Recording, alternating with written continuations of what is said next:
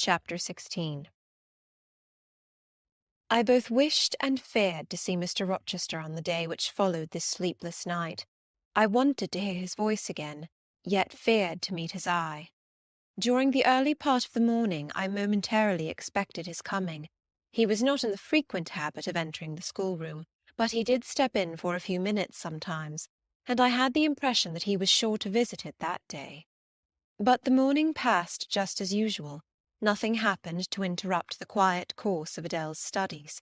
Only soon after breakfast I heard some bustle in the neighbourhood of Mr. Rochester's chamber, Mrs. Fairfax's voice and Leah's, and the cook's, that is, John's wife, and even John's own gruff tones. There were exclamations of, "What a mercy master was not burnt in his bed!" "It is always dangerous to keep a candle lit at night." "How providential that he had presence of mind to think of the water-jug!" "I wonder he waked nobody." "It is to be hoped he will not take cold with sleeping on the library sofa," etc. To much confabulation succeeded a sound of scrubbing and setting to rights, and when I passed the room, in going downstairs to dinner, I saw through the open door that all was again restored to complete order, only the bed was stripped of its hangings. Leah stood up in the window-seat, rubbing the panes of glass dimmed with smoke. I was about to address her, for I wished to know what account had been given of the affair, but on advancing I saw a second person in the chamber, a woman sitting on a chair by the bedside, and sewing rings to new curtains. That woman was no other than Grace Poole. There she sat, staid and taciturn, looking as usual in her brown stuff gown, her check apron, white handkerchief, and cap. She was intent on her work, in which her whole thoughts seemed absorbed. On her hard forehead and in her commonplace features was nothing either of the paleness or desperation one would have expected to see marking the countenance of a woman who had attempted murder, and whose intended victim had followed her late last night to her lair, and, as I believed, charged her with the crime she wished to perpetrate. I was amazed, confounded. She looked up, while I still gazed at her. No start, no increase or failure of colour betrayed emotion, consciousness of guilt, or fear of detection. She said, "Good morning, miss," in her usual phlegmatic and brief manner, and taking up another ring and more tape, went on with her sewing. I will put her to some test, thought I. Such absolute impenetrability is past comprehension. "Good morning, Grace," I said. "Has anything happened here? I thought I heard the servants all talking together a while ago."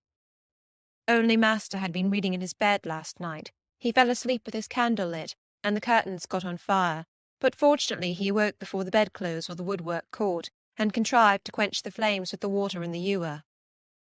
"A strange affair," I said in a low voice. Then looking at her fixedly, "Did Mr. Rochester wake nobody? Did no one hear him move?" She again raised her eyes to me, and this time there was something of consciousness in her expression. She seemed to examine me warily. Then she answered, "The servants sleep so far off, you know, miss, they would not be likely to hear. Mrs. Fairfax's room and yours are the nearest to master's, but Mrs. Fairfax said she heard nothing. When people get elderly they often sleep heavy." She paused, and then added with a sort of assumed indifference, but still in a marked and significant tone, "But you are young, miss, and I should say a light sleeper. Perhaps you may have heard a noise." "I did," said I, dropping my voice, so that Leah, who was still polishing the panes, could not hear me. "And at first I thought it was Pilot. But Pilot cannot laugh, and I am certain I heard a laugh, and a strange one." She took a new needleful of thread, waxed it carefully, threaded her needle with steady hand, and then observed with perfect composure, "It is hardly likely master would laugh, I should think, miss, when he was in such danger. He must have been dreaming." "I was not dreaming," I said, with some warmth, for her brazen coolness provoked me. Again she looked at me, and with the same scrutinizing and conscious eye. "Have you told master that you heard a laugh?" she inquired. "I have not had the opportunity of speaking to him this morning." "You did not think of opening your door and looking out into the gallery?" she further asked. She appeared to be cross-questioning me, attempting to draw from me information unawares. The idea struck me that if she discovered I knew or suspected her guilt, she would be playing some of her malignant pranks on me. I thought it advisable to be on my guard. On the contrary, said I bolted my door. Then you are not in the habit of bolting your door every night before you get into bed. Read, she wants to know my habits that she may lay her plans accordingly. Indignation again prevailed over prudence. I replied sharply, Hitherto I have often omitted to fasten the bolt. I did not think it necessary. I was not aware any danger or annoyance was to be dreaded at Thornfield Hall. But in future, and I laid marked stress on the words, I shall take good care to make all secure before I venture to lie down. It will be wise to do so, was her answer. This neighbourhood is as quiet as any I know, and I never heard of the Hall being attempted by robbers since it was a house, though there are hundreds of pounds worth of plate in the plate closet, as is well known. And you see, for such a large house there are very few servants, because master has never lived here much, and when he does come, being a bachelor, he needs little waiting on. But I always think it best to err on the safe side. A door is soon fastened, and it is well to have a drawn bolt between one and any mischief that may be about. A deal of people, miss, are for trusting all to Providence, but I say Providence will not dispense with the means, though he often blesses them when they are used discreetly. And here she closed her harangue, a long one for her, and uttered with the demureness of a Quakeress. I still stood absolutely dumbfounded at what appeared to be her miraculous self-possession and most inscrutable hypocrisy, when the cook entered. "Mrs. Poole," said she, addressing Grace, "the servants' dinner will soon be ready. Will you come down?" "No, just put my pint of porter and a bit of pudding on a tray, and I'll carry it upstairs." "You'll have some meat?" "Just a morsel, and a taste of cheese, that's all." "And the sago?" "Never mind it at present. I shall be coming down before tea-time. I'll make it myself." The cook here turned to me, saying that Mrs. Fairfax was waiting for me, so I departed. I hardly heard Mrs. Fairfax's account of the curtain conflagration during dinner, so much was I occupied in puzzling my brains over the enigmatical character of Grace Poole, and still more in pondering the problem of her position at Thornfield, and questioning why she had not been given into custody that morning, or at the very least dismissed from her master's service.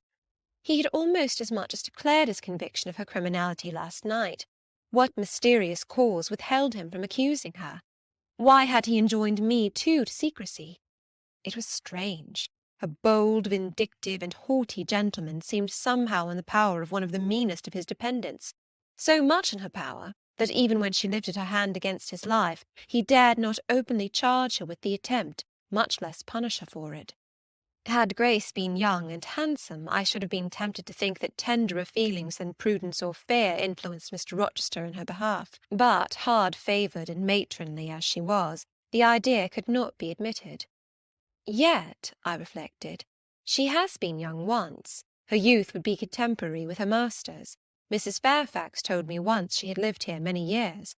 I don't think she can ever have been pretty, but for aught I know she may possess originality and strength of character to compensate for the want of personal advantages. Mr. Rochester is an amateur of the decided and eccentric. Grace is eccentric, at least.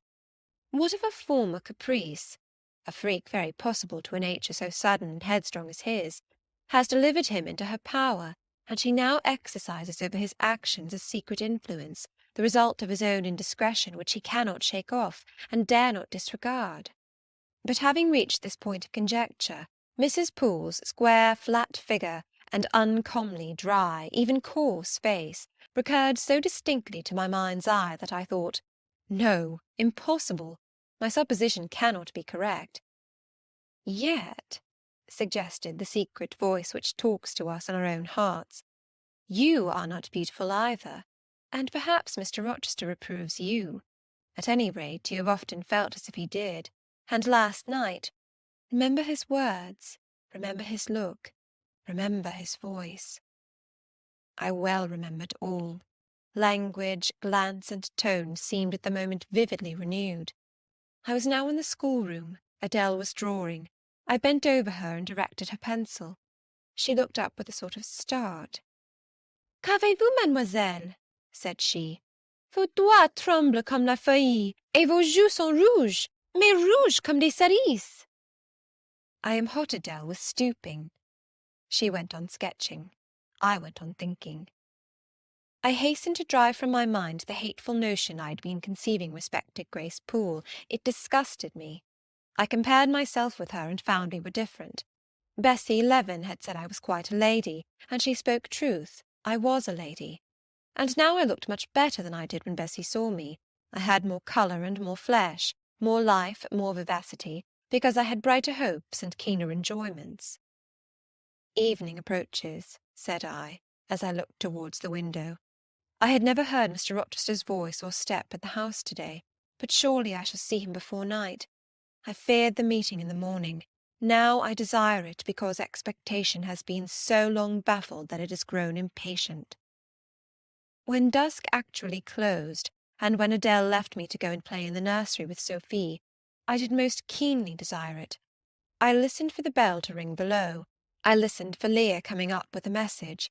I fancied sometimes I heard Mr. Rochester's own tread, and I turned to the door expecting it to open and admit him. The door remained shut. Darkness only came in through the window.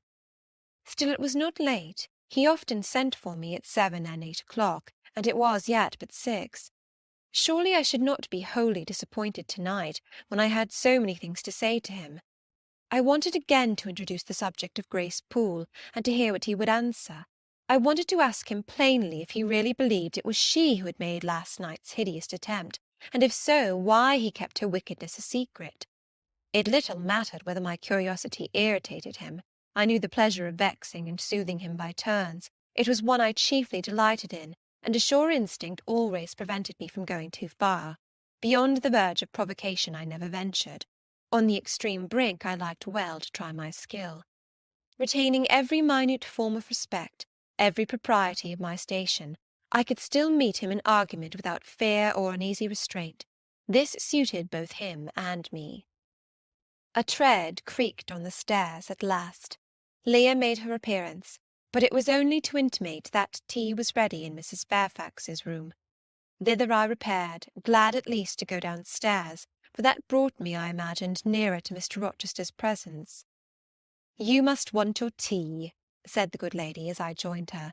"You ate so little at dinner. I am afraid," she continued, "you are not well to-day. You look flushed and feverish." "Oh, quite well. I never felt better." "Then you must prove it by evincing a good appetite. Will you fill the teapot while I knit off this needle?" Having completed her task, she rose to draw down the blind, which she had hitherto kept up, by way, I suppose, of making the most of daylight, though dusk was now fast deepening into total obscurity. "It is fair to-night," said she, as she looked through the panes, "though not starlight. Mr. Rochester has, on the whole, had a favourable day for his journey." "Journey? Is Mr. Rochester gone anywhere? I did not know he was out." "Oh, he set off the moment he had breakfasted. He is gone to the Leas, Mr. Eshton's place, 10 miles on the other side Millcote. I believe there is quite a party assembled there. Lord Ingram, Sir George Lynn, Colonel Dent, and others." "Do you expect him back to-night?" "No, nor to-morrow either. I should think he is very likely to stay a week or more.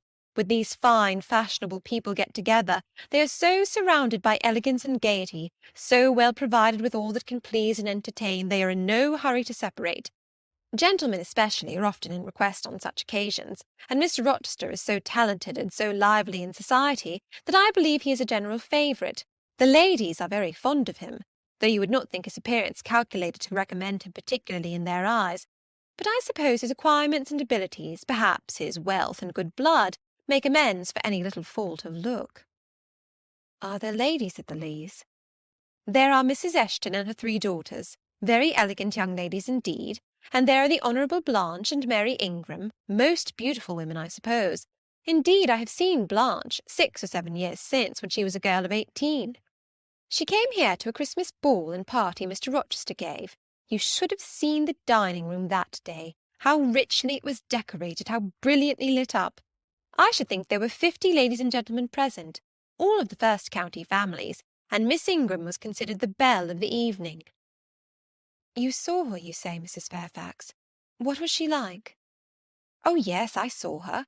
The dining-room doors were thrown open, and as it was Christmas time, the servants were allowed to assemble in the hall to hear some of the ladies sing and play. Mr. Rochester would have me to come in, and I sat down in a quiet corner and watched them. I never saw a more splendid scene. The ladies were magnificently dressed. Most of them, at least most of the younger ones, looked handsome, but Miss Ingram was certainly the queen. And what was she like? Tall, fine bust, sloping shoulders, long, graceful neck, olive complexion, dark and clear, noble features, eyes rather like Mr. Rochester's, large and black and as brilliant as her jewels. And then she had such a fine head of hair, raven black and so becomingly arranged, a crown of thick plaits behind, and in front the longest, the glossiest curls I ever saw. She was dressed in pure white. An amber-coloured scarf was passed over her shoulders and across her breast, tied at the side, and descending in a long fringed end below her knee. She wore an amber-coloured flower, too, in her hair. It contrasted well with the jetty mass of her curls. She was greatly admired, of course. Yes, indeed, and not only for her beauty, but for her accomplishments. She was one of the ladies who sang. A gentleman accompanied her on the piano. She and Mr. Rochester sang a duet. Mr. Rochester? I was not aware he could sing. Oh, he has a fine bass voice and an excellent taste for music. And Miss Ingram, what sort of a voice had she? A very rich and powerful one. She sang delightfully. It was a treat to listen to her, and she played afterwards. I am no judge of music, but Mr. Rochester is, and I heard him say her execution was remarkably good. And this beautiful and accomplished lady, she is not yet married? It appears not. I fancy neither she nor her sister have very large fortunes. Old Lord Ingram's estates was chiefly entailed, and the eldest son came in for everything almost. But I wonder no wealthy nobleman or gentleman has taken a fancy to her. Mr. Rochester, for instance. He is rich, is he not? Oh, yes. But you see there is a considerable difference in age. Mr. Rochester is nearly 40. She is but 25. What of that? More unequal matches are made every day. True. Yet I should scarcely fancy Mr. Rochester would entertain an idea of the sort. But you eat nothing. You have scarcely tasted since you began tea. No, I am too thirsty to eat. Will you let me have another cup? I was about again to revert to the probability of a union between Mr. Rochester and the beautiful Blanche, but Adele came in, and the conversation was turned into another channel. When once more alone, I reviewed the information I had got, looked into my heart, examined its thoughts and feelings, and endeavoured to bring back with a strict hand such as had been straying through imagination's boundless and trackless waste into the safe fold of common sense.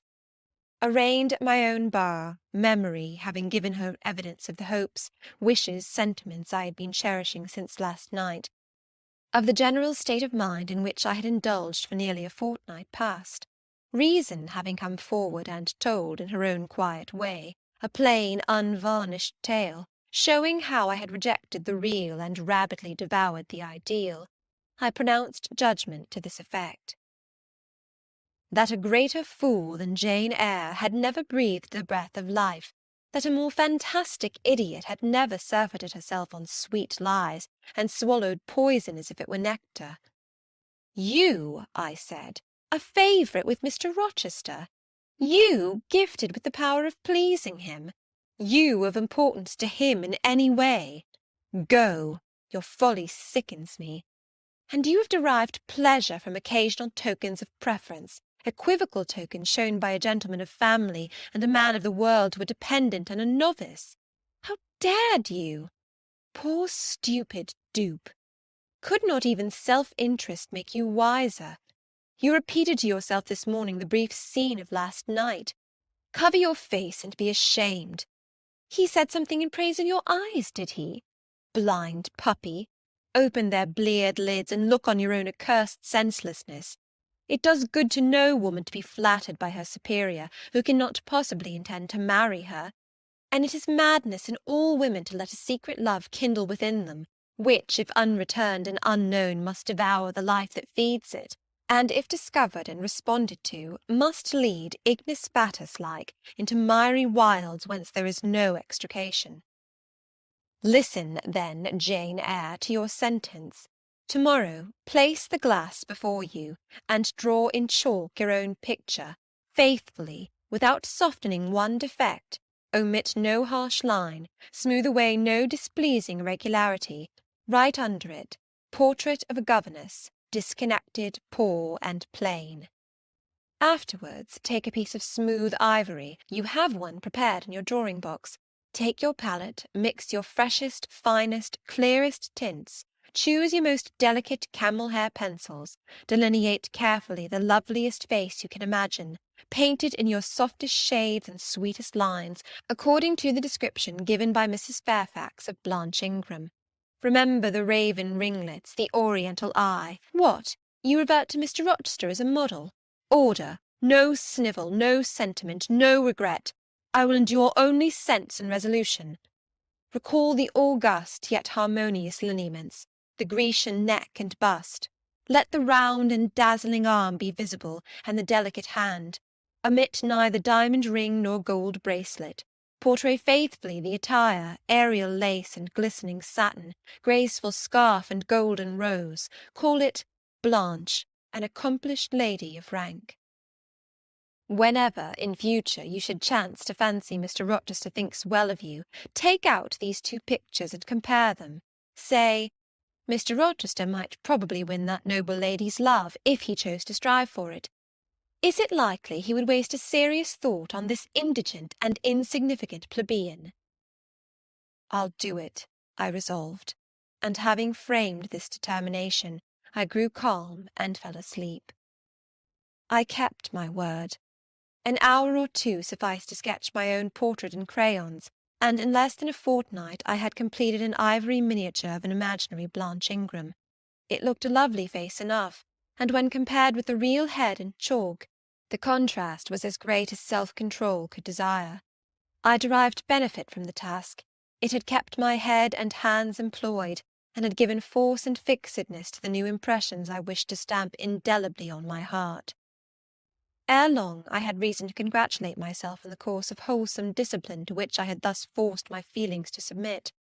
Thanks to it, I was able to meet subsequent occurrences with a decent calm, which, had they found me unprepared, I should probably have been unequal to maintain, even externally. Chapter 17. A week passed, and no news arrived of Mr. Rochester. 10 days, and still he did not come. Mrs. Fairfax said she should not be surprised if he were to go straight from the Leas to London, and thence to the Continent, and not show his face again at Thornfield for a year to come. He had not unfrequently quitted it in a manner quite as abrupt and unexpected. When I heard this, I was beginning to feel a strange chill and failing at the heart. I was actually permitting myself to experience a sickening sense of disappointment. But rallying my wits and recollecting my principles, I at once called my sensations to order, and it was wonderful how I got over the temporary blunder, how I cleared up the mistake of supposing Mr. Rochester's movements a matter in which I had any cause to take a vital interest. Not that I humbled myself by a slavish notion of inferiority. On the contrary, I just said, "You have nothing to do with the master of Thornfield, further than to receive the salary he gives you for teaching his protégé, and to be grateful for such respectful and kind treatment as, if you do your duty, you have a right to expect at his hands. Be sure that is the only tie he seriously acknowledges between you and him, so don't make him the object of your fine feelings. Your raptures, agonies, and so forth. He is not of your order. Keep to your caste, and be too self-respecting to lavish the love of the whole heart, soul, and strength, where such a gift is not wanted and would be despised." I went on with my day's business tranquilly, but ever and anon vague suggestions kept wandering across my brain of reasons why I should quit Thornfield, and I kept involuntarily framing advertisements and pondering conjectures about new situations. These thoughts I did not think to check. They might germinate and bear fruit if they could. Mr. Rochester had been absent upwards of a fortnight, when the post brought Mrs. Fairfax a letter. "It is from the master," said she, as she looked at the direction. Now I suppose we shall know whether we are to expect his return or not." And while she broke the seal and perused the document, I went on taking my coffee. We were at breakfast. It was hot, and I attributed to that circumstance a fiery glow which suddenly rose to my face. Why my hand shook, and why I involuntarily spilt half the contents of my cup into my saucer, I did not choose to consider. "Well, I sometimes think we are too quiet, but we run a chance of being busy enough now, for a little while at least," said Mrs. Fairfax, still holding the note before her spectacles. Ere I permitted myself to request an explanation, I tied the string of Adèle's pinafore, which happened to be loose. Having helped her also to another bun and refilling her mug with milk, I said nonchalantly, "Mr. Rochester is not likely to return soon, I suppose?" "Indeed he is. In 3 days, he says. That will be next Thursday, and not alone either. I don't know how many of the fine people at the Leas are coming with him. He sends directions for all the best bedrooms to be prepared, and the library and drawing-rooms are to be cleaned out. I am to get more kitchen hands from the George Inn at Millcote, and from wherever else I can. And the ladies will bring their maids, and gentlemen their valets, so we shall have a full house of it." And Mrs. Fairfax swallowed her breakfast and hastened away to commence operations. The 3 days were, as she had foretold, busy enough. I had thought all the rooms at Thornfield beautifully clean and well arranged, but it appears I was mistaken.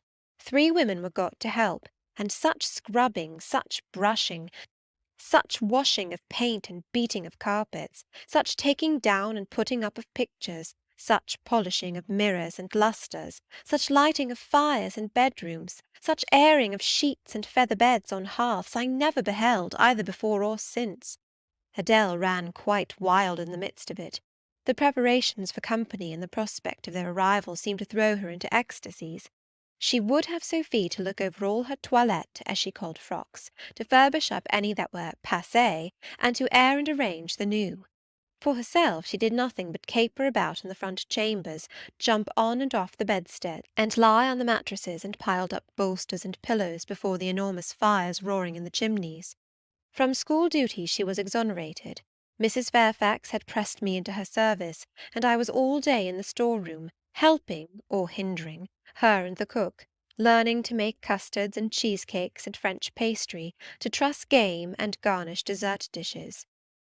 The party were expected to arrive on Thursday afternoon in time for dinner at 6.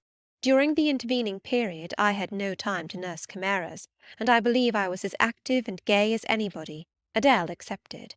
Still, now and then I received a damping check to my cheerfulness, and was, in spite of myself, thrown back on the region of doubts and portents and dark conjectures.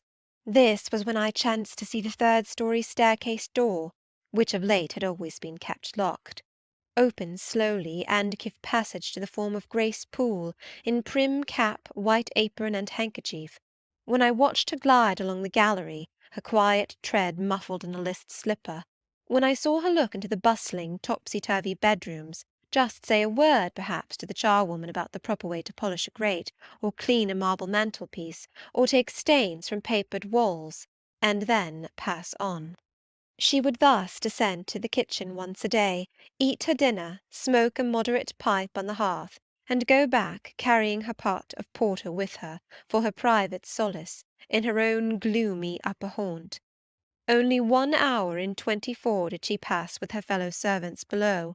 All the rest of her time was spent in some low-ceiled oaken chamber of the second story. There she sat and sewed, and probably laughed drearily to herself, as companionless as a prisoner in his dungeon. The strange thing of all was, that not a soul in the house, except me, noticed her habits, or seemed to marvel at them. No one discussed her position or employment. No one pitied her solitude or isolation. I once indeed overheard part of a dialogue between Leah and one of the charwomen, of which Grace formed the subject. Leah had been saying something I had not caught, and the charwoman remarked, "She gets good wages, I guess." "Yes," said Leah. "I wish I had as good. Not that mine are to complain of. There's no stinginess at Thornfield, but they're not 1/5 of the sum Mrs. Poole receives. And she is laying by. She goes every quarter to the bank at Millcote. I should not wonder but she has enough saved to keep her independent if she liked to leave. but I suppose she got used to the place, and then she's not 40 yet, and strong and able for anything. It is too soon for her to give up business." "She is a good hand, I dare say," said the charwoman. "Ah, she understands what she has to do, nobody better," rejoined Leah significantly. "And it is not every one could fill her shoes, not for all the money she gets." "That it is not," was the reply. "I wonder whether the master—" The charwoman was going on, but here Leah turned and perceived me, and she instantly gave her companion a nudge. "Doesn't she know?" I heard the woman whisper. Leah shook her head, and the conversation was of course dropped. All I had gathered from it amounted to this, that there was a mystery at Thornfield, and that from participation in that mystery I was purposely excluded. Thursday came. All work had been completed the previous evening. Carpets were laid down, bed-hangings festooned, radiant white counterpanes spread, toilet tables arranged, furniture rubbed, flowers piled in vases. Both chambers and saloons looked as fresh and bright as hands could make them. The hall, too, was scoured, and the great carved clock, as well as the steps and banisters of the staircase, were polished to the brightness of glass. In the dining-room the sideboard flashed resplendent with plate. In the drawing-room and boudoir, vases of exotics bloomed on all sides. Afternoon arrived. Mrs. Fairfax assumed her best black satin gown, her gloves, and her gold watch, for it was her part to receive the company, to conduct the ladies to their rooms, etc. Adele, too, would be dressed, though I thought she had little chance of being introduced to the party that day at least. However, to please her, I allowed Sophie to apparel her in one of her short, full muslin frocks. For myself, I had no need to make any change. I should not be called upon to quit my sanctum of the schoolroom, for a sanctum it was now become to me, a very pleasant refuge in time of trouble. It had been a mild, serene spring day, one of those days which, towards the end of March or the beginning of April, rise shining over the earth as heralds of summer. It was drawing to an end now, but the evening was even warm, and I sat at work in the schoolroom with the window open. "It gets late," said Mrs. Fairfax, entering in rustling state. "I am glad I ordered dinner an hour after the time Mr. Rochester mentioned, for it is past 6 now. I have sent John down to the gates to see if there is anything on the road. One can see a long way from thence in the direction of Millcote." She went to the window. "Here he is," said she. "Well, John," leaning out, "any news?" "They're coming, ma'am," was the answer. "They'll be here in 10 minutes." Adele flew to the window. I followed, taking care to stand on one side, so that, screened by the curtain, I could see without being seen. The 10 minutes John had given seemed very long, but at last wheels were heard, 4 equestrians galloped up the drive, and after them came 2 open carriages. Fluttering veils and waving plumes filled the vehicles. 2 of the cavaliers were young, dashing-looking gentlemen. The third was Mr. Rochester, on his black horse, Mesrour, Pilot bounding before him. At his side rode a lady, and he and she were the first of the party. Her purple riding habit almost swept the ground, her veil streamed long on the breeze, mingling with its transparent folds, and gleaming through them shone rich raven ringlets. "Miss Ingram!" exclaimed Mrs. Fairfax, and away she hurried to her post below. The cavalcade, following the sweep of the drive, quickly turned the angle of the house, and I lost sight of it. Adele now petitioned to go down, but I took her on my knee and gave her to understand that she must not on any account think of venturing in sight of the ladies, either now or at any other time, unless expressly sent for, that Mr. Rochester would be very angry, etc. Some natural tears she shed on being told this, but as I began to look very grave, she consented at last to wipe them. A joyous stir was now audible in the hall. Gentlemen's deep tones and ladies' silvery accents blent harmoniously together, and distinguishable above all, though not loud, was the sonorous voice of the master of Thornfield Hall, welcoming his fair and gallant guests under his roof. Then light steps ascended the stairs, and there was a tripping through the gallery, and soft cheerful laughs, and opening and closing doors, and for a time a hush. "Elle change de toilette," said Adele, who, listening attentively, had followed every movement, and she sighed. "Chez maman," said she, "quand il y avait du monde, Je le suivais partout, au salon et à la chambre. Souvent, je regardais les femmes de chambre coiffer et habiller les dames, et c'était si amusant. Comme cela on apprend. Don't you feel hungry, Adele?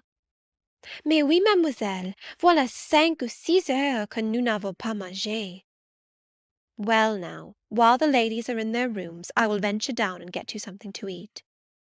And issuing from my asylum with precaution, I sought a back stairs which conducted directly to the kitchen. All in that region was fire and commotion. The soup and fish were in the last stage of projection, and the cook hung over her crucibles in a frame of mind and body threatening spontaneous combustion. In the servants' hall 2 coachmen and 3 gentlemen's gentlemen stood or sat round the fire. The Abigails, I suppose, were upstairs with their mistresses. The new servants that had been hired from Millcote were bustling about everywhere. Threading this chaos, I at last reached the larder. There I took possession of a cold chicken, a roll of bread, some tarts, a plate or 2, and a knife and fork. With this booty I made a hasty retreat. I had regained the gallery, and was just shutting the back door behind me, when an accelerated hum warned me that the ladies were about to issue from their chambers.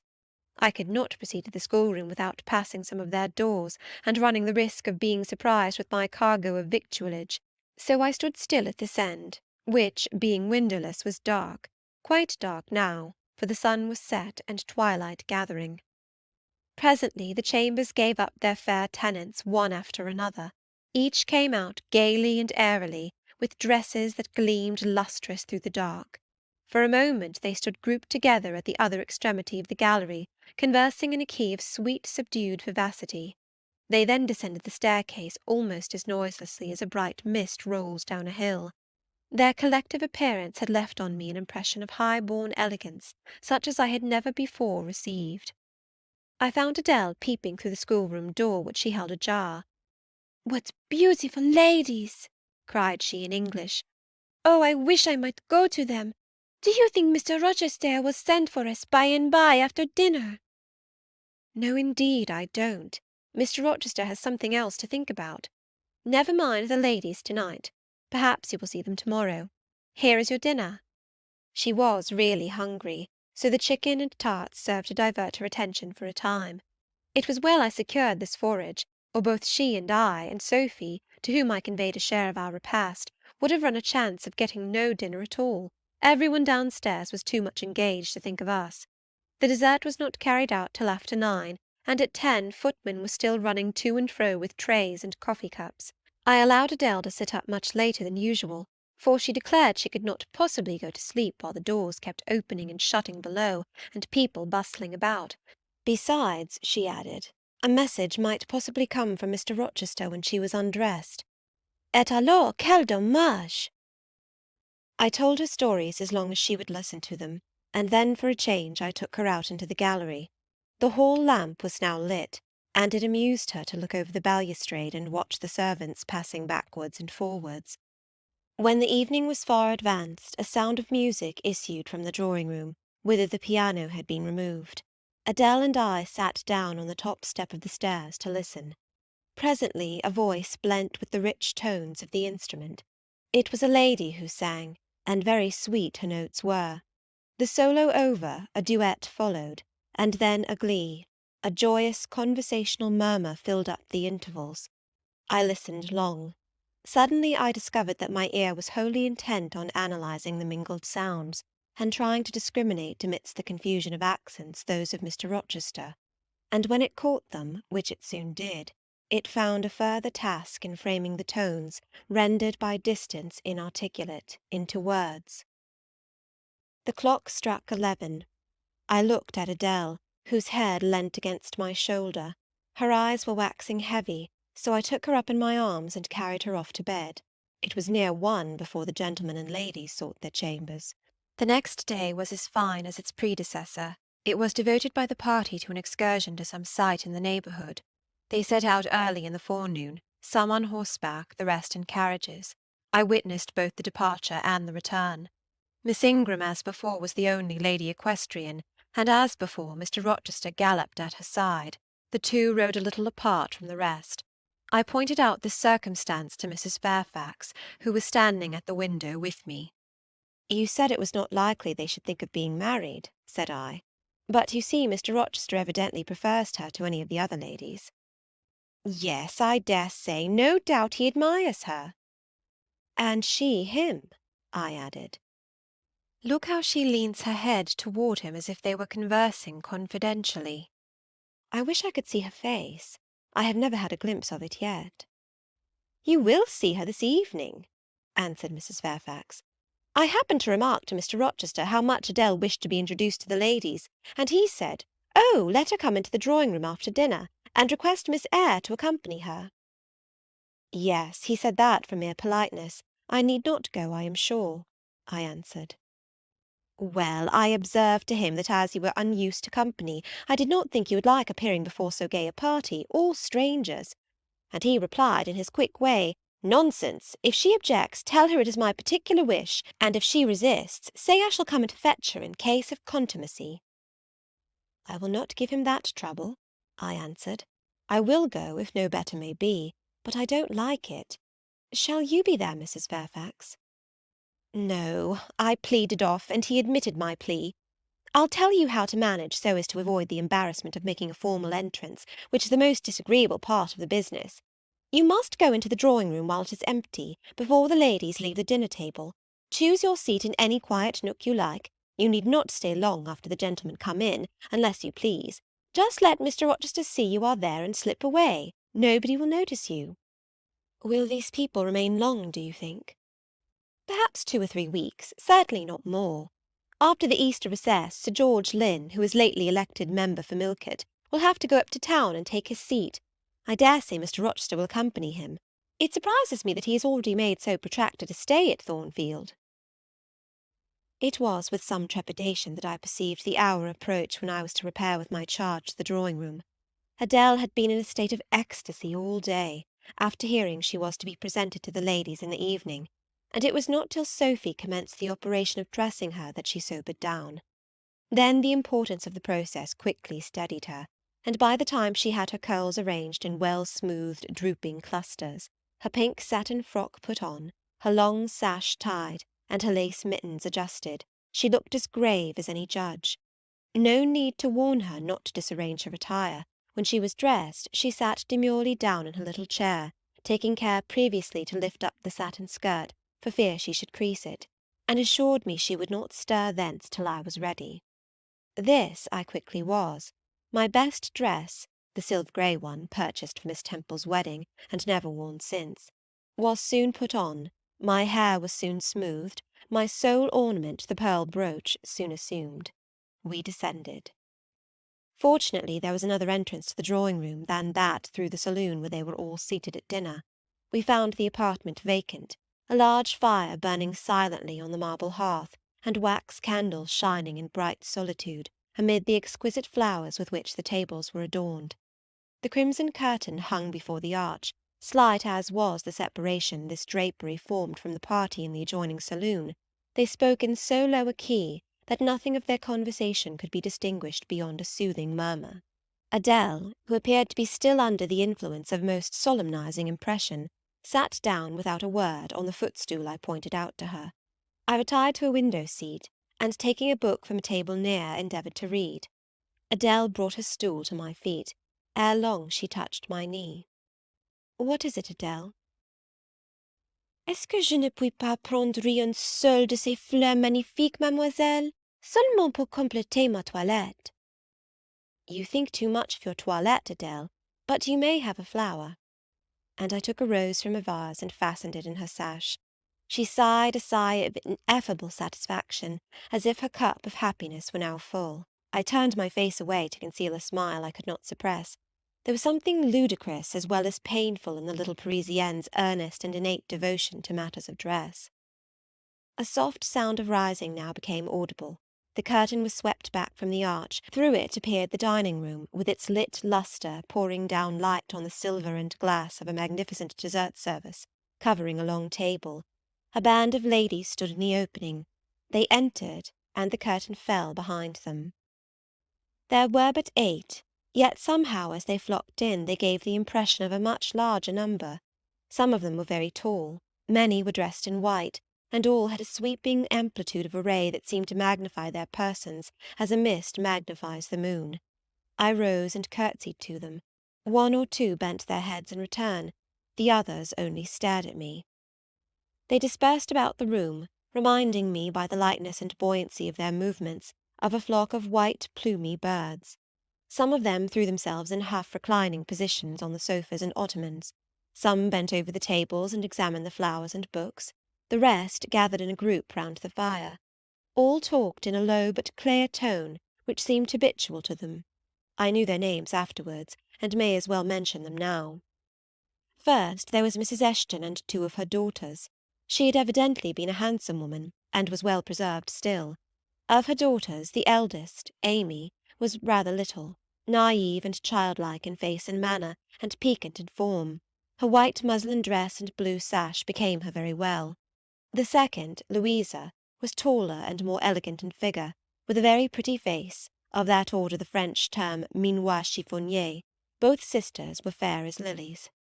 Lady Lynn was a stout and large personage of about 40, very erect, very haughty-looking, richly dressed in a satin robe of changeful sheen.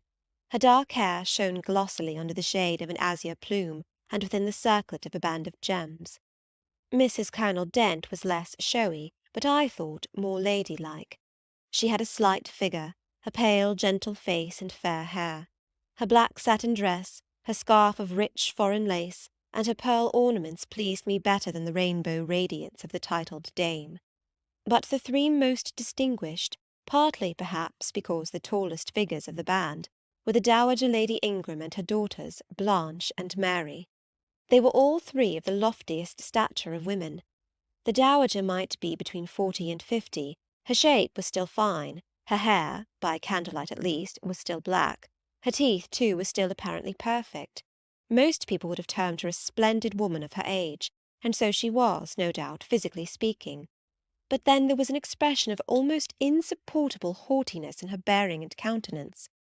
She had Roman features and a double chin, disappearing into a throat like a pillar. These features appeared to me not only inflated and darkened, but even furrowed with pride, and the chin was sustained by the same principle, in a position of almost preternatural erectness. She had, likewise, a fierce and a hard eye. It reminded me of Mrs. Reed's. She mouthed her words in speaking. Her voice was deep, its inflections very pompous, very dogmatical, very intolerable, in short. A crimson velvet robe and a shawl turban of some gold-wrought Indian fabric invested her, I suppose she thought, with a truly imperial dignity. Blanche and Mary were of equal stature, straight and tall as poplars. Mary was too slim for her height, but Blanche was moulded like a Dian. I regarded her, of course, with special interest. First, I wished to see whether her appearance accorded with Mrs. Fairfax's description; secondly, whether it at all resembled the fancy miniature I had painted of her; and thirdly, it will out, whether it was such as I should fancy likely to suit Mr. Rochester's taste. As far as person went, she answered point for point, both to my picture and Mrs. Fairfax's description. The noble bust, the sloping shoulders, the graceful neck, the dark eyes and black ringlets were all there. But her face was like her mother's, her youthful unfurrowed likeness, the same low brow, the same high features, the same pride. It was not, however, so saturnine a pride. She laughed continually. Her laugh was satirical, and so was the habitual expression of her arched and haughty lip. Genius is said to be self-conscious. I cannot tell whether Miss Ingram was a genius, but she was self-conscious, remarkably self-conscious indeed. She entered into a discourse on botany with the gentle Mrs. Dent. It seemed Mrs. Dent had not studied that science, though, as she said, she liked flowers, especially wild ones. Miss Ingram had, and she ran over its vocabulary with an air. I presently perceived she was, what is vernacularly termed, trailing Mrs. Dent, that is, playing on her ignorance. Her trail might be clever, but it was decidedly not good-natured. She played, her execution was brilliant, she sang, her voice was fine, she talked French apart to her mamma, and she talked it well, with fluency and with a good accent. Mary had a milder and more open countenance than Blanche, softer features too, and a skin some shades fairer. Miss Ingram was as dark as a Spaniard, but Mary was deficient in life, her face lacked expression, her eye lustre. She had nothing to say, and having once taken her seat, remained fixed like a statue in its niche. The sisters were both attired in spotless white. And did I now think Miss Ingram such a choice as Mr. Rochester would be likely to make? I could not tell. I did not know his taste in female beauty. If he liked the majestic, she was the very type of majesty. Then she was accomplished, sprightly. Most gentlemen would admire her, I thought, and that he did admire her I already seemed to have obtained proof. To remove the last shade of doubt, it remained but to see them together. You are not to suppose, reader, that Adèle has all this time been sitting motionless on the stool at my feet. No, when the ladies entered, she rose, advanced to meet them, made a stately reverence, and said with gravity, "Bonjour, mesdames." And Miss Ingram had looked down at her with a mocking air, and exclaimed, "Oh, what a little puppet!" Lady Lynn had remarked, "It is Mr. Rochester's ward, I suppose, the little French girl he was speaking of." Mrs. Dent had kindly taken her hand, and given her a kiss. Amy and Louisa Eshton had cried out simultaneously, "What a love of a child!" And then they had called her to a sofa, where she now sat, ensconced between them, chattering alternately in French and broken English, absorbing not only the young lady's attention, but that of Mrs. Eshton and Lady Lynn, and getting spoilt to her heart's content. At last coffee is brought in, and the gentlemen are summoned. I sit in the shade, if any shade there be in this brilliantly lit apartment. The window curtain half hides me. Again the arch yawns. They come. The collective appearance of the gentlemen, like that of the ladies, is very imposing. They are all costumed in black. Most of them are tall, some young. Henry and Frederick Lynn are very dashing sparks indeed, and Colonel Dent is a fine soldierly man. Mr. Eshton, the magistrate of the district, is gentlemanlike.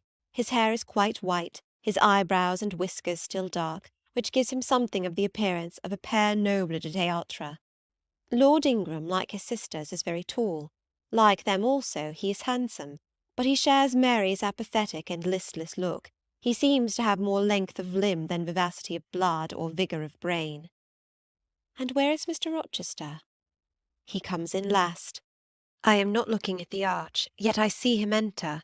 I try to concentrate my attention on those netting needles, on the measures of the purse I am forming. I wish to think only of the work I have in my hands, to see only the silver beads and silk threads that lie in my lap. Whereas I distinctly behold his figure, and I inevitably recall the moment when I last saw it, just after I had rendered him what he deemed an essential service, and he, holding my hand and looking down on my face, surveyed me with eyes that revealed a heart full and eager to overflow, in whose emotions I had a part. How near had I approached him at that moment? What had occurred since, calculated to change his and my relative positions? Yet now, how distant, how far estranged we were! So far estranged that I did not expect him to come and speak to me. I did not wonder when, without looking at me, he took a seat at the other side of the room, and began conversing with some of the ladies. No sooner did I see that his attention was riveted on them, and that I might gaze without being observed, than my eyes were drawn involuntarily to his face. I could not keep their lids under control. They would rise, and the irids would fix on him. I looked, and had an acute pleasure in looking, a precious yet poignant pleasure, pure gold with a steely point of agony, a pleasure like what the thirst-perishing man might feel who knows the well to which he has crept is poisoned, yet stoops and drinks divine draughts nevertheless. Most true it is that beauty is in the eye of the gazer. My master's colourless olive face, square massive brow, broad and jetty eyebrows, deep eyes, strong features, firm grim mouth, all energy, decision, will, were not beautiful according to rule, but they were more than beautiful to me. They were full of an interest, an influence that quite mastered me, that took my feelings from my own power and fettered them in his. I had not intended to love him. The reader knows I had wrought hard to extirpate from my soul the germs of love there detected, and now, at the first renewed view of him, they spontaneously arrived, green and strong. He made me love him without looking at me. I compared him with his guests. What was the gallant grace of the Lynns, the languid elegance of Lord Ingram, even the military distinction of Colonel Dent, contrasted with his look of native pith and genuine power? I had no sympathy in their appearance, their expression, yet I could imagine that most observers would call them attractive, handsome, imposing, while they would pronounce Mr. Rochester at once harsh-featured and melancholy-looking. I saw them smile, laugh. It was nothing. The light of the candles had as much soul in it as their smile, the tinkle of the bell as much significance as their laugh. I saw Mr. Rochester smile. His stern features softened. His eye grew both brilliant and gentle, its ray both searching and sweet. He was talking at the moment to Louisa and Amy Eshton. I wondered to see them receive with calm that look which seemed to me so penetrating. I expected their eyes to fall, their colour to rise under it. Yet I was glad when I found they were in no sense moved. He is not to them what he is to me, I thought. He is not of their kind. I believe he is of mine. I am sure he is. I feel akin to him. I understand the language of his countenance and movements. Though rank and wealth sever us widely, I have something in my brain and heart, in my blood and nerves, that assimilates me mentally to him.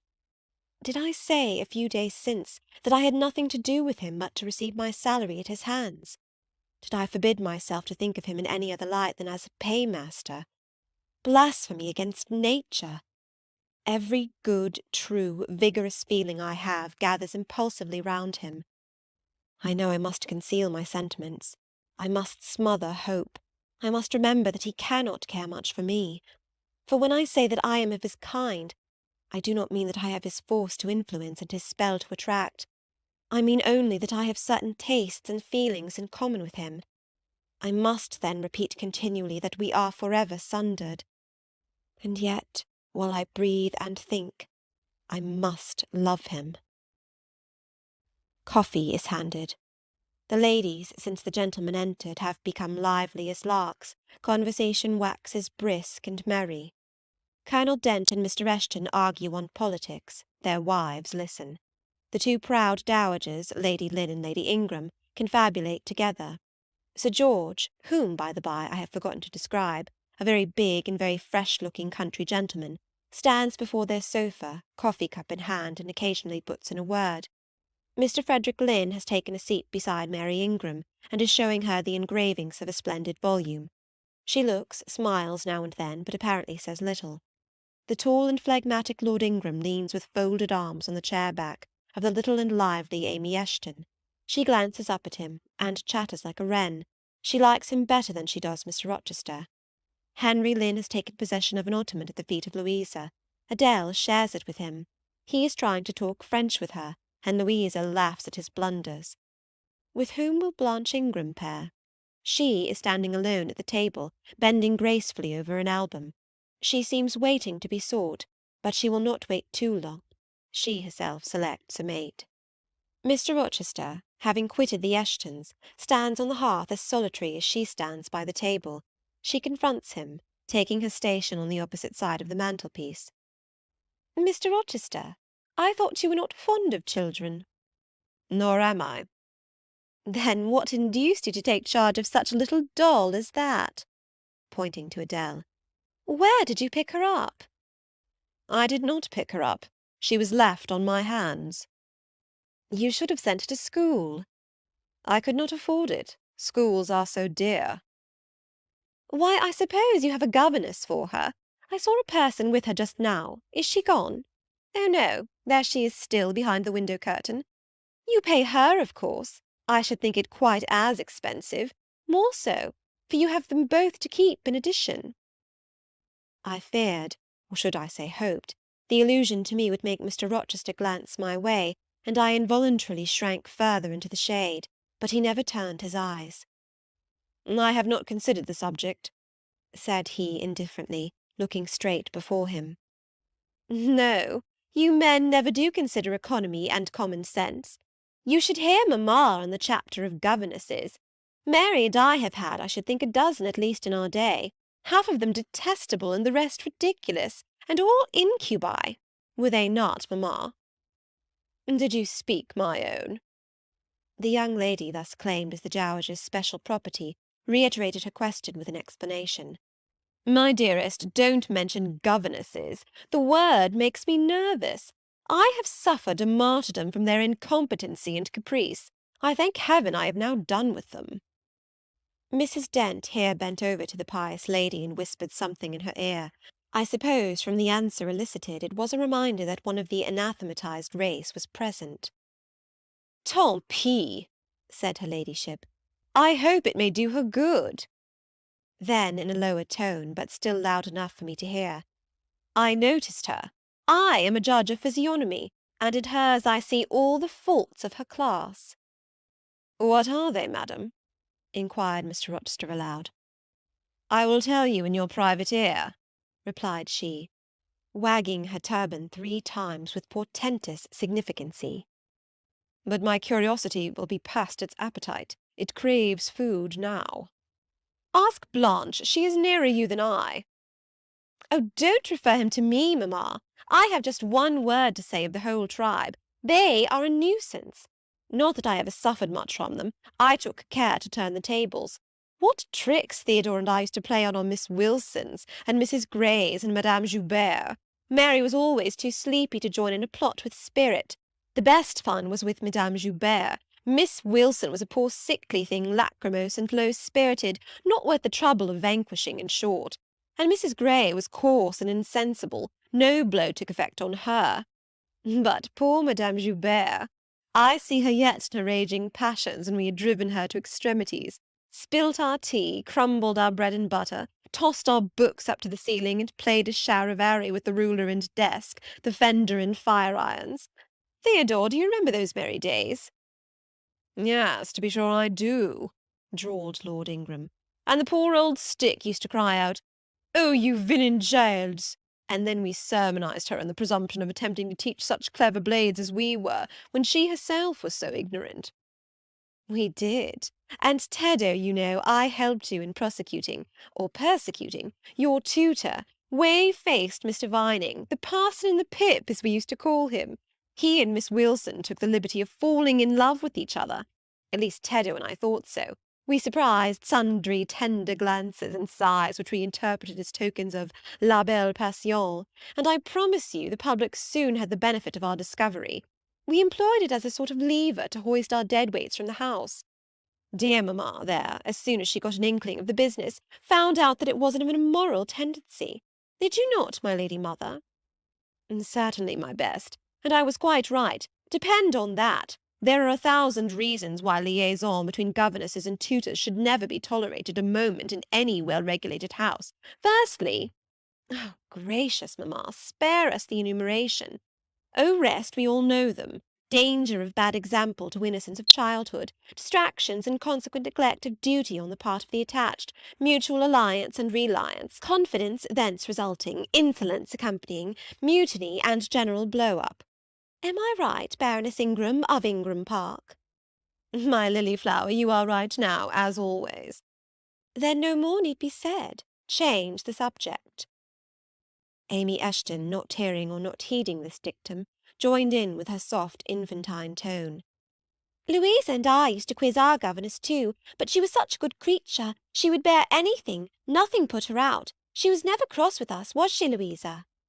No, never. We might do what we pleased, ransack her desk and her work-box, and turn her drawers inside out, and she was so good-natured she would give us anything we asked for.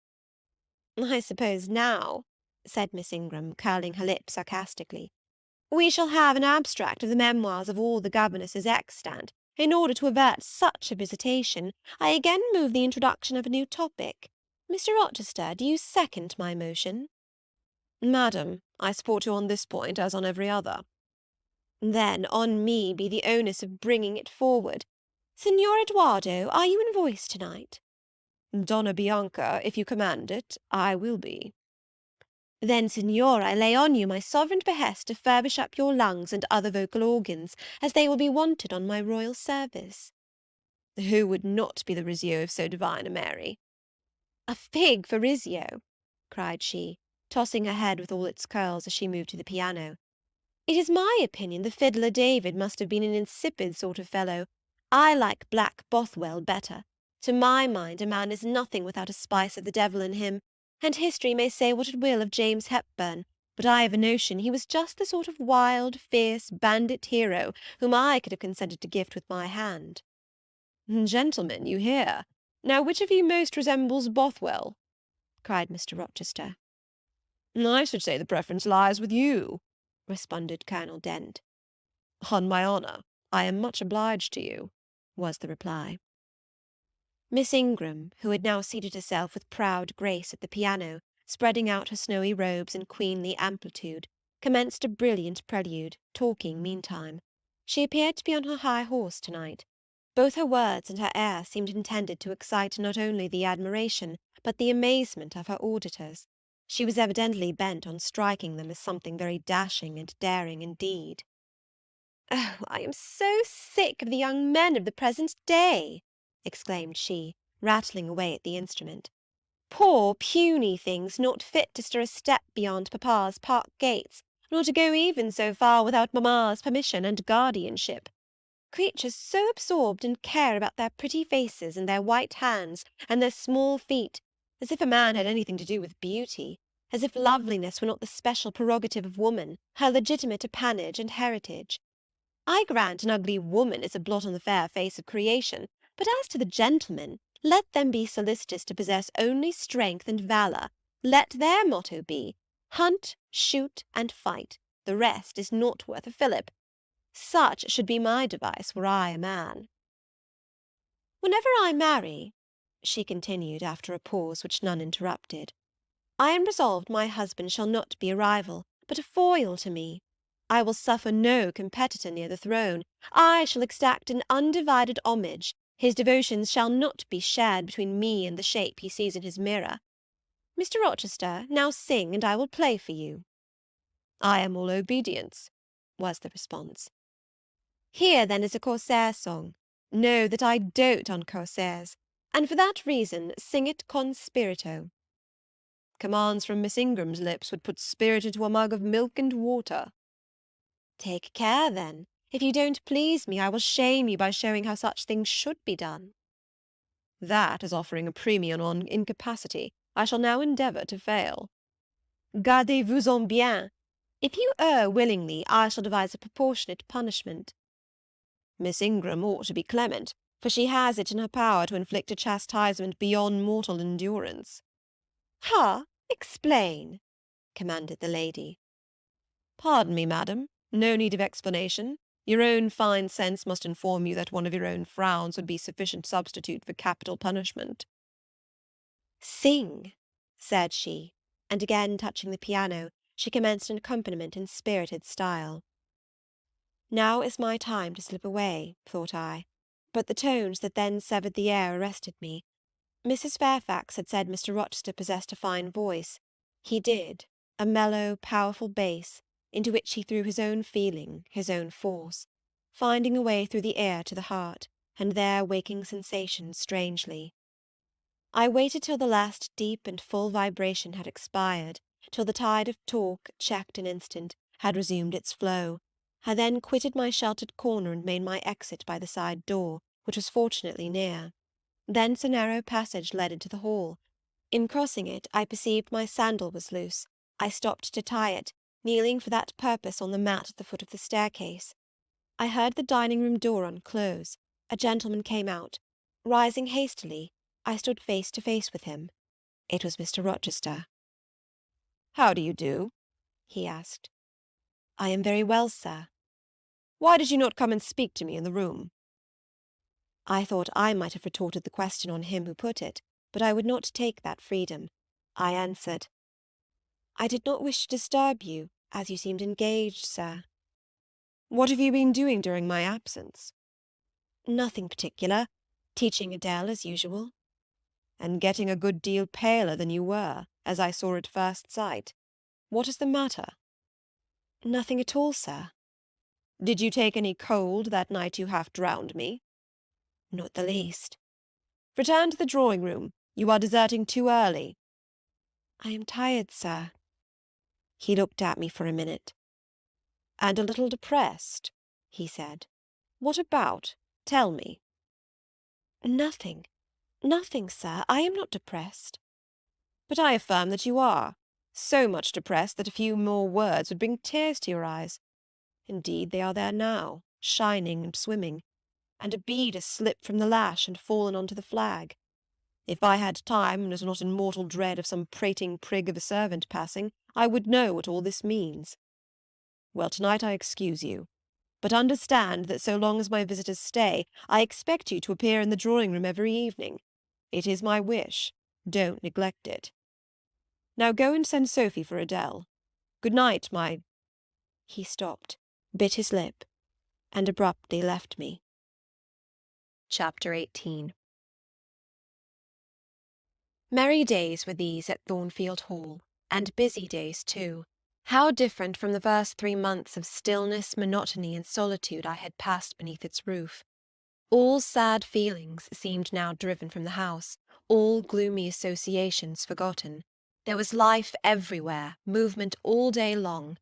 You could not now traverse the gallery, once so hushed, nor enter the front chambers, once so tenantless, without encountering a smart lady's maid or a dandy valet. The kitchen, the butler's pantry, the servants' hall, the entrance hall were equally alive, and the saloons were only left void and still when the blue sky and halcyon sunshine of the genial spring weather called their occupants out into the grounds. Even when that weather was broken, and continuous rain set in for some days, no damp seemed cast over enjoyment. Indoor amusements only became more lively and varied, in consequence of the stop put to outdoor gaiety. I wondered what they were going to do the first evening a change of entertainment was proposed. They spoke of playing charades, but in my ignorance I did not understand the term. The servants were called in, the dining-room tables wheeled away, the lights otherwise disposed, the chairs placed in a semicircle opposite the arch. While Mr. Rochester and the other gentlemen directed these alterations, the ladies were running up and down stairs ringing for their maids. Mrs. Fairfax was summoned to give information respecting the resources of the house in shawls, dresses, draperies of any kind, and certain wardrobes of the third story were ransacked, and their contents, in the shape of brocaded and hooped petticoats, satin sacks, black modes, lace lappets, etc., were brought down in armfuls by the Abigails. Then a selection was made, and such things as were chosen were carried to the boudoir within the drawing-room. Meantime Mr. Rochester had again summoned the ladies round him, and was selecting certain of their number to be of his party. "Miss Ingram is mine, of course," said he. Afterwards he named the two Mrs. Eshton and Mrs. Dent. He looked at me. I happened to be near him, as I had been fastening the clasp of Mrs. Dent's bracelet, which had got loose. "Will you play?" he asked. I shook my head. He did not insist, which I rather feared he would have done. He allowed me to return quietly to my usual seat. He and his aides now withdrew behind the curtain. The other party, which was headed by Colonel Dent, sat down on the crescent of chairs. One of the gentlemen, Mr. Eshton, observing me, seemed to propose that I should be asked to join them, but Lady Ingram instantly negatived the notion. "No," I heard her say. "She looks too stupid for any game of the sort." Ere long a bell tinkled and the curtain drew up. Within the arch the bulky figure of Sir George Lynn, whom Mr. Rochester had likewise chosen, was seen enveloped in a white sheet. Before him on a table lay open a large book, and at his side stood Amy Eshton, draped in Mr. Rochester's cloak and holding a book in her hand. Somebody unseen rang the bell merrily. Then Adele, who had insisted on being one of her guardian's party, bounded forward, scattering round her the contents of a basket of flowers she carried on her arm. Then appeared the magnificent figure of Miss Ingram, clad in white with a long veil on her head, and a wreath of roses round her brow. By her side walked Mr. Rochester, and together they drew near the table. They knelt, while Mrs. Dent and Louisa Eshton, dressed also in white, took up their stations behind them. A ceremony followed in dumb show, in which it was easy to recognise the pantomime of a marriage. At its termination, Colonel Dent and his party consulted in whispers for 2 minutes. Then the Colonel called out, "Bride!" Mr. Rochester bowed, and the curtain fell. A considerable interval elapsed before it again rose. Its second rising displayed a more elaborately prepared scene than the last. The drawing-room, as I have observed before, was raised 2 steps above the dining-room, and on the top of the upper step, placed a yard or 2 back within the room, appeared a large marble basin, which I recognized as an ornament of the conservatory, where it usually stood, surrounded by exotics and tenanted by goldfish, and whence it must have been transported with some trouble on account of its size and weight. Seated on the carpet by the side of this basin was seen Mr. Rochester, costumed in shawls with a turban on his head. His dark eyes and swarthy skin and Paynim features suited the costume exactly. He looked the very model of an Eastern emir, an agent or a victim of the bowstring. Presently advanced into view Miss Ingram. She too was attired in Oriental fashion, a crimson scarf tied sash-like round the waist, an embroidered handkerchief knotted about her temples, her beautifully moulded arms bare, one of them upraised in the act of supporting a pitcher, poised gracefully on her head. Both her cast of form and feature, her complexion and general air, suggested the idea of some Israelitish princess of the patriarchal days, and such was doubtless the character she intended to represent. She approached the basin, and bent over it as if to fill her pitcher. She again lifted it to her head. The personage on the well-brink now seemed to accost her, to make some request. She hasted, let down her pitcher on her hand, and gave him to drink. From the bosom of his robe he then produced a casket, opened it, and showed magnificent bracelets and earrings.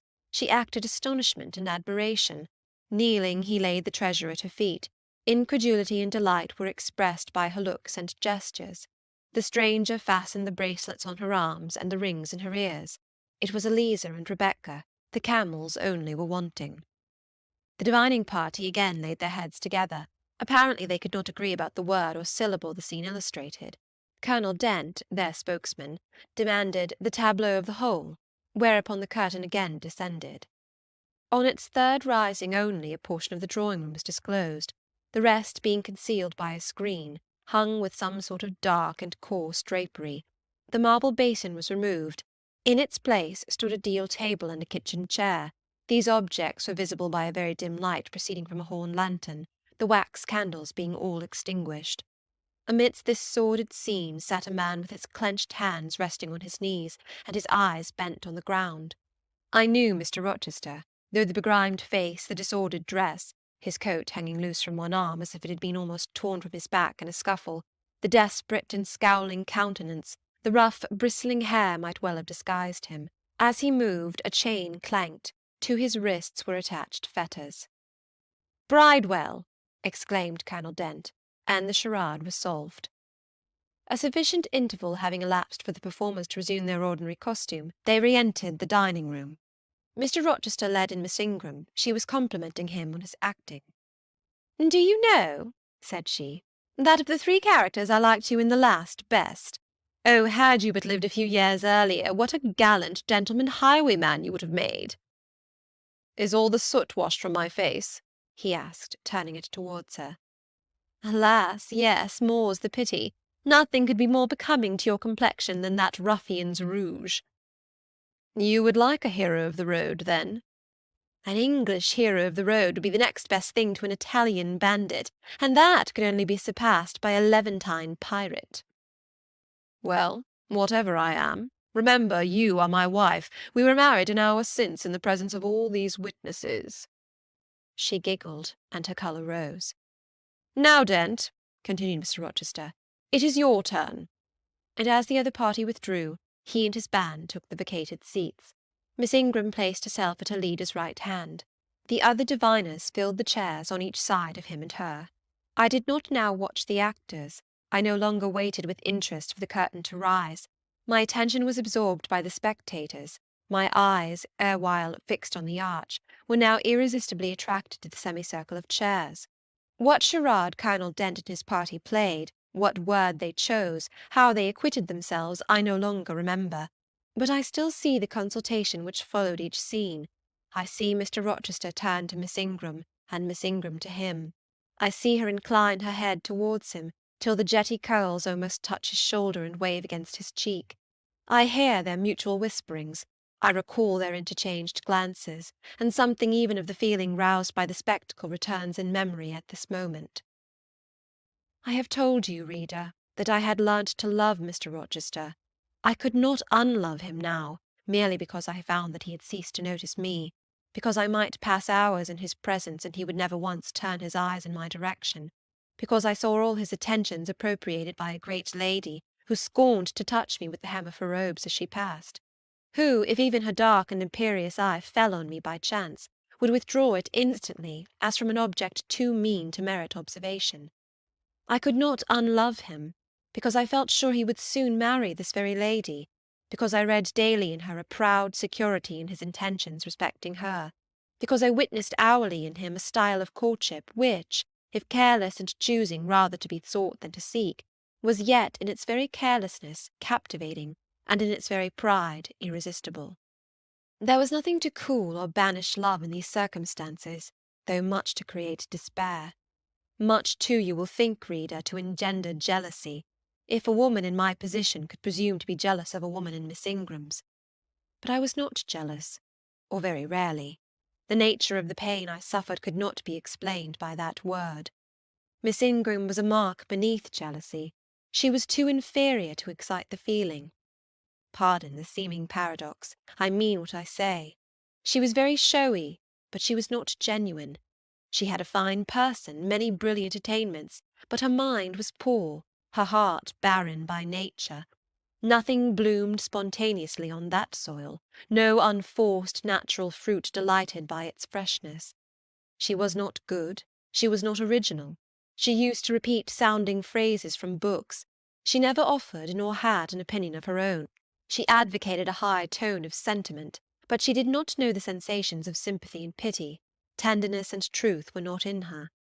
Too often she betrayed this by the undue vent she gave to a spiteful antipathy she had conceived against little Adele, pushing her away with some contumelious epithet if she happened to approach her, sometimes ordering her from the room, and always treating her with coldness and acrimony. Other eyes besides mine watched these manifestations of character, watched them closely, keenly, shrewdly. Yes, the future bridegroom, Mr. Rochester himself, exercised over his intended a ceaseless surveillance, and it was from this sagacity, this guardedness of his, this perfect, clear consciousness of his fair one's defects, this obvious absence of passion in his sentiments towards her, that my ever-torturing pain arose. I saw he was going to marry her, for family, perhaps political reasons, because her rank and connections suited him. I felt he had not given her his love, and that her qualifications were ill adapted to win from him that treasure. This was the point. This was where the nerve was touched and teased. This was where the fever was sustained and fed. She could not charm him. If she had managed the victory at once, and he had yielded and sincerely laid his heart at her feet, I should have covered my face, turned to the wall, and, figuratively, have died to them. If Miss Ingram had been a good and noble woman, endowed with force, fervour, kindness, sense, I should have had one vital struggle with two tigers, jealousy and despair. Then, my heart torn out and devoured, I should have admired her, acknowledged her excellence, and been quiet for the rest of my days. And the more absolute her superiority, the deeper would have been my admiration, the more truly tranquil my quiescence. But as matters really stood, to watch Miss Ingram's efforts at fascinating Mr. Rochester, to witness their repeated failure, herself unconscious that they did fail, vainly fancying that each shaft launched hit the mark, and infatuatedly pluming herself on success, when her pride and self-complacency repelled further and further what she wished to allure. To witness this was to be at once under ceaseless excitation and ruthless restraint. Because when she failed, I saw how she might have succeeded. Arrows that continually glanced off from Mr. Rochester's breast and fell harmless at his feet, might, I knew, if shot by a surer hand, have quivered keen in his proud heart, have called love into his stern eye and softness into his sardonic face. Or better still, without weapons, a silent conquest might have been won. Why can she not influence him more, when she is privileged to draw so near to him? I asked myself. Surely she cannot truly like him, or not like him with true affection. If she did, she need not coin her smiles so lavishly, flash her glances so unremittingly, manufacture airs so elaborate, graces so multitudinous. It seems to me that she might, by merely sitting quietly at his side, saying little and looking less, get nigher his heart. I have seen in his face a far different expression from that which hardens it now, while she is so vivaciously accosting him. But then it came of itself. It was not elicited by meretricious arts and calculated manoeuvres, and one had but to accept it, to answer what he asked without pretension, to address him when needful without grimace, and it increased, and grew kinder and more genial, and warmed one like a fostering sunbeam. How will she manage to please him when they are married? I do not think she will manage it. And yet it might be managed, and his wife might, I verily believe, be the very happiest woman the sun shines on. I have not yet said anything condemnatory of Mr. Rochester's project of marrying for interest and connections. It surprised me when I first discovered that such was his intention. I had thought him a man unlikely to be influenced by motives so commonplace in his choice of a wife. But the longer I considered the position, education, etc., of the parties, the less I felt justified in judging and blaming either him or Miss Ingram for acting in conformity to ideas and principles instilled into them, doubtless, from their childhood. All their class held these principles. I supposed, then, they had reasons for holding them such as I could not fathom. It seemed to me that, were I a gentleman like him, I would take to my bosom only such a wife as I could love. But the very obviousness of the advantages to the husband's own happiness offered by this plan convinced me that there must be arguments against its general adoption, of which I was quite ignorant. Otherwise, I felt sure all the world would act as I wished to act. But in other points, as well as this, I was growing very lenient to my master. I was forgetting all his faults, for which I had once kept a sharp look-out. It had formerly been my endeavour to study all sides of his character, to take the bad with the good, and from the just weighing of both to form an equitable judgment. Now I saw no bad. The sarcasm that had repelled, the harshness that had startled me once, were only like keen condiments in a choice dish.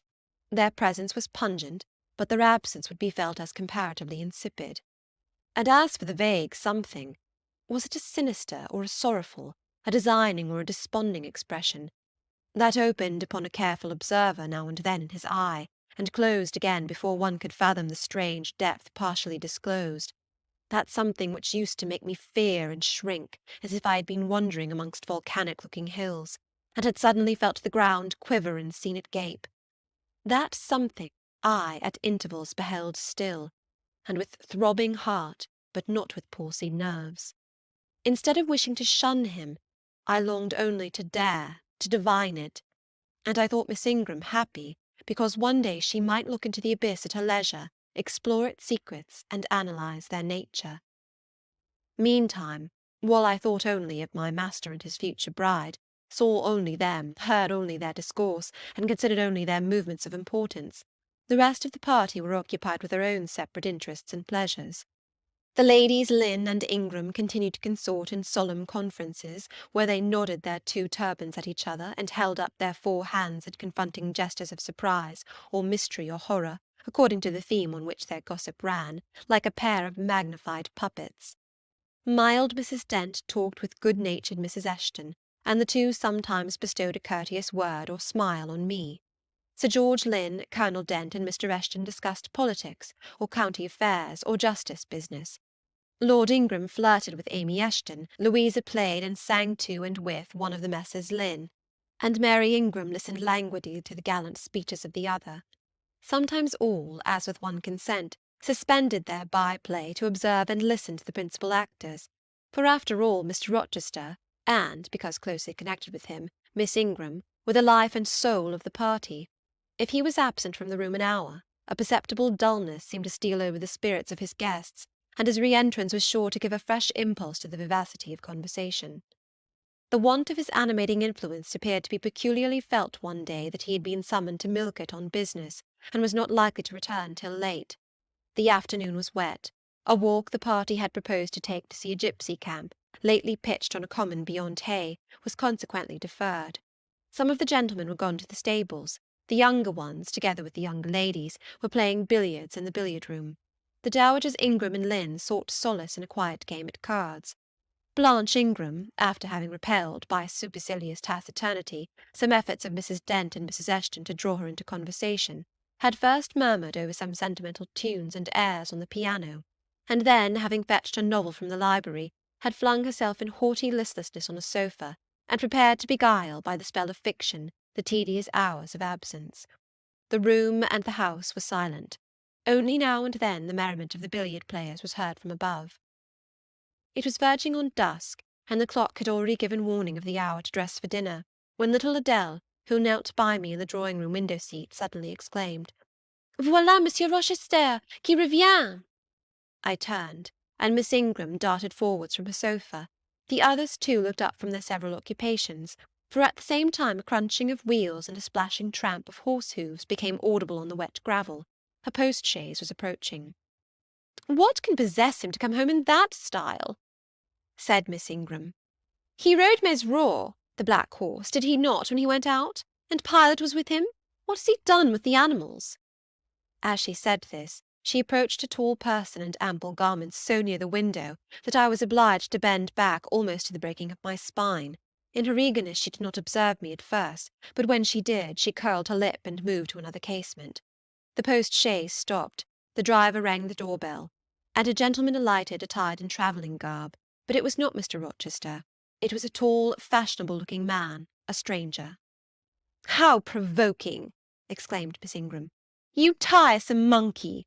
apostrophising Adele. "Who perched you up in the window to give false intelligence?" And she cast on me an angry glance, as if I were in fault. Some parleying was audible in the hall, and soon the newcomer entered. He bowed to Lady Ingram, as deeming her the eldest lady present. "It appears I come at an inopportune time, madam," said he, "when my friend Mr. Rochester is from home. But I arrive from a very long journey, and I think I may presume so far on old and intimate acquaintance as to install myself here till he returns." His manner was polite. His accent, in speaking, struck me as being somewhat unusual, not precisely foreign, but still not altogether English. His age might be about Mr. Rochester's, between 30 and 40. His complexion was singularly sallow. Otherwise he was a fine-looking man, at first sight especially. On closer examination, you detected something in his face that displeased, or rather that failed to please. His features were regular, but too relaxed. His eye was large and well cut, but the life looking out of it was a tame, vacant life. At least so I thought. The sound of the dressing-bell dispersed the party. It was not till after dinner that I saw him again. He seemed then quite at his ease. But I liked his physiognomy even less than before. It struck me as being at the same time unsettled and inanimate. His eye wandered, and had no meaning in its wandering. This gave him an odd look, such as I never remembered to have seen. For a handsome and not unamiable-looking man, he repelled me exceedingly. There was no power in that smooth-skinned face of a full oval shape, no firmness in that aquiline nose and small cherry mouth. There was no thought on the low, even forehead, no command in that blank brown eye. As I sat in my usual nook and looked at him with the light of the girandole on the mantelpiece beaming full over him, for he occupied an armchair drawn close to the fire, and kept shrinking still nearer, as if he were cold, I compared him with Mr. Rochester. I think, with deference be it spoken, the contrast could not be much greater between a sleek gander and a fierce falcon, between a meek sheep and the rough-coated, keen-eyed dog, its guardian. He had spoken of Mr. Rochester as an old friend. A curious friendship theirs must have been, a pointed illustration indeed of the old adage that extremes meet. 2 or 3 of the gentlemen sat near him, and I caught at times scraps of their conversation across the room. At first I could not make much sense of what I had heard, for the discourse of Louisa Eshton and Mary Ingram, who sat nearer to me, confused the fragmentary sentences that reached me at intervals. These last were discussing the stranger. They both called him a beautiful man. Louisa said he was a love of a creature, and she adored him. And Mary instanced his pretty little mouth and nice nose as her ideal of the charming. "And what a sweet-tempered forehead he has!" cried Louisa. "So smooth, none of those frowning irregularities I dislike so much, and such a placid eye and smile." And then, to my great relief, Mr. Henry Lynn summoned them to the other side of the room to settle some point about the deferred excursion to Hay Common. I was now able to concentrate my attention on the group by the fire, and I presently gathered that the newcomer was called Mr. Mason. Then I learned that he was but just arrived in England, and that he came from some hot country, which was the reason, doubtless, his face was so sallow, and that he sat so near the hearth and wore a surtout in the house. Presently the words Jamaica, Kingston, Spanish Town indicated the West Indies as his residence, and it was with no little surprise I gathered, ere long, that he had there first seen and become acquainted with Mr. Rochester. He spoke of his friend's dislike of the burning heats, the hurricanes, and rainy seasons of that region. I knew Mr. Rochester had been a traveller, Mrs. Fairfax had said so, but I thought the continent of Europe had bounded his wanderings. Till now I had never heard a hint given of visits to more distant shores. I was pondering these things when an incident, and a somewhat unexpected one, broke the thread of my musings. Mr. Mason, shivering as some one chanced to open the door, asked for more coal to be put on the fire, which had burnt out its flame, though its mass of cinder still shone quite hot and red. The footman who brought the coal, in going out, stopped near Mr. Eshton's chair, and said something to him in a low voice, of which I heard only the words, "Old woman, quite troublesome." "Tell her she shall be put in the stocks if she does not take herself off," replied the magistrate. "No, stop," interrupted Colonel Dent. "Don't send her away, Eshton. We might turn the thing to account. Better consult the ladies." And speaking aloud, he continued, "Ladies, you talked of going to Hay Common to visit the gipsy camp. Sam here says that one of the old Mother Bunchesons is in the servants' hall at this moment, and insists upon being brought in before the quality to tell them their fortunes. Would you like to see her?" "Surely, Colonel," cried Lady Ingram, "you would not encourage such a low impostor. Dismiss her by all means at once." "But I cannot persuade her to go away, my lady," said the footman, "nor can any of the servants. Mrs. Fairfax is with her just now, entreating her to be gone, but she has taken a chair in the chimney-corner and says nothing shall stir her from it till she gets leave to come in here." "What does she want?" asked Mrs. Eshton. "To tell the gentry their fortune, she says, ma'am, and she swears she must and will do it." "What is she like?" inquired the Mrs. Eshton in a breath. "A shockingly ugly old creature, miss, almost as black as a crock." "Why, she's a real sorceress," cried Frederick Lynn. "Let us have her in, of course." "To be sure," rejoined his brother. "It would be 1,000 pities to throw away such a chance of fun." "My dear boys, what are you thinking about?" exclaimed Mrs. Lynn. "I cannot possibly countenance any such inconsistent proceeding," chimed in the Dowager Ingram. "Indeed, mamma, but you can and will," pronounced the haughty voice of Blanche as she turned round on the piano-stool, where till now she had sat silent, apparently examining sundry sheets of music. "I have a curiosity to hear my fortune told. Therefore, Sam, order the beldam forward." "My darling Blanche, recollect." "I do. I recollect all you can suggest, and I must have my will. Quick, Sam." "Yes, yes, yes," cried all the juveniles, both ladies and gentlemen. "Let her come, it will be excellent sport." The footman still lingered. "She looks such a rough one," said he. "Go!" ejaculated Miss Ingram, and the man went. Excitement instantly seized the whole party. A running fire of raillery and jest was proceeding when Sam returned. "She won't come now," said he. "She says it's not her mission to appear before the vulgar herd. Them's her words. I must show her into a room by herself, and then those who wish to consult her must go to her one by one." "You see now, my queenly Blanche," began Lady Ingram, "she encroaches. Be advised, my angel girl, and—" "Show her into the library, of course," cut in the angel girl. "It is not my mission to listen to her before the vulgar herd either. I mean to have her all to myself. Is there a fire in the library?" "Yes, ma'am, but she looks such a tinkler." "Cease that chatter, blockhead, and do my bidding." Again Sam vanished, and mystery, animation, expectation rose to full flow once more. "She's ready now," said the footman as he reappeared.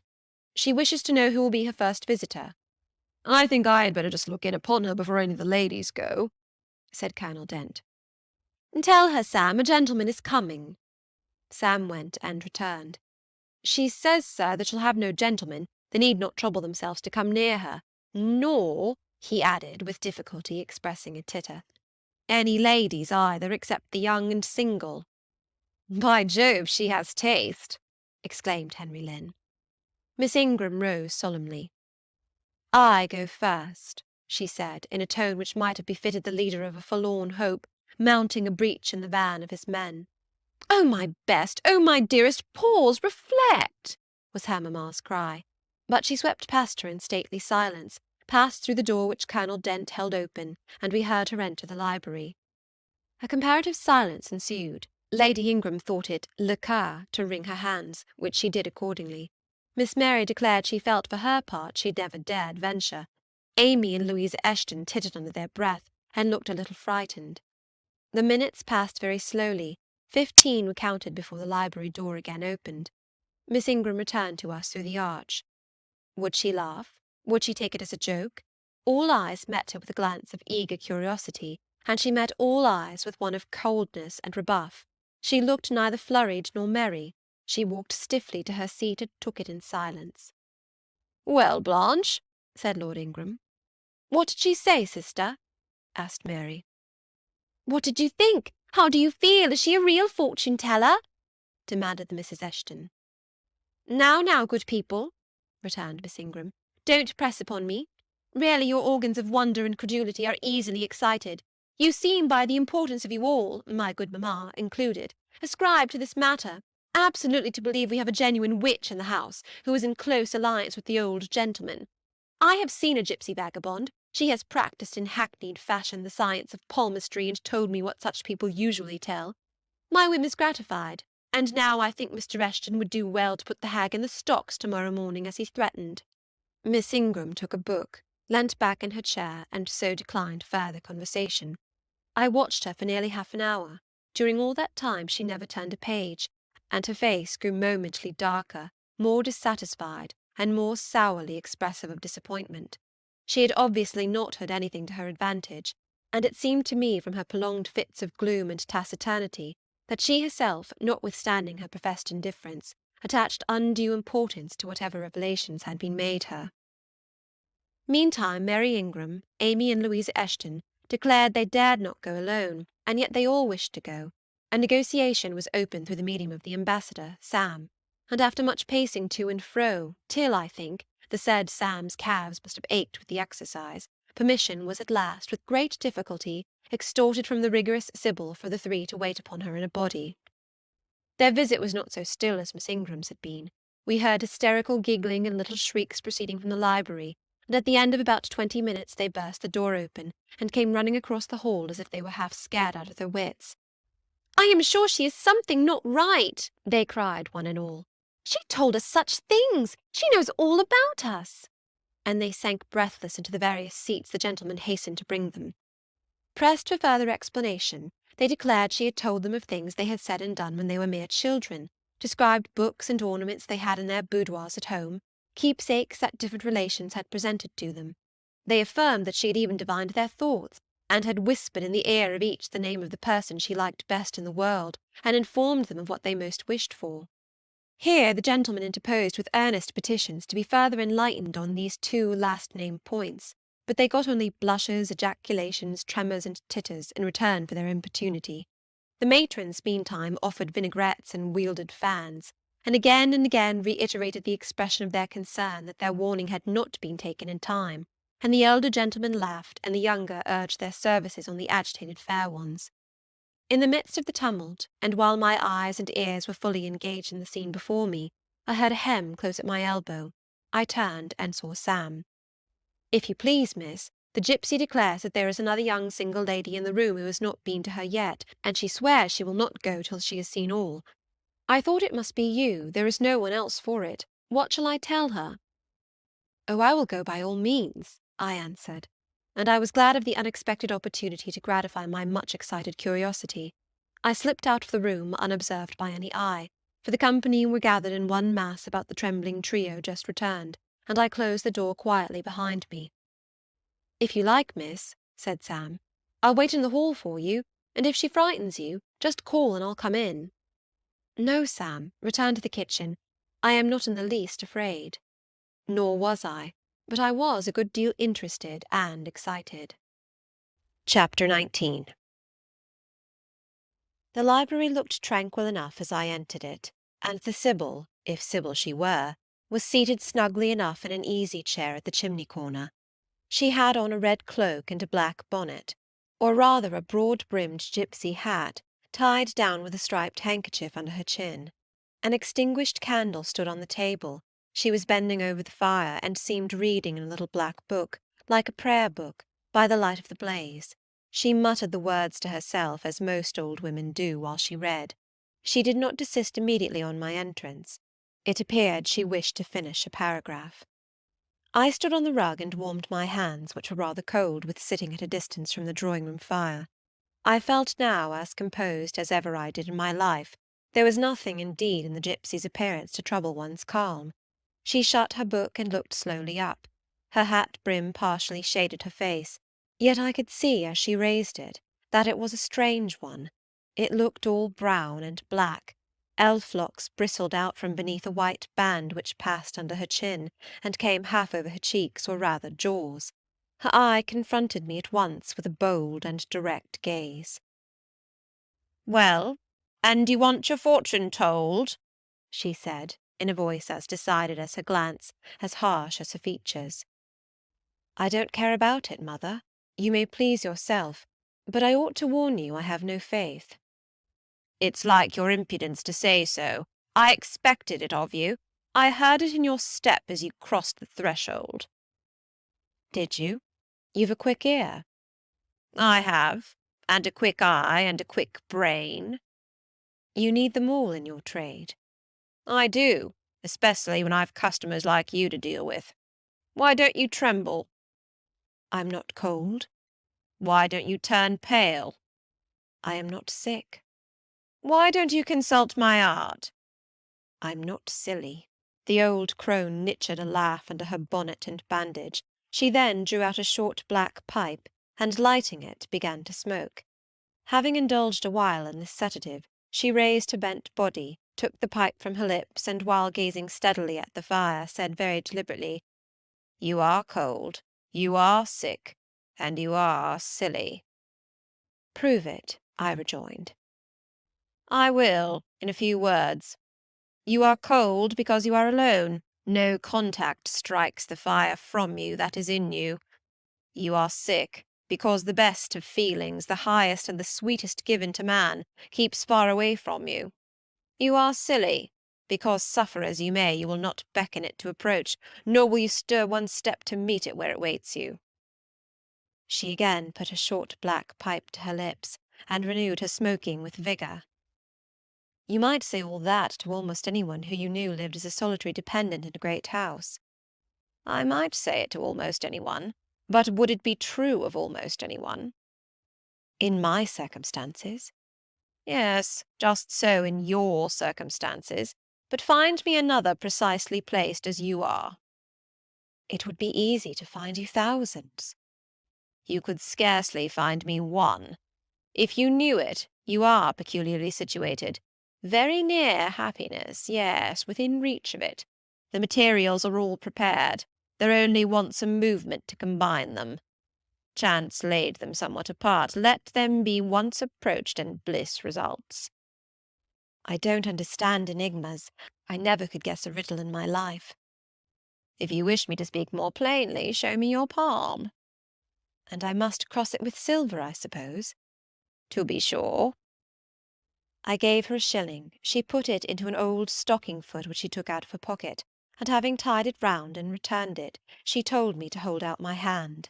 I did. She approached her face to the palm, and pored over it without touching it. It is too fine, said she. I can make nothing of such a hand as that, almost without lines. Besides, what is in a palm? Destiny is not written there. I believe you, I said. No, she continued. It is in the face, on the forehead, about the eyes, and the lines of the mouth. Kneel and lift up your head. Ah, now you are coming to reality, I said as I obeyed her. I shall begin to put some faith in you presently. I knelt within half a yard of her. She stirred the fire so that a ripple of light broke from the disturbed coal. The glare, however, as she sat, only threw her face into deeper shadow. Mine it illuminated. I wonder with what feelings you came to me tonight, she said, when she had examined me a little. I wonder what thoughts are busy in your heart during all the hours you sit in yonder room with the fine people flitting before you like shapes in a magic lantern, just as little sympathetic communion passing between you and them, as if they really were mere shadows of human forms, and not the actual substance. I feel tired often, sleepy sometimes, but seldom sad. Then you have some secret hope to buoy you up and please you with whispers of the future. Not I. The utmost I hope is to save money enough out of my earnings to set up a school some day in a little house rented by myself. A mean nutriment for the spirit to exist on, and sitting in that window-seat, you see I know your habits. You have learned them from the servants. Ah, you think yourself sharp? Well, perhaps I have. To speak truth, I have an acquaintance with one of them, Mrs. Poole. I started to my feet when I heard the name. You have you? Thought I. There is diablerie in the business after all, then. Don't be alarmed, continued the strange being. She's a safe hand, is Mrs. Poole, close and quiet. Anyone may repose confidence in her. But as I was saying, sitting in that window-seat, do you think of nothing but your future school? Have you no present interest in any of the company who occupy the sofas and chairs before you? Is there not one face you study, one figure whose movements you follow with the least curiosity? I like to observe all the faces and all the figures. But do you never single one out from the rest? Or it may be two? I do, frequently. When the gestures or looks of a pair seem telling a tale, it amuses me to watch them. What tale do you like best to hear? Oh, I have not much choice. They generally run on the same theme, courtship, and promise to end in the same catastrophe, marriage. And do you like that monotonous theme? Positively, I don't care about it. It is nothing to me. Nothing to you? When a lady, young and full of life and health, charming with beauty and endowed with the gifts of rank and fortune, sits and smiles in the eyes of a gentleman you— I what? You know, and perhaps think well of. I don't know the gentleman here. I have scarcely interchanged a syllable with one of them, and as to thinking well of them, I consider some respectable, and stately and middle-aged, and others young, dashing, handsome, and lively. But certainly they are all at liberty to be the recipients of whose smiles they please, without my feeling disposed to consider the transaction of any moment to me. You don't know the gentleman here? You have not exchanged a syllable with one of them? Will you say that of the master of the house? He is not at home. A profound remark, a most ingenious quibble. He went to milk it this morning, and will be back here to-night or to-morrow. Does that circumstance exclude him from the list of your acquaintance, blot him, as it were, out of existence? No, but I can scarcely see what Mr. Rochester has to do with the theme you had introduced. I was talking of ladies smiling in the eyes of gentlemen, and of late so many smiles have been shed into Mr. Rochester's eyes that they overflow like two cups filled above the brim. Have you never remarked that? Mr. Rochester has a right to enjoy the society of his guests. No question about his right. But have you never observed that, of all the tales told here about matrimony, Mr. Rochester has been favoured with the most lively and the most continuous? The eagerness of a listener quickens the tongue of a narrator. I said this rather to myself than to the gipsy, whose strange talk, voice, manner, had by this time wrapped me in a kind of dream. One unexpected sentence came from her lips after another, till I got involved in a web of mystification, and wondered what unseen spirit had been sitting for weeks by my heart, watching its workings, and taking record of every pulse. Eagerness of a listener, repeated she. Yes, Mr. Rochester has sat by the hour, his ear inclined to the fascinating lips that took such delight in their task of communicating, and Mr. Rochester was so willing to receive and looked so grateful for the pastime given him. You have noticed this? Grateful? I cannot remember detecting gratitude in his face. Detecting? You have analysed, then. And what did you detect, if not gratitude? I said nothing. You have seen love, have you not? And looking forward, you have seen him married, and beheld his bride happy? Not exactly. Your witch's skill is rather at fault sometimes. What the devil have you seen, then? Never mind. I came here to inquire, not to confess. Is it known that Mr. Rochester is to be married? Yes. and to the beautiful Miss Ingram." "Shortly?" "Appearances would warrant that conclusion, and no doubt, though with an audacity that wants chastising out of you, you seem to question it, they will be a superlatively happy pair. He must love such a handsome, noble, witty, accomplished lady, and probably she loves him, or if not his person, at least his purse. I know she considers the Rochester estate eligible to the last degree, though, God pardon me, I told her something on that point about an hour ago which made her look wondrous grave. The corners of her mouth fell half an inch. I would advise her blackavist suitor to look out. If another comes with a longer or clearer rent-roll, he's dished." "But, mother, I did not come to hear Mr. Rochester's fortune. I came to hear my own, and you have told me nothing of it." "Your fortune is yet doubtful. When I examined your face, one trait contradicted another. Chance has meted you a measure of happiness, that I know. I knew it before I came here this evening. She has laid it carefully on one side for you. I saw her do it. It depends on yourself to stretch out your hand and take it up, but whether you will do so is the problem I study. Kneel again on the rug." "Don't keep me long. The fire scorches me." I knelt. She did not stoop towards me, but only gazed, leaning back in her chair. She began muttering. "The flame flickers in the eye. The eye shines like dew. It looks soft and full of feeling. It smiles at my jargon. It is susceptible. Impression follows impression through its clear sphere. Where it ceases to smile, it is sad. An unconscious lassitude weighs on the lid. That signifies melancholy resulting from loneliness.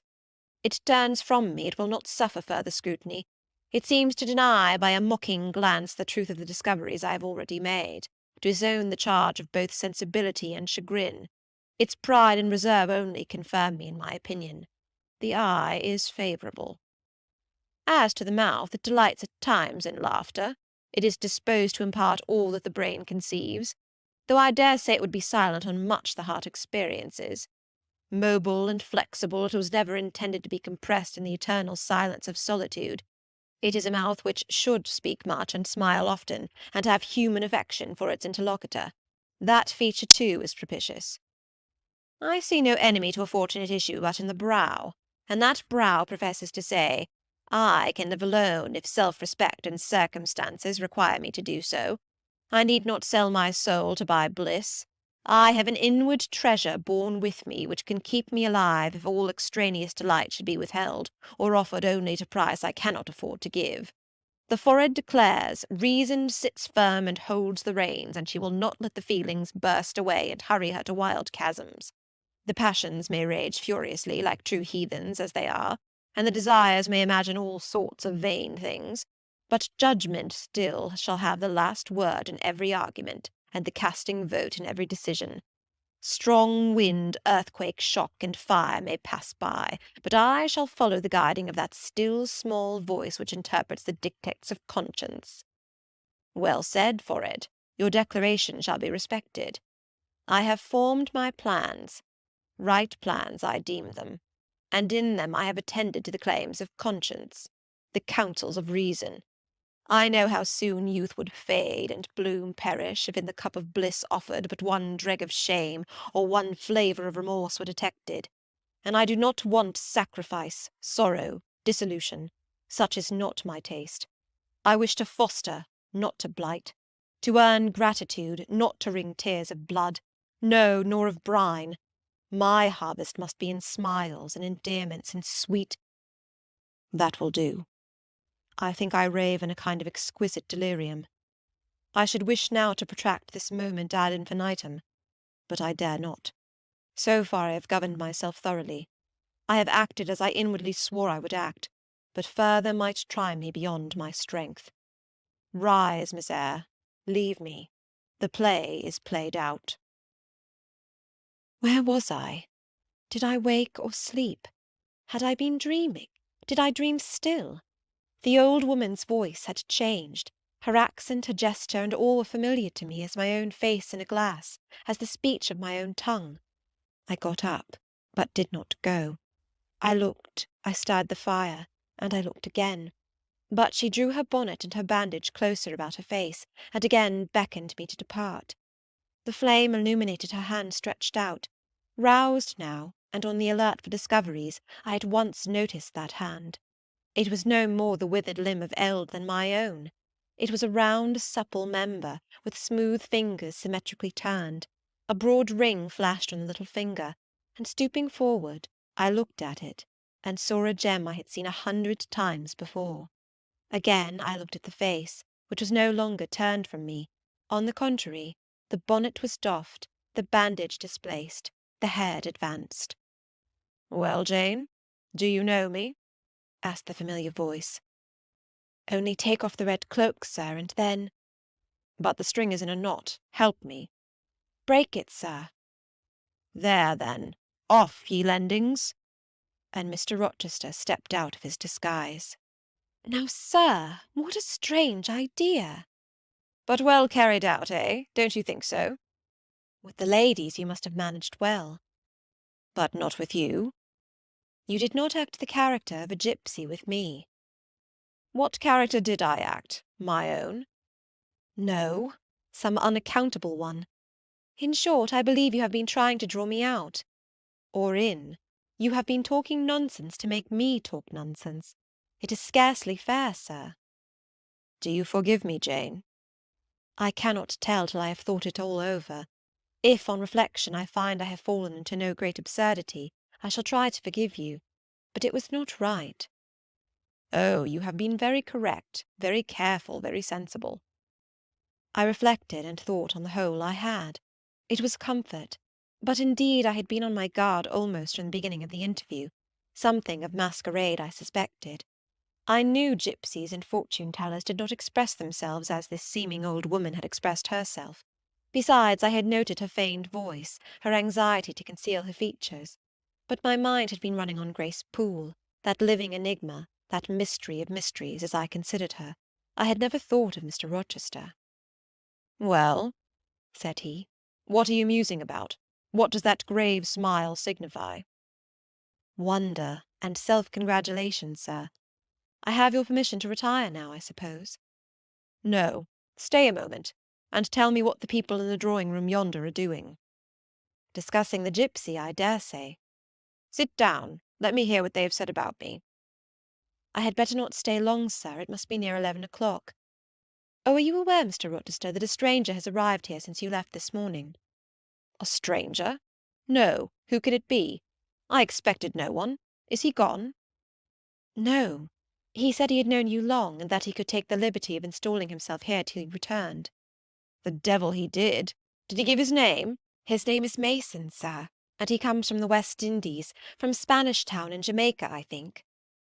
Mr. Rochester was standing near me. He had taken my hand as if to lead me to a chair. As I spoke, he gave my wrist a convulsive grip. The smile on his lips froze. Apparently a spasm caught his breath. "Mason, the West Indies," he said, in the tone one might fancy a speaking automaton to announce its single words. "Mason, the West Indies," he reiterated, and he went over the syllables 3 times, growing in the intervals of speaking whiter than ashes.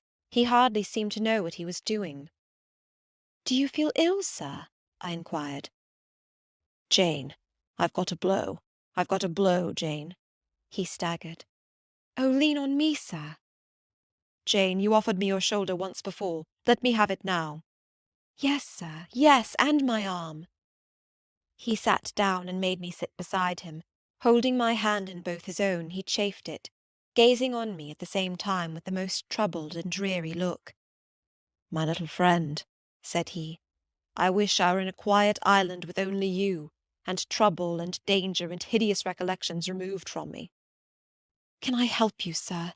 I'd give my life to serve you." "Jane, if aid is wanted, I'll seek it at your hands. I promise you that." "Thank you, sir. Tell me what to do. I'll try at least to do it." "Fetch me now, Jane, a glass of wine from the dining-room. They will be at supper there. And tell me if Mason is with them and what he is doing." I went. I found all the party in the dining-room at supper, as Mr. Rochester had said. They were not seated at table. The supper was arranged on the sideboard. Each had taken what he chose, and they stood about here and there in groups, their plates and glasses in their hands. Every one seemed in high glee. Laughter and conversation were general and animated. Mr. Mason stood near the fire talking to Colonel and Mrs. Dent, and appeared as merry as any of them. I filled a wine-glass. I saw Miss Ingram watch me frowningly as I did so. She thought I was taking a liberty, I dare say, and I returned to the library. Mr. Rochester's extreme pallor had disappeared, and he looked once more firm and stern. He took the glass from my hand. "Here is to your health, ministrant spirit," he said. He swallowed the contents and returned it to me. "What are they doing, Jane?" "Laughing and talking, sir." "They don't look grave and mysterious as if they had heard something strange?" "Not at all. They are full of jests and gaiety." "And Mason?" "He was laughing too." "If all these people came in a body and spat at me, what would you do, Jane?" "Turn them out of the room, sir, if I could." He half smiled. "But if I were to go to them, and they only looked at me coldly, and whispered sneeringly amongst each other, and then dropped off and left me one by one, what then? Would you go with them?" "I rather think not, sir. I should have more pleasure in staying with you." "To comfort me?" "Yes, sir, to comfort you as well as I could." "And if they laid you under a ban for adhering to me?" "I probably should know nothing about their ban, and if I did I should care nothing about it." "Then you could dare censure for my sake?" "I could dare it for the sake of any friend who deserved my adherence, as you, I am sure, do." "Go back now into the room. Step quietly up to Mason and whisper in his ear that Mr. Rochester has come, and wishes to see him. Show him in here, and then leave me." "Yes, sir." I did his behest. The company all stared at me as I passed straight among them. I sought Mr. Mason, delivered the message, and preceded him from the room. I ushered him into the library, and then I went upstairs. At a late hour, after I had been in bed some time, I heard the visitors repair to their chambers. I distinguished Mr. Rochester's voice, and heard him say, "This way, Mason. This is your room." He spoke cheerfully, the gay tones that set my heart at ease. I was soon asleep. Chapter 20. I had forgotten to draw my curtain, which I usually did, and also to let down my window blind. The consequence was that when the moon, which was full and bright, for the night was fine, came in her course to that space in the sky opposite my casement, and looked in at me through the unveiled panes, her glorious gaze roused me. Awaking in the dead of night, I opened my eyes on her disk, silver white and crystal clear. It was beautiful, but too solemn. I half rose, and stretched my arm to draw the curtain. Good God! What a cry! The night, its silence, its rest, was rent in twain by a savage, a sharp, a shrilly sound that ran from end to end of Thornfield Hall. My pulse stopped, my heart stood still, my stretched arm was paralysed. The cry died and was not renewed. Indeed, whatever being uttered that fearful shriek could not soon repeat it. Not the widest winged condor in the Andes could, twice in succession, send out such a yell from the cloud shrouding his eyrie. The thing delivering such utterance must rest ere it could repeat the effort. It came out of the third story, for it passed overhead. And overhead, yes, in the room just above my chamber ceiling, I now heard a struggle. A deadly one, it seemed from the noise, and a half-smothered voice shouted, "Help! Help! Help!" 3 times rapidly. "Will no one come?" it cried. And then, while the staggering and stamping went on wildly, I distinguished through plank and plaster, "Rochester! Rochester, for God's sake, come!" A chamber door opened, someone ran or rushed along the gallery. Another step stamped on the flooring above, and something fell, and there was silence. I had put on some clothes, though horror shook all my limbs. I issued from my apartment. The sleepers were all aroused. Ejaculations, terrified murmurs sounded in every room. Door after door unclosed. One looked out and another looked out. The gallery filled. Gentlemen and ladies alike had quitted their beds, and "Oh, what is it?" "Who is hurt?" "What has happened?" "Fetch a light." "Is it fire?" "Are there robbers?" "Where shall we run?" was demanded confusedly on all hands. But for the moonlight they would have been in complete darkness. They ran to and fro, they crowded together, some sobbed, some stumbled, the confusion was inextricable. "Where the devil is Rochester?" cried Colonel Dent. "I cannot find him in his bed." "Here, here," was shouted in return. "Be composed, all of you. I'm coming." and the door at the end of the gallery opened, and Mr. Rochester advanced with a candle. He had just descended from the upper story. One of the ladies ran to him directly. She seized his arm. It was Miss Ingram. "What awful event has taken place?" said she. "Speak, let us know the worst at once." "But don't pull me down or strangle me," he replied, for the Misses Eshton were clinging about him now, and the two dowagers in vast white wrappers were bearing down on him like ships in full sail. "All right, all's right," he cried. "It's a mere rehearsal of Much Ado about Nothing. Ladies, keep off, or I shall wax dangerous." And dangerous he looked. His black eyes darted sparks. Calming himself by an effort, he added, "A servant has had the nightmare, that is all. She's an excitable, nervous person. She construed her dream into an apparition or something of the sort, no doubt, and has taken a fit with fright. Now then, I must see you all back into your rooms, for till the house is settled she cannot be looked after. Gentlemen, have the goodness to set the ladies the example. Miss Ingram, I am sure you will not fail in evincing superiority to idle terrors.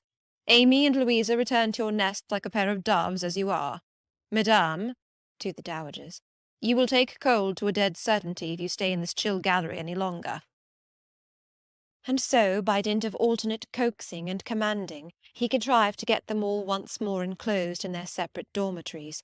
I did not wait to be ordered back to mine, but retreated unnoticed, as unnoticed I had left it. Not, however, to go to bed. On the contrary, I began and dressed myself carefully. The sounds I had heard after the scream, and the words that had been uttered, had probably been heard only by me, for they had proceeded from the room above mine, but they assured me that it was not a servant's dream which had thus struck horror through the house, and that the explanation Mr. Rochester had given was merely an invention framed to pacify his guests. I dressed, then, to be ready for emergencies. When dressed, I sat a long time by the window looking out over the silent grounds and silvered fields, and waiting for I knew not what. It seemed to me that some event must follow the strange cry, struggle, and call. No. Stillness returned. Each murmur and movement ceased gradually, and in about an hour Thornfield Hall was again as hushed as a desert. It seemed that sleep and night had resumed their empire. Meantime the moon declined. She was about to set. Not liking to sit in the cold and darkness, I thought I would lie down on my bed, dressed as I was. I left the window and moved with little noise across the carpet. As I stooped to take off my shoes, a cautious hand tapped low at the door. "Am I wanted?" I asked. "Are you up?" asked the voice I expected to hear, viz., my master's. "Yes, sir." "And dressed?" "Yes." "Come out, then, quietly." I obeyed. Mr. Rochester stood in the gallery holding a light. "I want you," he said. "Come this way. Take your time and make no noise." My slippers were thin. I could walk the matted floor as softly as a cat. He glided up the gallery and up the stairs, and stopped in the dark, low corridor of the fateful third story. I had followed and stood at his side. "Have you a sponge in your room?" he asked in a whisper. "Yes, sir." "Have you any salts, volatile salts?" "Yes." "Go back and fetch both." I returned, sought the sponge on the washstand, the salts in my drawer, and once more retraced my steps. He still waited. He held a key in his hand. Approaching one of the small black doors, he put it in the lock. He paused and addressed me again. "You don't turn sick at the sight of blood?" "I think I shall not. I have never been tried yet." I felt a thrill while I answered him, but no coldness and no faintness. "Just give me your hand," he said. "It will not do to risk a fainting fit." I put my fingers into his. "Warm and steady," was his remark. He turned the key and opened the door. I saw a room I remembered to have seen before, the day Mrs. Fairfax showed me over the house. It was hung with tapestry, but the tapestry was now looped up in one part, and there was a door apparent, which had then been concealed. This door was open. A light shone out of the room within. I heard thence a snarling, snatching sound, almost like a dog quarrelling. Mr. Rochester, putting down his candle, said to me, "Wait a minute," and went forward into the inner apartment. A shout of laughter greeted his entrance, noisy at first, and terminating in Grace Poole's own goblin "Ha! Ha!" She, then, was there. He made some sort of arrangement without speaking, though I heard a low voice address him. He came out and closed the door behind him. "Here, Jane," he said, and I walked round to the other side of a large bed, which with its drawn curtains concealed a considerable portion of the chamber. An easy chair was near the bed-head.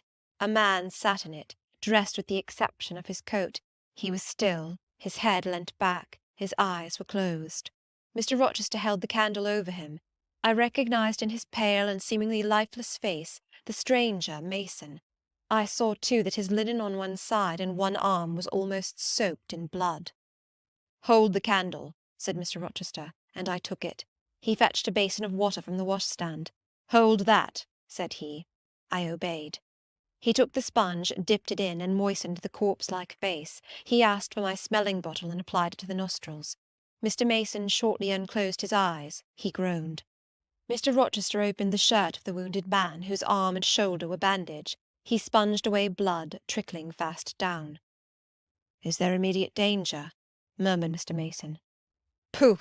No, a mere scratch. Don't be so overcome, man. Bear up. I'll fetch a surgeon for you now, myself. You'll be able to be removed by morning, I hope. Jane," he continued. "Sir?" "I shall have to leave you in this room with this gentleman, for an hour, or perhaps 2 hours. You will sponge the blood as I do when it returns. If he feels faint, you'll put the glass of water on that stand to his lips, and your salts to his nose. You will not speak to him on any pretext. And, Richard, it will be at the peril of your life if you speak to her. Open your lips, agitate yourself, and I'll not answer for the consequences." Again the poor man groaned. He looked as if he dared not move. Fear, either of death or of something else, appeared almost to paralyse him. Mr. Rochester put the now bloody sponge into my hand, and I proceeded to use it as he had done. He watched me a second, then saying, "Remember, no conversation," he left the room.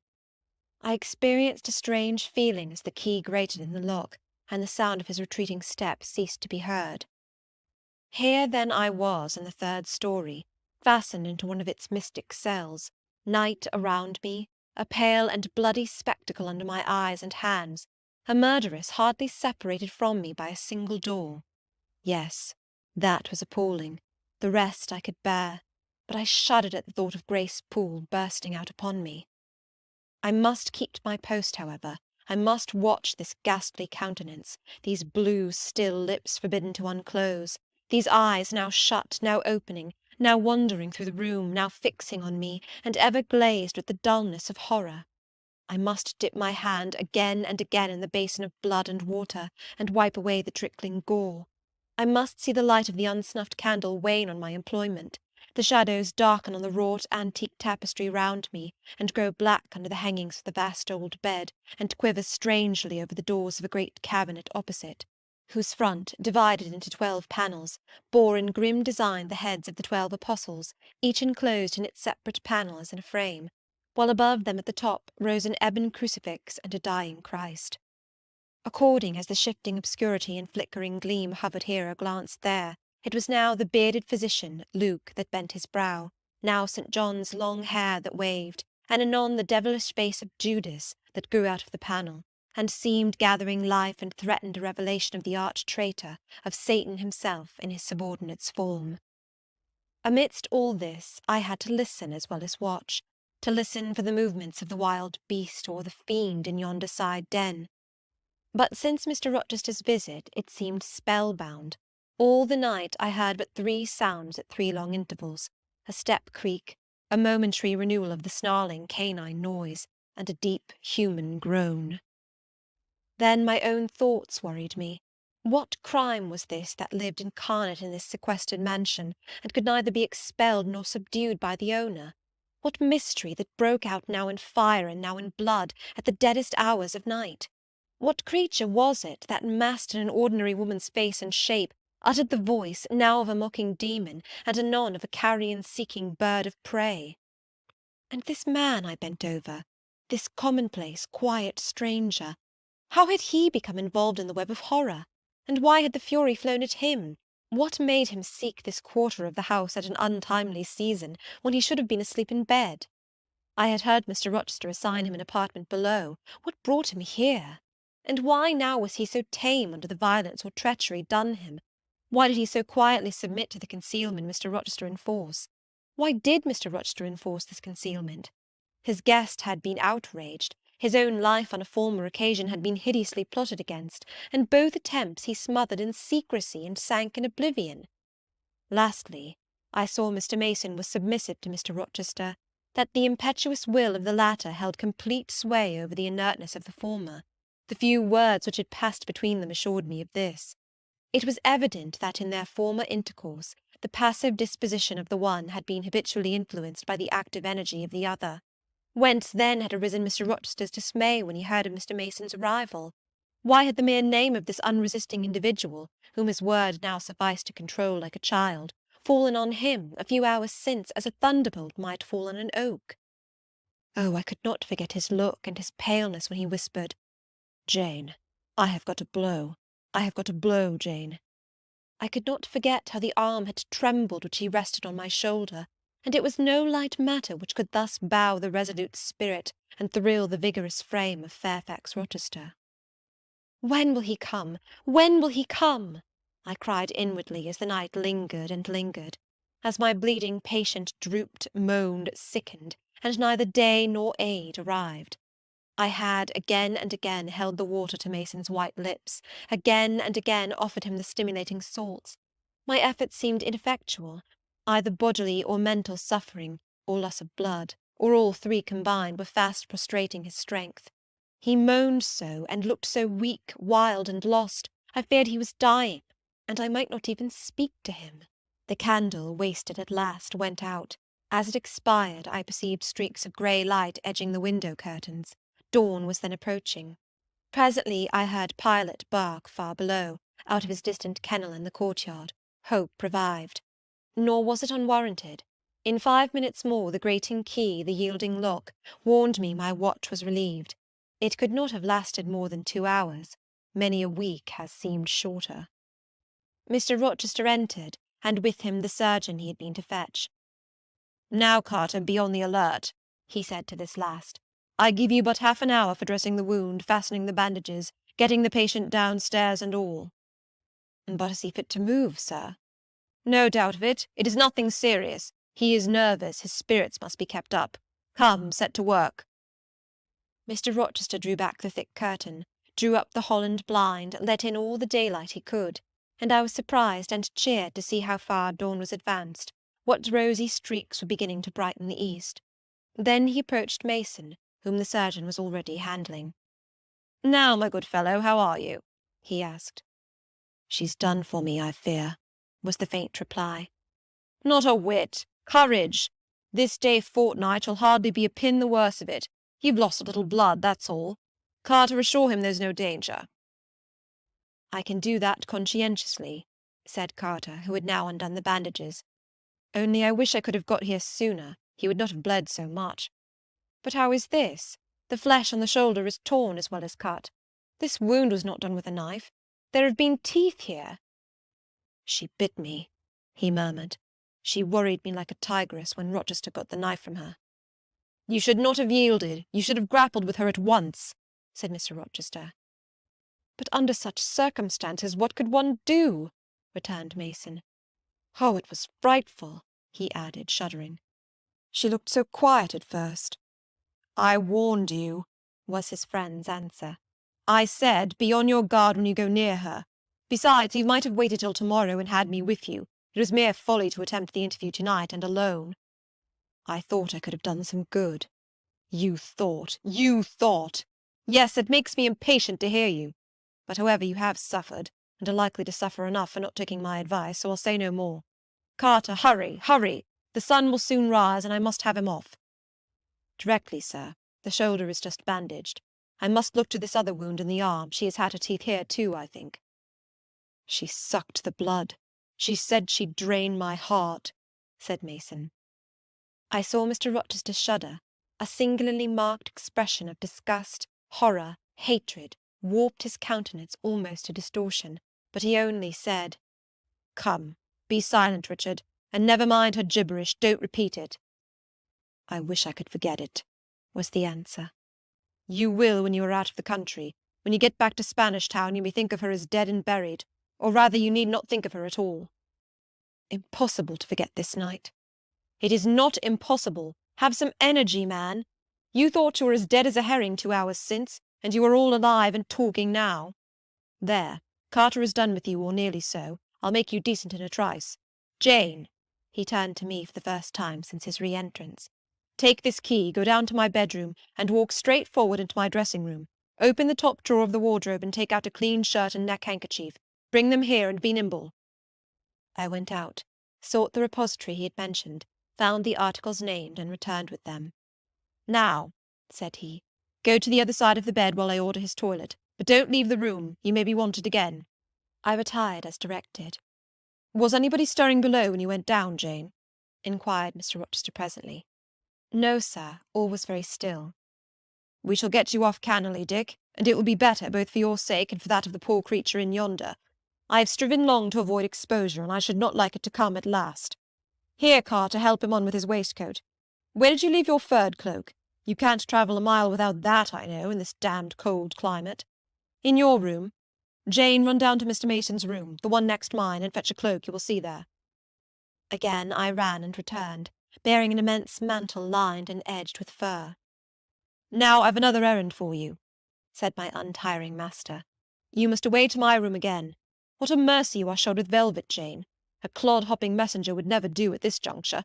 You must open the middle drawer of my toilet table and take out a little phial and a little glass you will find there. Quick!" I flew thither and back, bringing the desired vessels. "That's well. Now, doctor, I shall take the liberty of administering a dose myself, on my own responsibility. I got this cordial at Rome of an Italian charlatan, a fellow you would have kicked, Carter. It is not a thing to be used indiscriminately, but it is good upon occasion, as now, for instance. Jane, a little water." He held out the tiny glass, and I half filled it from the water bottle in a washstand. "That will do. Now wet the lip of the phial." I did so. He measured 12 drops of a crimson liquid, and presented it to Mason. "Drink, Richard. It will give you the heart you lack, for an hour or so." "But will it hurt me? Is it inflammatory?" "Drink! Drink! Drink!" Mr. Mason obeyed, because it was evidently useless to resist. He was dressed now. He still looked pale, but he was no longer gory and sullied. Mr. Rochester let him sit 3 minutes after he had swallowed the liquid. He then took his arm. "Now I am sure you can get on your feet," he said. "Try." The patient rose. "Carter, take him under the other shoulder. Be of good cheer, Richard. Step out, that's it." "I do feel better," remarked Mr. Mason. "I am sure you do. Now, Jane, trip on before us away to the back stairs. Unbolt the side passage door, and tell the driver of the post-chaise you will see in the yard, or just outside, for I told him not to drive his rattling wheels over the pavement, to be ready. We are coming. And, Jane, if anyone is about, come to the foot of the stairs and hem." It was by this time 5:30, and the sun was on the point of rising, but I found the kitchen still dark and silent. The side passage door was fastened. I opened it with as little noise as possible. All the yard was quiet, but the gates stood wide open, and there was a post-chaise with horses ready harnessed, and the driver seated on the box, stationed outside. I approached him and said the gentlemen were coming. He nodded. Then I looked carefully round and listened. The stillness of early morning slumbered everywhere. The curtains were yet drawn over the servants' chamber windows. Little birds were just twittering in the blossom-blanched orchard trees, whose boughs drooped like white garlands over the wall enclosing one side of the yard. The carriage horses stamped from time to time in their closed stables. All else was still. The gentlemen now appeared. Mason, supported by Mr. Rochester and the surgeon, seemed to walk with tolerable ease. They assisted him into the chaise. Carter followed. "Take care of him," said Mr. Rochester to the latter, "and keep him at your house till he is quite well. I shall ride over in a day or two to see how he gets on. Richard, how is it with you?" "The fresh air revives me, Fairfax." "Leave the window open on his side, Carter. There is no wind. Good-bye, Dick." "Fairfax."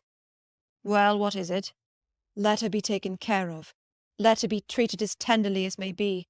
Let her—" He stopped and burst into tears. "I do my best, and have done it, and will do it," was the answer. He shut up the chaise door, and the vehicle drove away. "Yet would to God there was an end of all this," added Mr. Rochester, as he closed and barred the heavy yard gates. This done, he moved with slow step and abstracted air towards a door in the wall bordering the orchard. I, supposing he had done with me, prepared to return to the house. Again, however, I heard him call, "Jane." He had opened the portal and stood at it, waiting for me. "Come where there is some freshness for a few moments," he said. "That house is a mere dungeon. Don't you feel it so?" "It seems to me a splendid mansion, sir." "The glamour of inexperience is over your eyes," he answered, "and you see it through a charmed medium. You cannot discern that the gilding is slime and the silk draperies cobwebs, that the marble is sordid slate and the polished woods mere refuse chips and scaly bark. Now here," he pointed to the leafy enclosure we had entered, "all is real, sweet, and pure." He strayed down a walk edged with box, with apple trees, pear trees, and cherry trees on one side, and a border on the other full of all sorts of old-fashioned flowers, stocks, sweet williams, primroses, pansies, mingled with southernwood, sweetbriar, and various fragrant herbs. They were fresh now as a succession of April showers and gleams, followed by a lovely spring morning, could make them.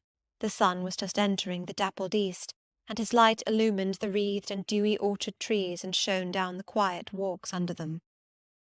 "Jane, will you have a flower?"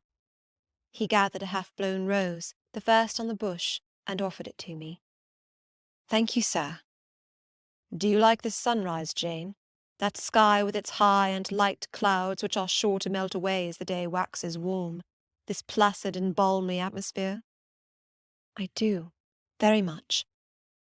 "You have passed a strange night, Jane." "Yes, sir." "And it has made you look pale.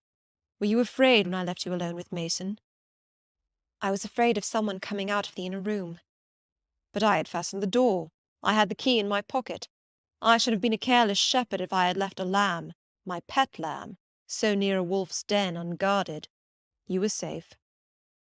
"Will Grace Poole live here still, sir?" "Oh, yes, don't trouble your head about her. Put the thing out of your thoughts." "Yet it seems to me your life is hardly secure while she stays." "Never fear. I will take care of myself." "Is the danger you apprehended last night gone by now, sir?" "I cannot vouch for that till Mason is out of England, nor even then. To live, for me, Jane, is to stand on a crater crust which may crack and spew fire any day." "But Mr. Mason seems a man easily led. Your influence, sir, is evidently potent with him. He will never set you at defiance or wilfully injure you." "Oh, no. Mason will not defy me, nor, knowing it, will he hurt me. But unintentionally he might in a moment, by one careless word, deprive me, if not of life, yet forever of happiness." "Tell him to be cautious, sir. Let him know what you fear, and show him how to avert the danger." He laughed sardonically, hastily took my hand, and as hastily threw it from him. "If I could do that, simpleton, where would the danger be? Annihilated in a moment. Ever since I have known Mason I have only had to say to him, 'Do that,' and the thing has been done. But I cannot give him orders in this case. I cannot say, 'Beware of harming me, Richard,' for it is imperative that I should keep him ignorant that harm to me is possible. Now you look puzzled, and I will puzzle you further. You are my little friend, are you not?" "I like to serve you, sir, and to obey you in all that is right." "Precisely. I see you do. I see genuine contentment in your gait and mien, your eye and face when you are helping me and pleasing me, working for me and with me in, as you characteristically say, all that is right. For if I bid you do what you thought wrong, there would be no light-footed running, no neat-handed alacrity, no lively grace and animated complexion. My friend would then turn to me, quiet and pale, and would say, 'No, sir, that is impossible. I cannot do it, because it is wrong,' and would become immutable as a fixed star. Well, you too have power over me, and may injure me, yet I dare not show you where I am vulnerable, lest, faithful and friendly as you are, you should transfix me at once." "If you have no more to fear from Mr. Mason than you have from me, sir, you are very safe." "God grant it may be so. Here, Jane, is an arbour. Sit down." The arbour was an arch in the wall, lined with ivy. It contained a rustic seat. Mr. Rochester took it, leaving room, however, for me, but I stood before him. "Sit," he said. "The bench is long enough for two. You don't hesitate to take a place at my side, do you? Is that wrong, Jane?" I answered him by assuming it. To refuse would, I felt, have been unwise. Now, my little friend, while the sun drinks the dew, while all the flowers in this old garden awake and expand, and the birds fetch their young ones' breakfast out of the thornfield, and the early bees do their first spell of work, I'll put a case to you, which you must endeavour to suppose your own. But first look at me, and tell me you are at ease, and not fearing that I err in detaining you, or that you err in staying. No, sir, I am content. Well then, Jane, call to aid your fancy. Suppose you were no longer a girl well reared and disciplined, but a wild boy indulged from childhood upwards. Imagine yourself in a remote foreign land. Conceive that you there commit a capital error, no matter of what nature or from what motives, but one whose consequences must follow you through life and taint all your existence. Mind, I don't say a crime. I'm not speaking of shedding blood or of any other guilty act, which might make the perpetrator amenable to the law. My word is error. The results of what you have done become in time to you utterly insupportable. You take measures to obtain relief. Unusual measures, but neither unlawful nor culpable. Still you are miserable, for hope has quitted you on the very confines of life. Your sun at noon darkens in an eclipse, which you feel will not leave it till the time of setting. Bitter and base associations have become the sole food of your memory. You wander here and there, seeking rest in exile, happiness and pleasure, I mean in heartless sensual pleasure, such as dulls intellect and blights feeling. Heart-weary and soul-withered, you come home after years of voluntary banishment. You make a new acquaintance, how or where, no matter. You find in this stranger much of the good and bright qualities which you have sought for 20 years, and never before encountered. And they are all fresh, healthy, without soil and without taint. Such society revives, regenerates. You feel better days come back, higher wishes, purer feelings. You desire to recommence your life and to spend what remains you of days in a way more worthy of an immortal being. To attain this end, are you justified in overleaping an obstacle of custom, a mere conventional impediment which neither your conscience sanctifies nor your judgment approves? He paused for an answer, and what was I to say? Oh, for some good spirit to suggest a judicious and satisfactory response! Vain aspiration! The west wind whispered in the ivy round me, but no gentle Ariel borrowed its breath as a medium of speech. The birds sang in the tree-tops, but their song, however sweet, was inarticulate. Again Mr. Rochester propounded his query. Is the wandering and sinful but now rest-seeking and repentant man justified in daring the world's opinion in order to attach him for ever this gentle, gracious, genial stranger, thereby securing his own peace of mind and regeneration of life? Sir, I answered, a wanderer's repose or a sinner's reformation should never depend on a fellow creature. Men and women die, philosophers falter in wisdom, and Christians in goodness. If anyone you know has suffered and erred, let him look higher than his equals for strength to amend and solace to heal. But the instrument, the instrument! God, who does the work, ordains the instrument.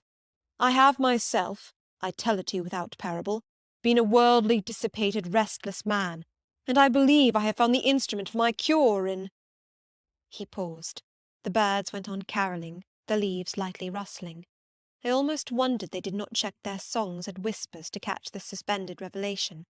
But they would have had to wait many minutes, so long was the silence protracted. At last I looked up at the tardy speaker. He was looking eagerly at me. "Little friend," said he, in quite a changed tone, while his face changed too, losing all its softness and gravity, and becoming harsh and sarcastic. "you have noticed my tender penchant for Miss Ingram. Don't you think if I married her she would regenerate me with a vengeance?" He got up instantly, went quite to the other end of the walk, and when he came back he was humming a tune. "Jane, Jane," said he, stopping before me, "you are quite pale with your vigils. Don't you curse me for disturbing your rest?" Curse you? No, sir. Shake hands in confirmation of the word. What cold fingers! They were warmer last night when I touched them at the door of the mysterious chamber. Jane, when will you watch with me again? Whenever I can be useful, sir. For instance, the night before I am married. I am sure I shall not be able to sleep. Will you promise to sit up with me to bear me company? To you I can talk of my lovely one, for now you have seen her and know her. Yes, sir. She's a rare one, is she not, Jane? Yes, sir. A strapper, a real strapper, Jane, big, brown, and buxom, with hair just such as the ladies of Carthage must have had. Bless me, there's Dent and Lynn in the stables. Go in by the shrubbery through that wicket. As I went one way, he went another, and I heard him in the yard saying cheerfully, Mason got the start of you all this morning. He was gone before sunrise. I rose at 4 to see him off. Chapter 21. Presentiments are strange things, and so are sympathies, and so are signs, and the three combined make one mystery to which humanity has not yet found the key. I never laughed at presentiments in my life, because I have had strange ones of my own. Sympathies, I believe, exist, for instance, between far distant, long absent, wholly estranged relatives asserting, notwithstanding their alienation, the unity of the source to which each traces his origin, whose workings baffle mortal comprehension. And signs, for aught we know, may be but the sympathies of nature with man.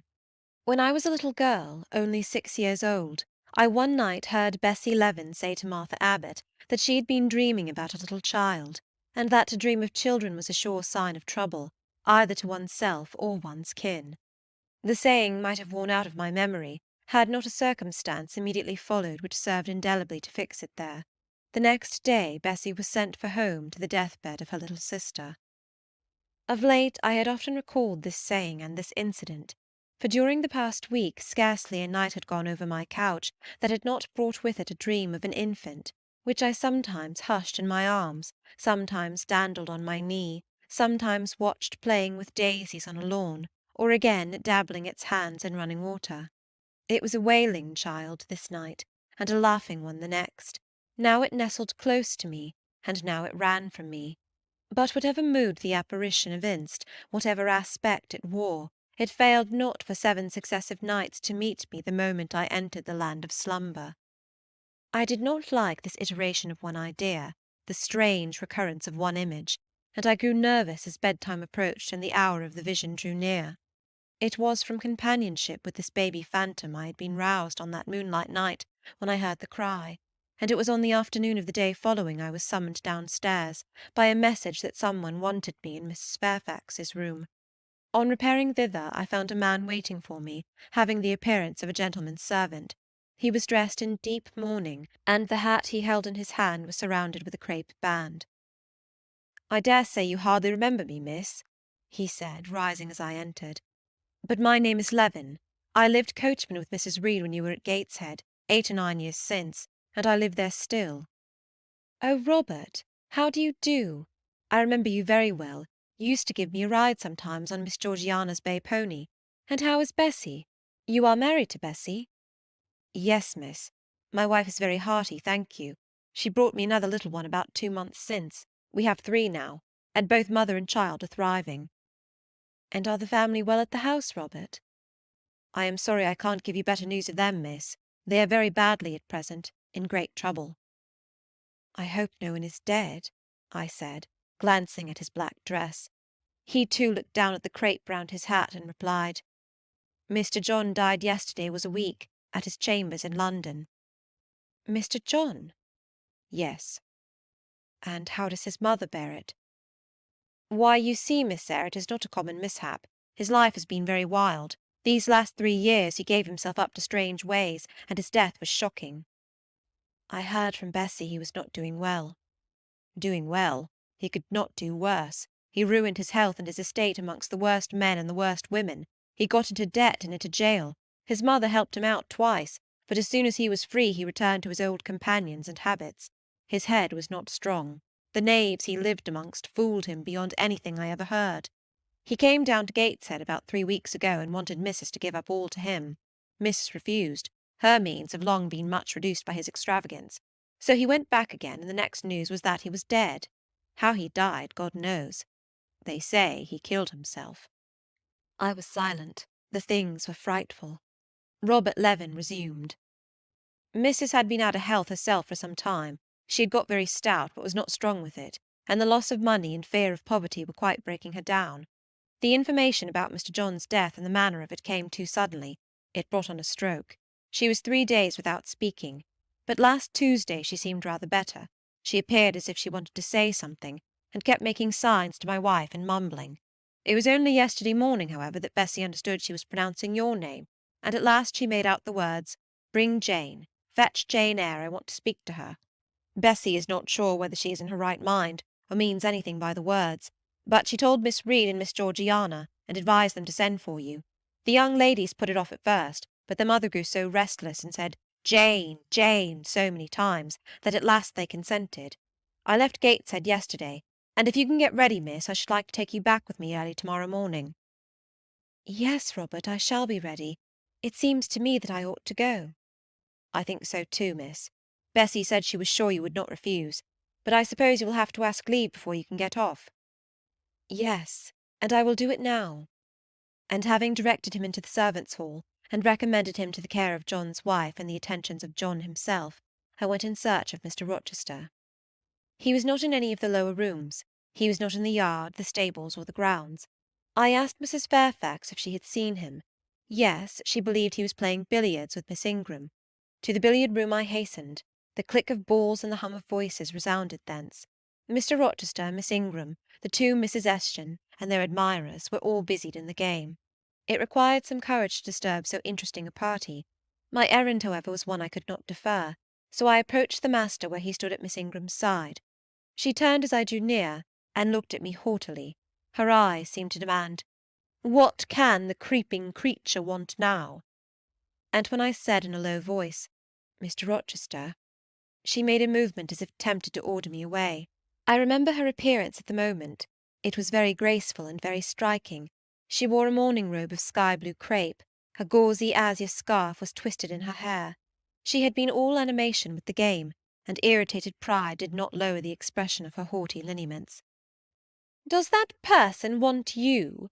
she inquired of Mr. Rochester, and Mr. Rochester turned to see who the person was. He made a curious grimace, one of his strange and equivocal demonstrations, threw down his cue, and followed me from the room. "Well, Jane," he said, as he rested his back against the schoolroom door, which he had shut. "If you please, sir, I want leave of absence for a week or two." "What to do? Where to go?" "To see a sick lady who has sent for me." "What sick lady? Where does she live?" "At Gateshead, in Blankshire." "Blankshire? That is 100 miles off. Who may she be that she sends for people to see her at that distance?" "Her name is Reed, sir. Mrs. Reed." "Reed of Gateshead? There was a Reed of Gateshead, a magistrate." "It is his widow, sir." "And what have you to do with her? How do you know her?" "Mr. Reed was my uncle, my mother's brother." "The deuce he was! You never told me that before. You always said you had no relations." "None that would own me, sir. Mr. Reed is dead, and his wife cast me off." "Why?" "Because I was poor and burdensome, and she disliked me." "But Reed left children. You must have cousins. The George Lynn was talking of a Reed of Gateshead yesterday, who, he said, was one of the veriest rascals on town, and Ingram was mentioning a Georgiana Reed of the same place, who was much admired for her beauty a season or two ago in London." "John Reed is dead too, sir. He ruined himself and half-ruined his family, and is supposed to have committed suicide. The news so shocked his mother that it brought on an apoplectic attack." "And what good can you do her? Nonsense, Jane. I would never think of running 100 miles to see an old lady, who will perhaps be dead before you reach her. Besides, you say she cast you off." "Yes, sir, but that is long ago, and when her circumstances were very different. I could not be easy to neglect her wishes now." "How long will you stay?" "As short a time as possible, sir." "Promise me only to stay a week." "I had better not pass my word. I might be obliged to break it." "At all events, you will come back. You will not be induced under any pretext to take up a permanent residence with her." "Oh, no. I shall certainly return if all be well." "And who goes with you? You don't travel 100 miles alone." "No, sir. She has sent her coachman." "A person to be trusted?" "Yes, sir. He has lived 10 years in the family." Mr. Rochester meditated. "When do you wish to go?" Early tomorrow morning, sir. Well, you must have some money. You can't travel without money, and I dare say you have not much. I have given you no salary yet. How much have you in the world, Jane? He asked, smiling. I drew out my purse. A meagre thing it was. 5 shillings, sir. He took the purse, poured the hoard into his palm, and chuckled over it as if his scantiness amused him. Soon he produced his pocket-book. Here, said he, offering me a note. It was £50, and he owed me but 15. I told him I had no change. I don't want change, you know that. Take your wages. I declined accepting more than was my due. He scowled at first, then, as if recollecting something, he said, Right, right. Better not give you all now. You would, perhaps, stay away 3 months if you had £50. There are 10. Is it not plenty? Yes, sir, but now you owe me 5. Come back for it, then. I am your banker for £40. Mr. Rochester, I may as well mention another matter of business to you while I have the opportunity. Matter of business? I am curious to hear it. You have as good as informed me, sir, that you are going shortly to be married. Yes. What then? In that case, sir, Adele ought to go to school. I am sure you'll perceive the necessity of it. To get her out of my bride's way, who might otherwise walk over her rather too emphatically. There's sense in the suggestion, not a doubt of it. Adele, as you say, must go to school, and you, of course, must march straight to the devil? I hope not, sir, but I must seek another situation somewhere. In course, he exclaimed, with a twang of voice and a distortion of features equally fantastic and ludicrous. He looked at me some minutes. And old Madam Reed or the misses, her daughters, will be solicited by you to seek a place, I suppose? No, sir. I am not on such terms with my relatives as would justify me in asking favours of them, but I shall advertise. You shall walk up the pyramids of Egypt, he growled. At your peril you advertise. I wish I had only offered you a sovereign instead of £10. Give me back £9, Jane. I've a use for it. And so have I, sir, I returned, putting my hands and my purse behind me. I could not spare the money on any account. Little niggard, said he, refusing me a pecuniary request. Give me £5, Jane. Not 5 shillings, sir, nor 5 pence. Just let me look at the cash. No, sir, you are not to be trusted. Jane. Sir. Promise me one thing. I'll promise you anything, sir, that I think I am likely to perform. Not to advertise, and to trust this quest of a situation to me. I'll find you one in time. I shall be glad to do so, sir, if you in your turn will promise that I and Adele shall be both safe out of the house before your bride enters it. Very well, I'll pledge my word on it. You go tomorrow, then? Yes, sir, early. Shall you come down to the drawing-room after dinner? No, sir, I must prepare for the journey.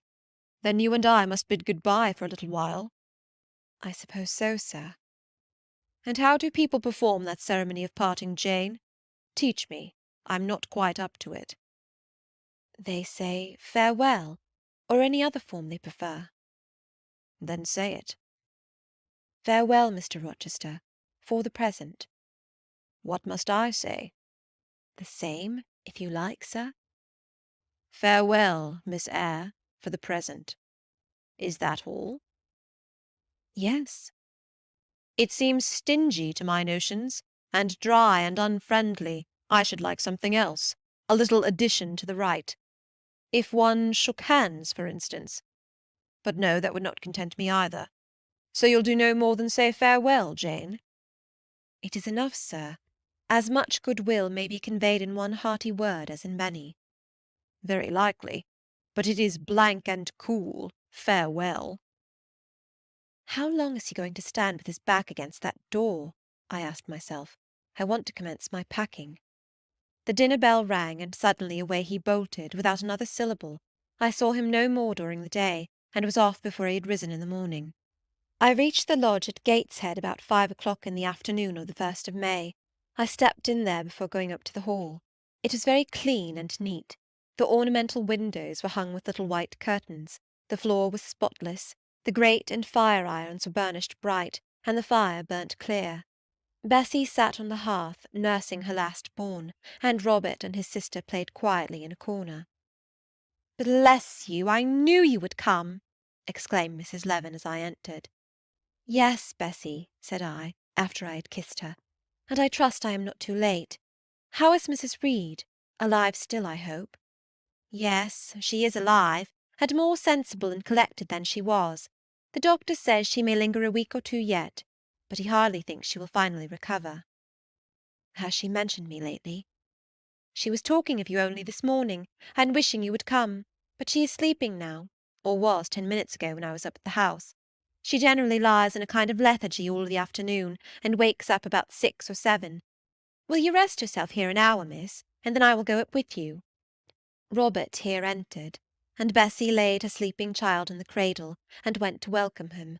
Afterwards she insisted on my taking off my bonnet and having some tea, for she said I looked pale and tired. I was glad to accept her hospitality, and I submitted to be relieved of my travelling garb just as passively as I used to let her undress me when a child. Old times crowded fast back on me as I watched her bustling about, setting out the tea-tray with her best china, cutting bread and butter, toasting a tea-cake, and between whiles giving little Robert or Jane an occasional tap or push, just as she used to give me in former days. Bessie had retained her quick temper as well as her light foot and good looks. Tea ready, I was going to approach the table, but she desired me to sit still, quite in her old peremptory tones.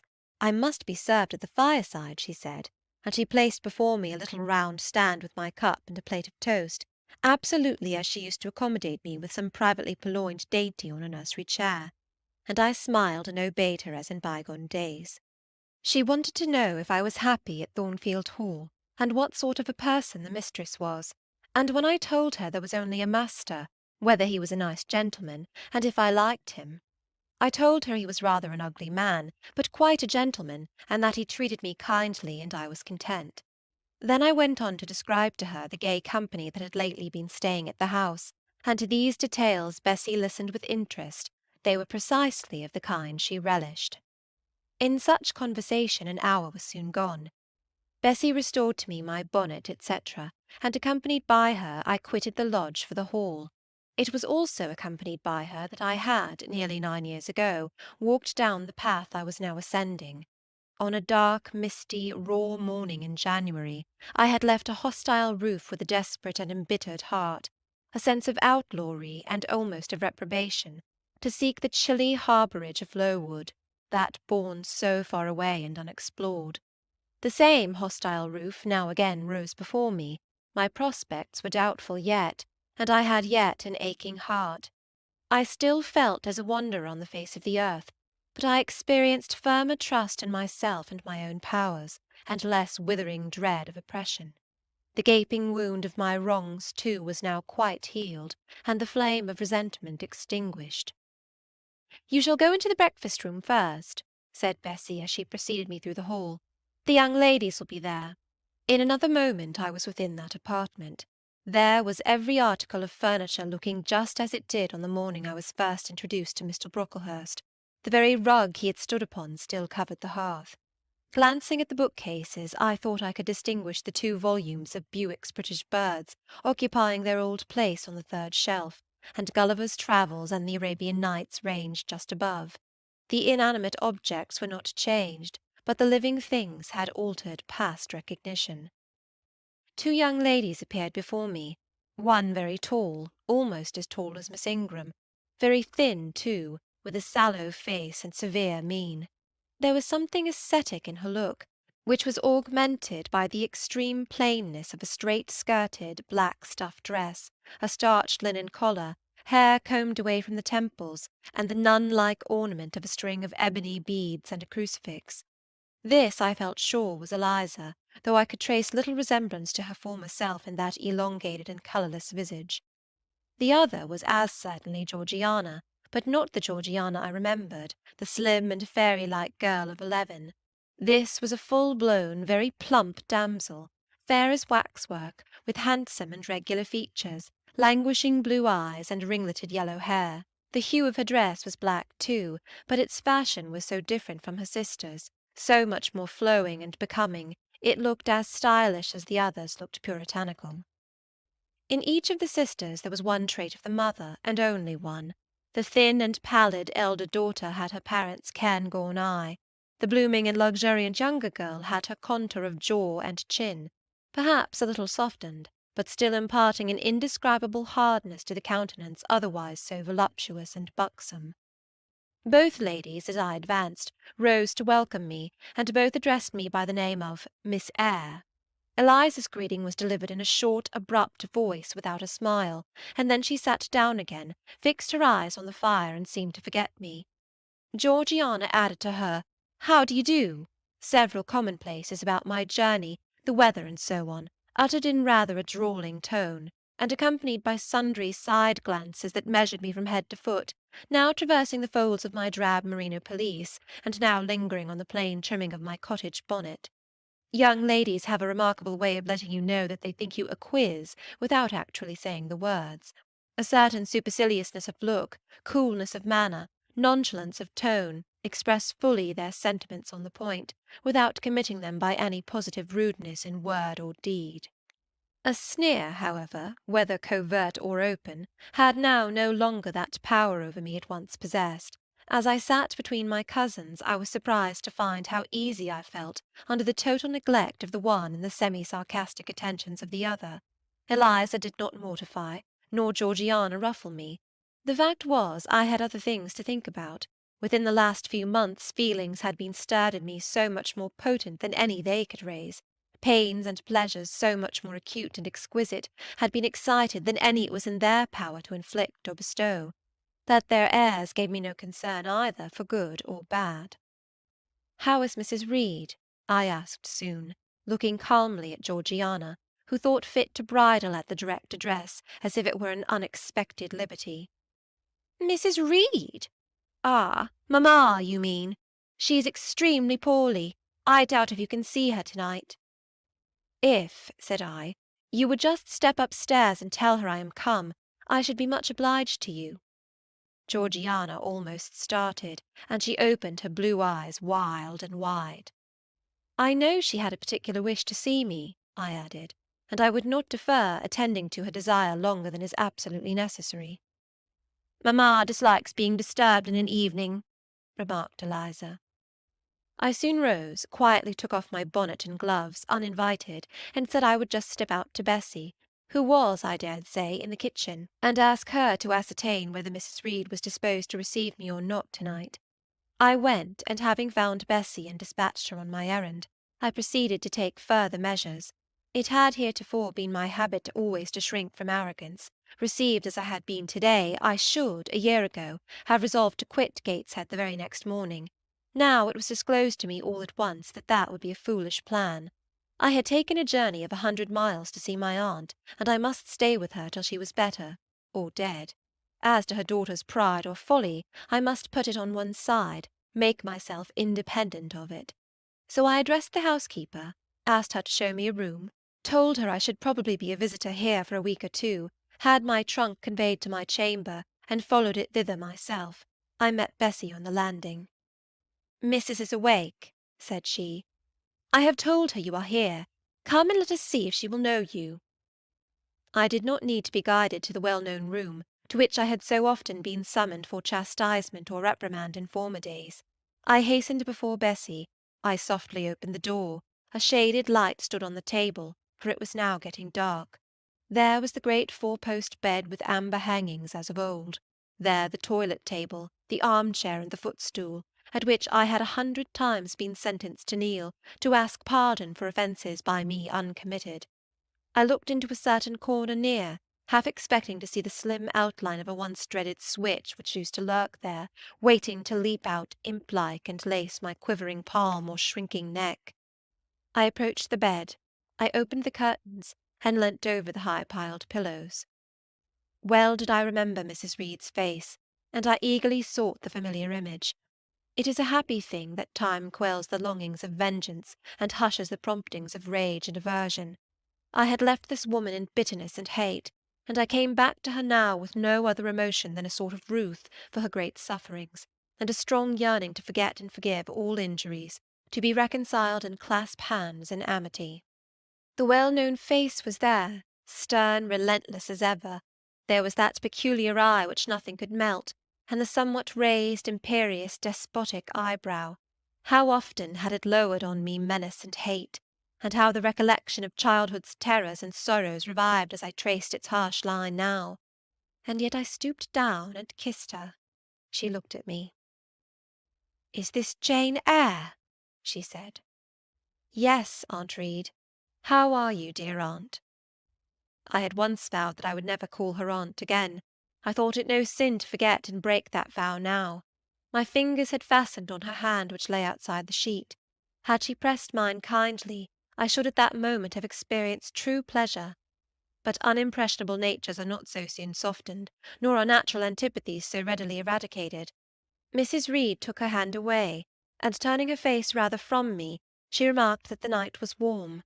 Again she regarded me so icily, I felt at once that her opinion of me, her feeling towards me, was unchanged and unchangeable.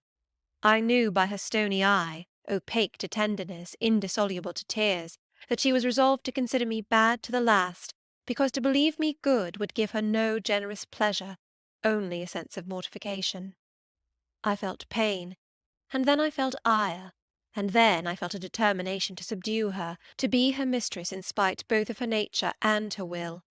My tears had risen just as in childhood. I ordered them back to their source. I brought a chair to the bed-head. I sat down and leaned over the pillow. "You sent for me," I said, "and I am here, and it is my intention to stay till I see how you get on." "Oh, of course. You have seen my daughters?" "Yes." "Well, you may tell them I wish you to stay till I can talk some things over with you I have on my mind. To-night it is too late, and I have a difficulty in recalling them. But there was something I wished to say. Let me see." The wandering look and changed utterance told me what wreck had taken place in her once vigorous frame. Turning restlessly, she drew the bedclothes round her. My elbow, resting on a corner of the quilt, fixed it down. She was at once irritated. "Sit up," said she. "Don't annoy me with holding the clothes fast. Are you Jane Eyre?" "I am Jane Eyre." "I have had more trouble with that child than anyone would believe. Such a burden to be left on my hands, and so much annoyance has she caused me daily and hourly with her incomprehensible disposition, and her sudden starts of temper, and her continual unnatural watchings of one's movements. I declare she talked to me once like something mad, or like a fiend. No child ever spoke or looked as she did. I was glad to get her away from the house. What did they do with her at Lowood? The fever broke out there, and many of the pupils died. She, however, did not die, but I said she did. I wish she had died." "A strange wish, Mrs. Reed. Why do you hate her so?" "I had a dislike to her mother always, for she was my husband's only sister, and a great favourite with him. He opposed the family's disowning her when she made her low marriage, and when news came of her death he wept like a simpleton. He would send for the baby, though I entreated him rather to put it out to nurse and pay for its maintenance. I hated it the first time I set my eyes on it, a sickly, whining, pining thing. It would wail in its cradle all night long, not screaming heartily like any other child, but whimpering and moaning. Reed pitied it, and he used to nurse it and notice it as if it had been his own. More, indeed, than he ever noticed his own at that age. He would try to make my children friendly to the little beggar. The darlings could not bear it, and he was angry with them when they showed their dislike. In his last illness he had it brought continually to his bedside, and but an hour before he died he bound me by vow to keep the creature. I would as soon have been charged with a pauper brat out of a workhouse, but he was weak, naturally weak. John does not at all resemble his father, and I am glad of it. John is like me and like my brothers. He is quite a Gibson. Oh, I wish he would cease tormenting me with letters for money. I have no more money to give him. We are getting poor. I must send away half my servants and shut up part of the house, or let it off. I can never submit to do that. Yet how are we to get on? 2/3 of my income goes in paying the interest of mortgages. John gambles dreadfully and always loses, poor boy. He is beset by sharpers. John is sunk and degraded. His look is frightful. I feel ashamed for him when I see him." She was getting much excited. "I think I had better leave her now," said I to Bessie, who stood on the other side of the bed. Perhaps you had, miss, but she often talks in this way towards night. In the morning she is calmer. I rose. Stop! exclaimed Mrs. Reed. There is another thing I wish to say. He threatens me. He continually threatens me with his own death, or mine, and I dream sometimes that I see him laid out with a great wound in his throat, or with a swollen and blackened face. I am come to a strange pass. I have heavy troubles. What is to be done? How is the money to be had? Bessie now endeavoured to persuade her to take a sedative draught. She succeeded with difficulty. Soon after, Mrs. Reed grew more composed and sank into a dozing state. I then left her. More than 10 days elapsed before I had again any conversation with her. She continued either delirious or lethargic, and the doctor forbade everything which could painfully excite her. Meantime, I got on as well as I could with Georgiana and Eliza. They were very cold indeed at first. Eliza would sit half the day sewing, reading, or writing, and scarcely utter a word either to me or her sister. Georgiana would chatter nonsense to her canary bird by the hour and take no notice of me. But I was determined not to seem at a loss for occupation or amusement. I had brought my drawing materials with me, and they served me for both. Provided with a case of pencils and some sheets of paper, I used to take a seat apart from them, near the window, and busy myself in sketching fancy vignettes, representing any scene that happened momentarily to shape itself in the ever-shifting kaleidoscope of imagination. A glimpse of sea between two rocks, the rising moon, and a ship crossing its disk, a group of reeds and water-flags, and a naiad's head, crowned with lotus flowers rising out of them, an elf sitting in a hedge-sparrow's nest, under a wreath of hawthorn bloom. One morning I fell to sketching a face. What sort of a face it was to be I did not care or know. I took a soft black pencil, gave it a broad point, and worked away. Soon I had traced on the paper a broad and prominent forehead, and a square lower outline of visage. That contour gave me pleasure. My fingers proceeded actively to fill it with features. Strongly marked horizontal eyebrows must be traced under that brow. Then followed naturally a well-defined nose, with a straight ridge and full nostrils, then a flexible-looking mouth, by no means narrow, then a firm chin, with a decided cleft down the middle of it. Of course some black whiskers were wanted, and some jetty hair tufted on the temples and waved above the forehead. Now for the eyes. I had left them to the last because they required the most careful working. I drew them large, I shaped them well. The eyelashes I traced long and sombre, the irids lustrous and large. Good, but not quite the thing, I thought as I surveyed the effect. They want more force and spirit. And I wrought the shades blacker, that the lights might flash more brilliantly. A happy touch or two secured success. There, I had a friend's face under my gaze, and what did it signify that those young ladies turned their backs on me? I looked at it. I smiled at the speaking likeness. I was absorbed and content. "Is that a portrait of someone you know?" asked Eliza, who had approached me unnoticed. I responded that it was merely a fancy head, and hurried it beneath the other sheets. Of course I lied. It was, in fact, a very faithful representation of Mr. Rochester. But what was that to her, or to anyone but myself? Georgiana also advanced to look. The other drawings pleased her much, but she called that an ugly man. They both seemed surprised at my skill.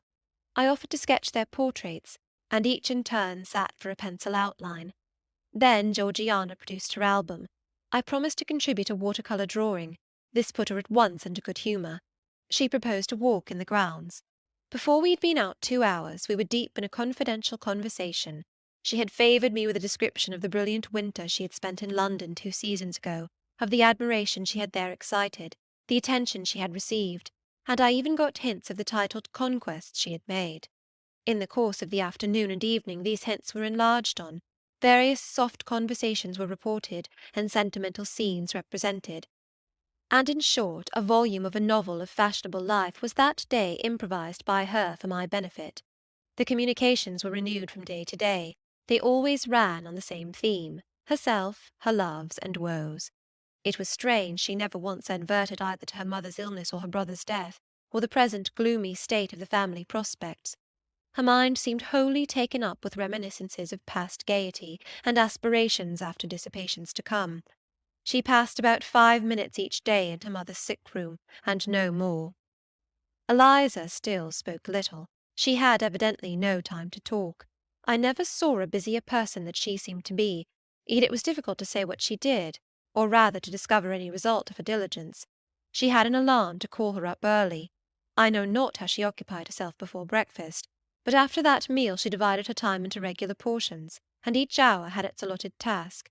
3 times a day she studied a little book, which I found on inspection was a common prayer book. I asked her once what was the great attraction of that volume, and she said, "The rubric." 3 hours a day she gave to stitching with gold thread the border of a square crimson cloth, almost large enough for a carpet.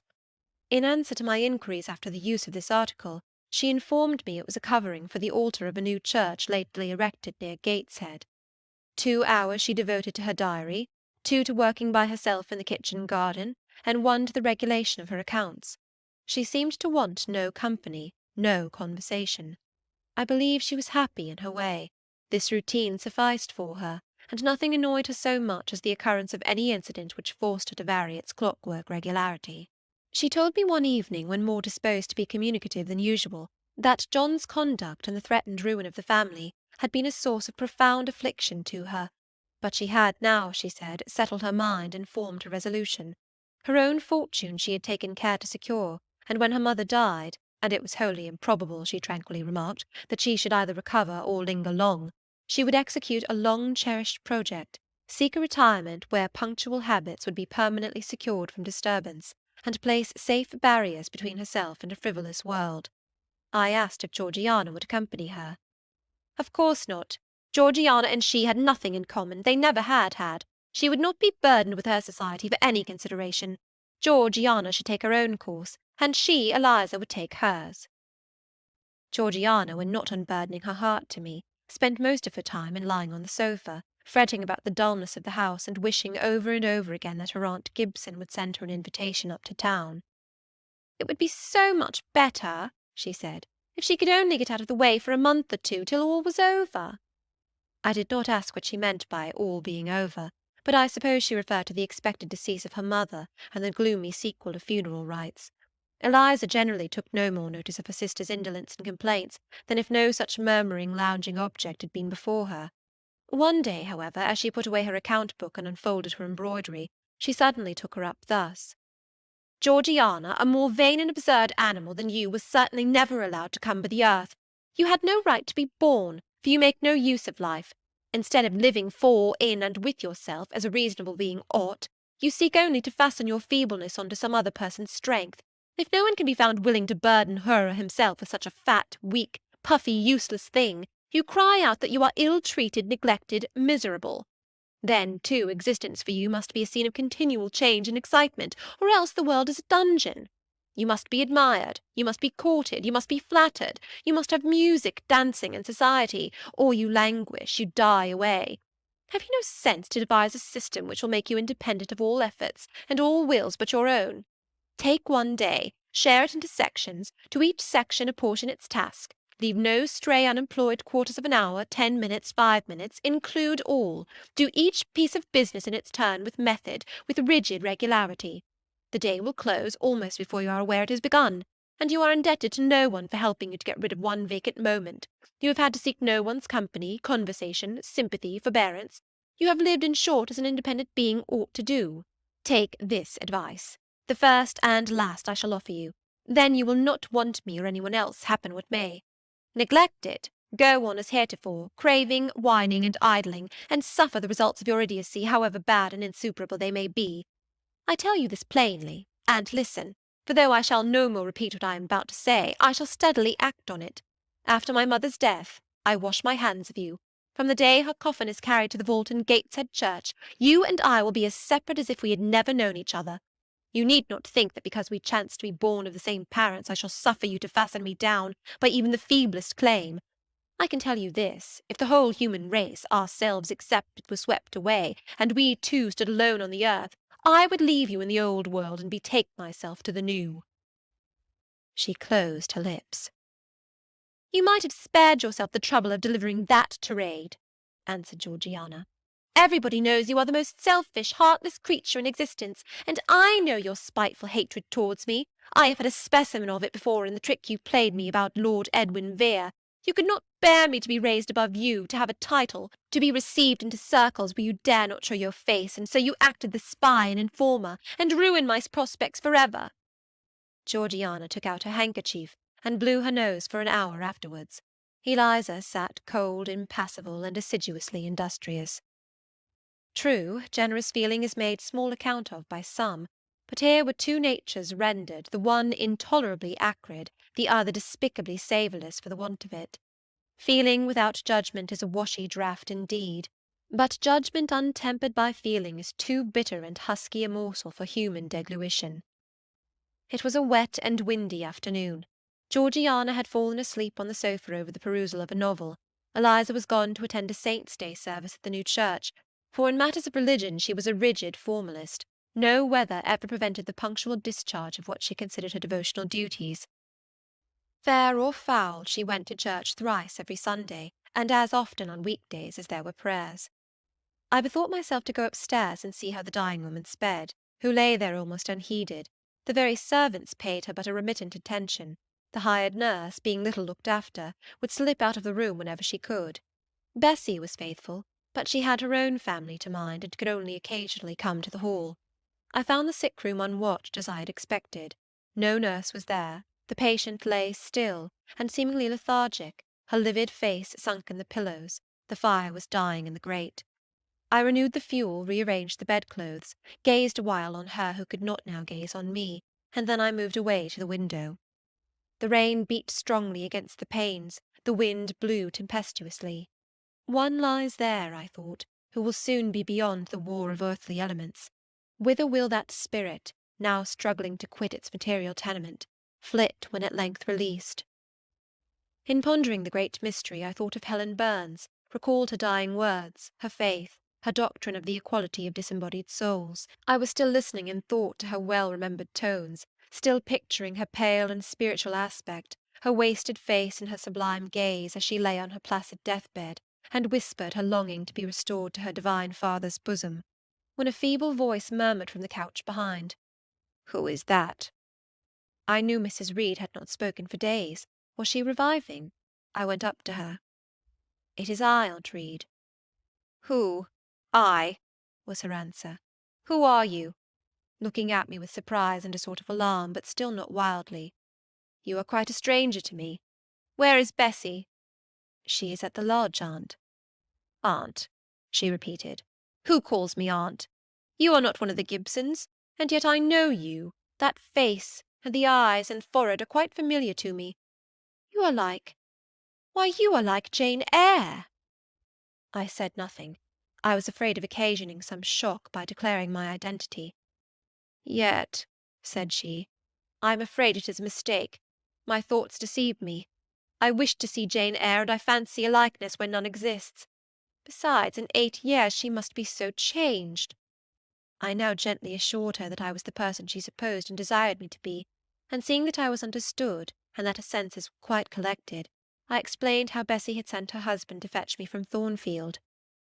"I am very ill, I know," she said ere long. "I was trying to turn myself a few minutes since, and find I cannot move a limb. It is as well I should ease my mind before I die. What we think little of in health burdens us at such an hour as the present is to me. Is the nurse here, or is there no one in the room but you?" I assured her we were alone. "Well, I have twice done you a wrong which I regret now. One was in breaking the promise which I gave my husband to bring you up as my own child. The other—" She stopped. "After all, it is of no great importance, perhaps," she murmured to herself. "And then I make it better, and to humble myself so to her is painful." She made an effort to alter her position, but failed. Her face changed. She seemed to experience some inward sensation, the precursor, perhaps, of the last pang. "Well, I must get it over. Eternity is before me. I had better tell her. Go to my dressing-case, open it, and take out a letter you will see there." I obeyed her directions. "Read the letter," she said. It was short, and thus conceived. "Madam, Will you have the goodness to send me the address of my niece Jane Eyre, and to tell me how she is? It is my intention to write shortly, and desire her to come to me at Madeira. Providence has blessed my endeavours to secure a competency, and as I am unmarried and childless, I wish to adopt her during my life, and bequeath her at my death whatever I may have to leave. I am, madam, etc., etc., John Eyre, Madeira. It was dated 3 years back. Why did I never hear of this? I asked. Because I disliked you too fixedly and thoroughly ever to lend a hand in lifting you to prosperity. I could not forget your conduct to me, Jane, the fury with which you once turned on me, the tone in which you declared you abhorred me, the worst of anybody in the world, the unchildlike look and voice with which you affirmed that the very thought of me made you sick, and asserted that I had treated you with miserable cruelty. I could not forget my own sensations when you thus started up and poured out the venom of your mind. I felt fear as if an animal that I had struck or pushed had looked up at me with human eyes and cursed me in a man's voice. Bring me some water. Oh, make haste. Dear Mrs. Reed, said I, as I offered her the draught she required, think no more of all this. Let it pass away from your mind. Forgive me for my passionate language. I was a child then. 8, 9 years had passed since that day. She heeded nothing of what I said, but when she had tasted the water and drawn breath, she went on thus. I tell you I could not forget it, and I took my revenge. For you to be adopted by your uncle and placed in an estate of ease and comfort was what I could not endure. I wrote to him. I said I was sorry for his disappointment, but Jane Eyre was dead. She had died of typhus fever at Lowood. Now act as you please. Write and contradict my assertion. Expose my falsehood as soon as you like. You were born, I think, to be my torment.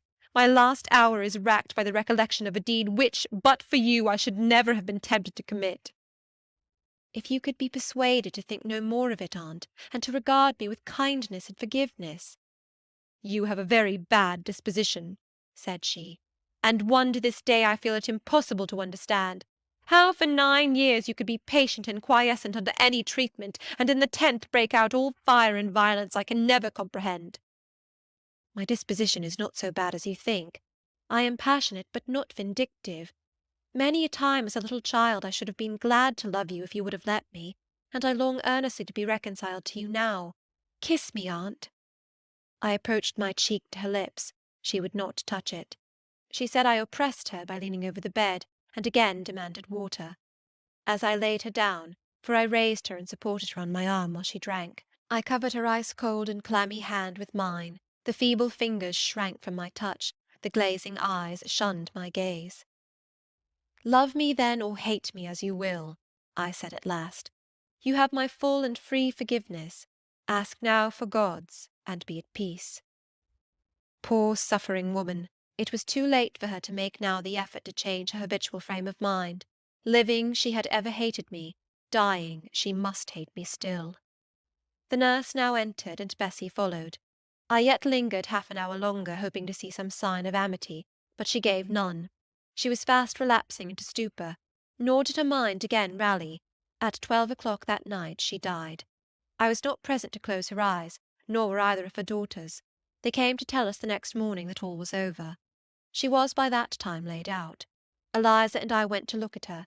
Georgiana, who had burst into loud weeping, said she dared not go. There was stretched Sarah Reed's once robust and active frame, rigid and still. Her eye of flint was covered with its cold lid. Her brow and strong traits wore yet the impress of her inexorable soul. A strange and solemn object was that corpse to me. I gazed on it with gloom and pain. Nothing soft, nothing sweet, nothing pitying or hopeful or subduing did it inspire, only a grating anguish for her woes, not my loss, and a sombre, tearless dismay at the fearfulness of death in such a form. Eliza surveyed her parent calmly. After a silence of some minutes she observed, with her constitution she should have lived to a good old age. Her life was shortened by trouble. And then a spasm constricted her mouth for an instant. As it passed away she turned and left the room, and so did I. Neither of us had dropped a tear. Chapter 22. Mr. Rochester had given me but 1 week's leave of absence, yet a month elapsed before I quitted Gateshead. I wished to leave immediately after the funeral, but Georgiana entreated me to stay till she could get off to London, whither she was now at last invited by her uncle, Mr. Gibson, who had come down to direct his sister's interment and settle the family affairs. Georgiana said she dreaded being left alone with Eliza. From her she got neither sympathy in her dejection, support in her fears, nor aid in her preparations. So I bore with her feeble-minded wailings and selfish lamentations as well as I could, and did my best in sewing for her and packing her dresses. It is true that while I worked, she would idle, and I thought to myself, if you and I were destined to live always together, cousin, we would commence matters on a different footing. I should not settle tamely down into being the forbearing party. I should assign you your share of labour, and compel you to accomplish it, or else it should be left undone. I should insist also on your keeping some of those drawling, half-insincere complaints hushed in your own breast.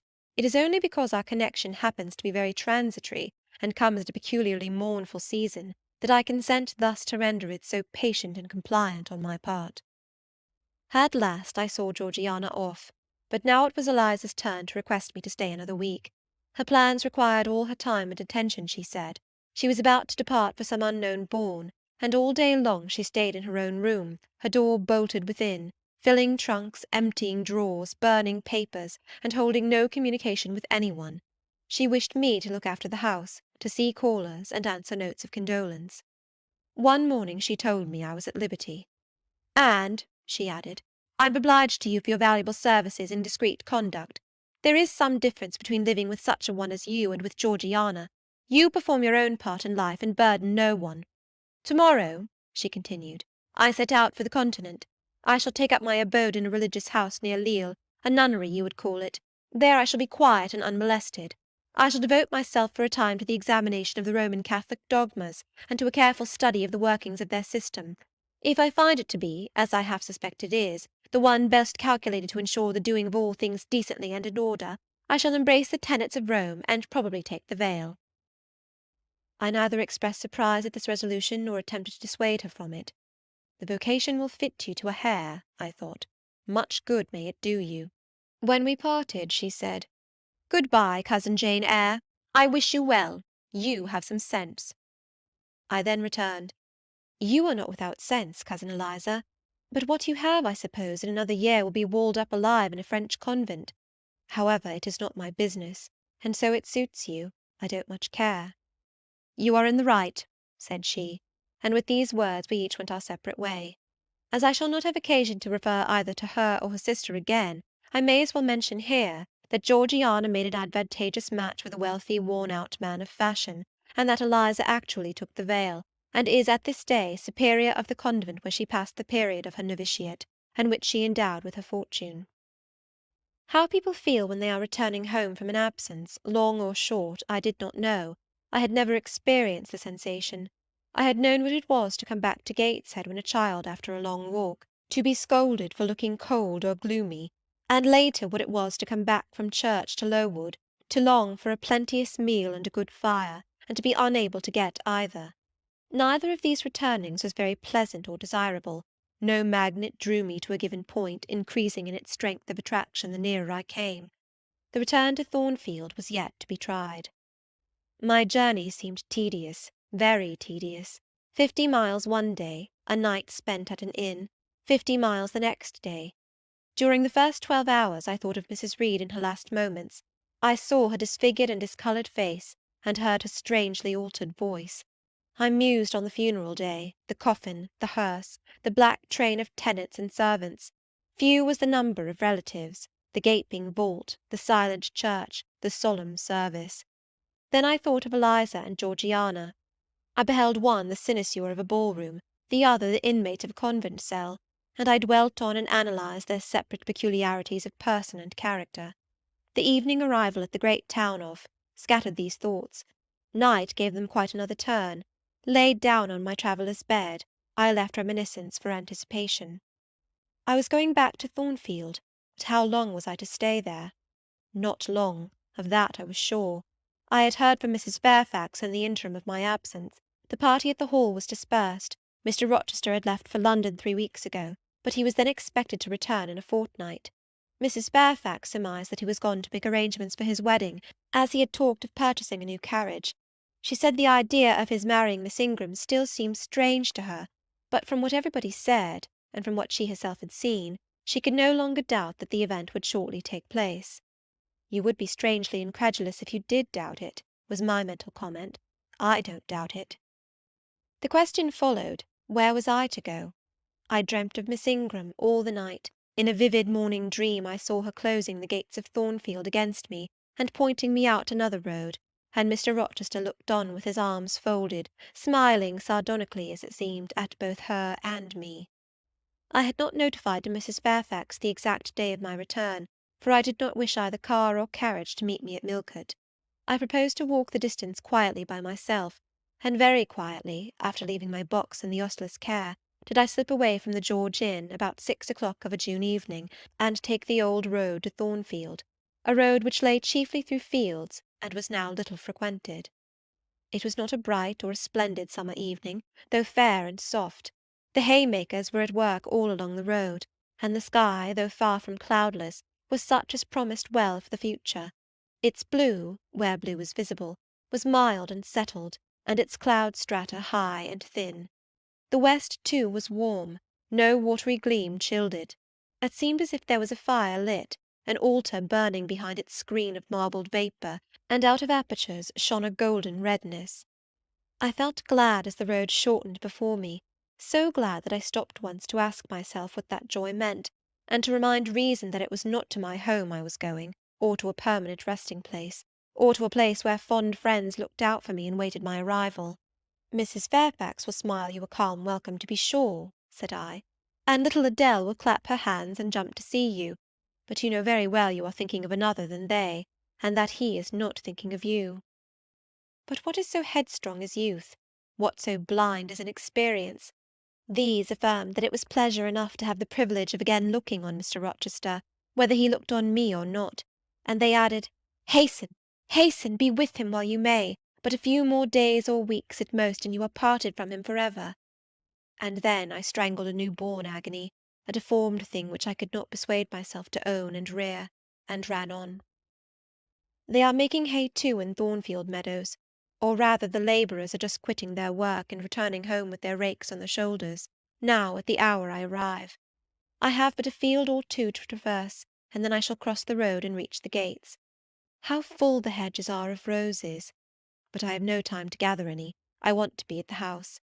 I passed a tall briar, shooting leafy and flowery branches across the path. I see the narrow stile with stone steps.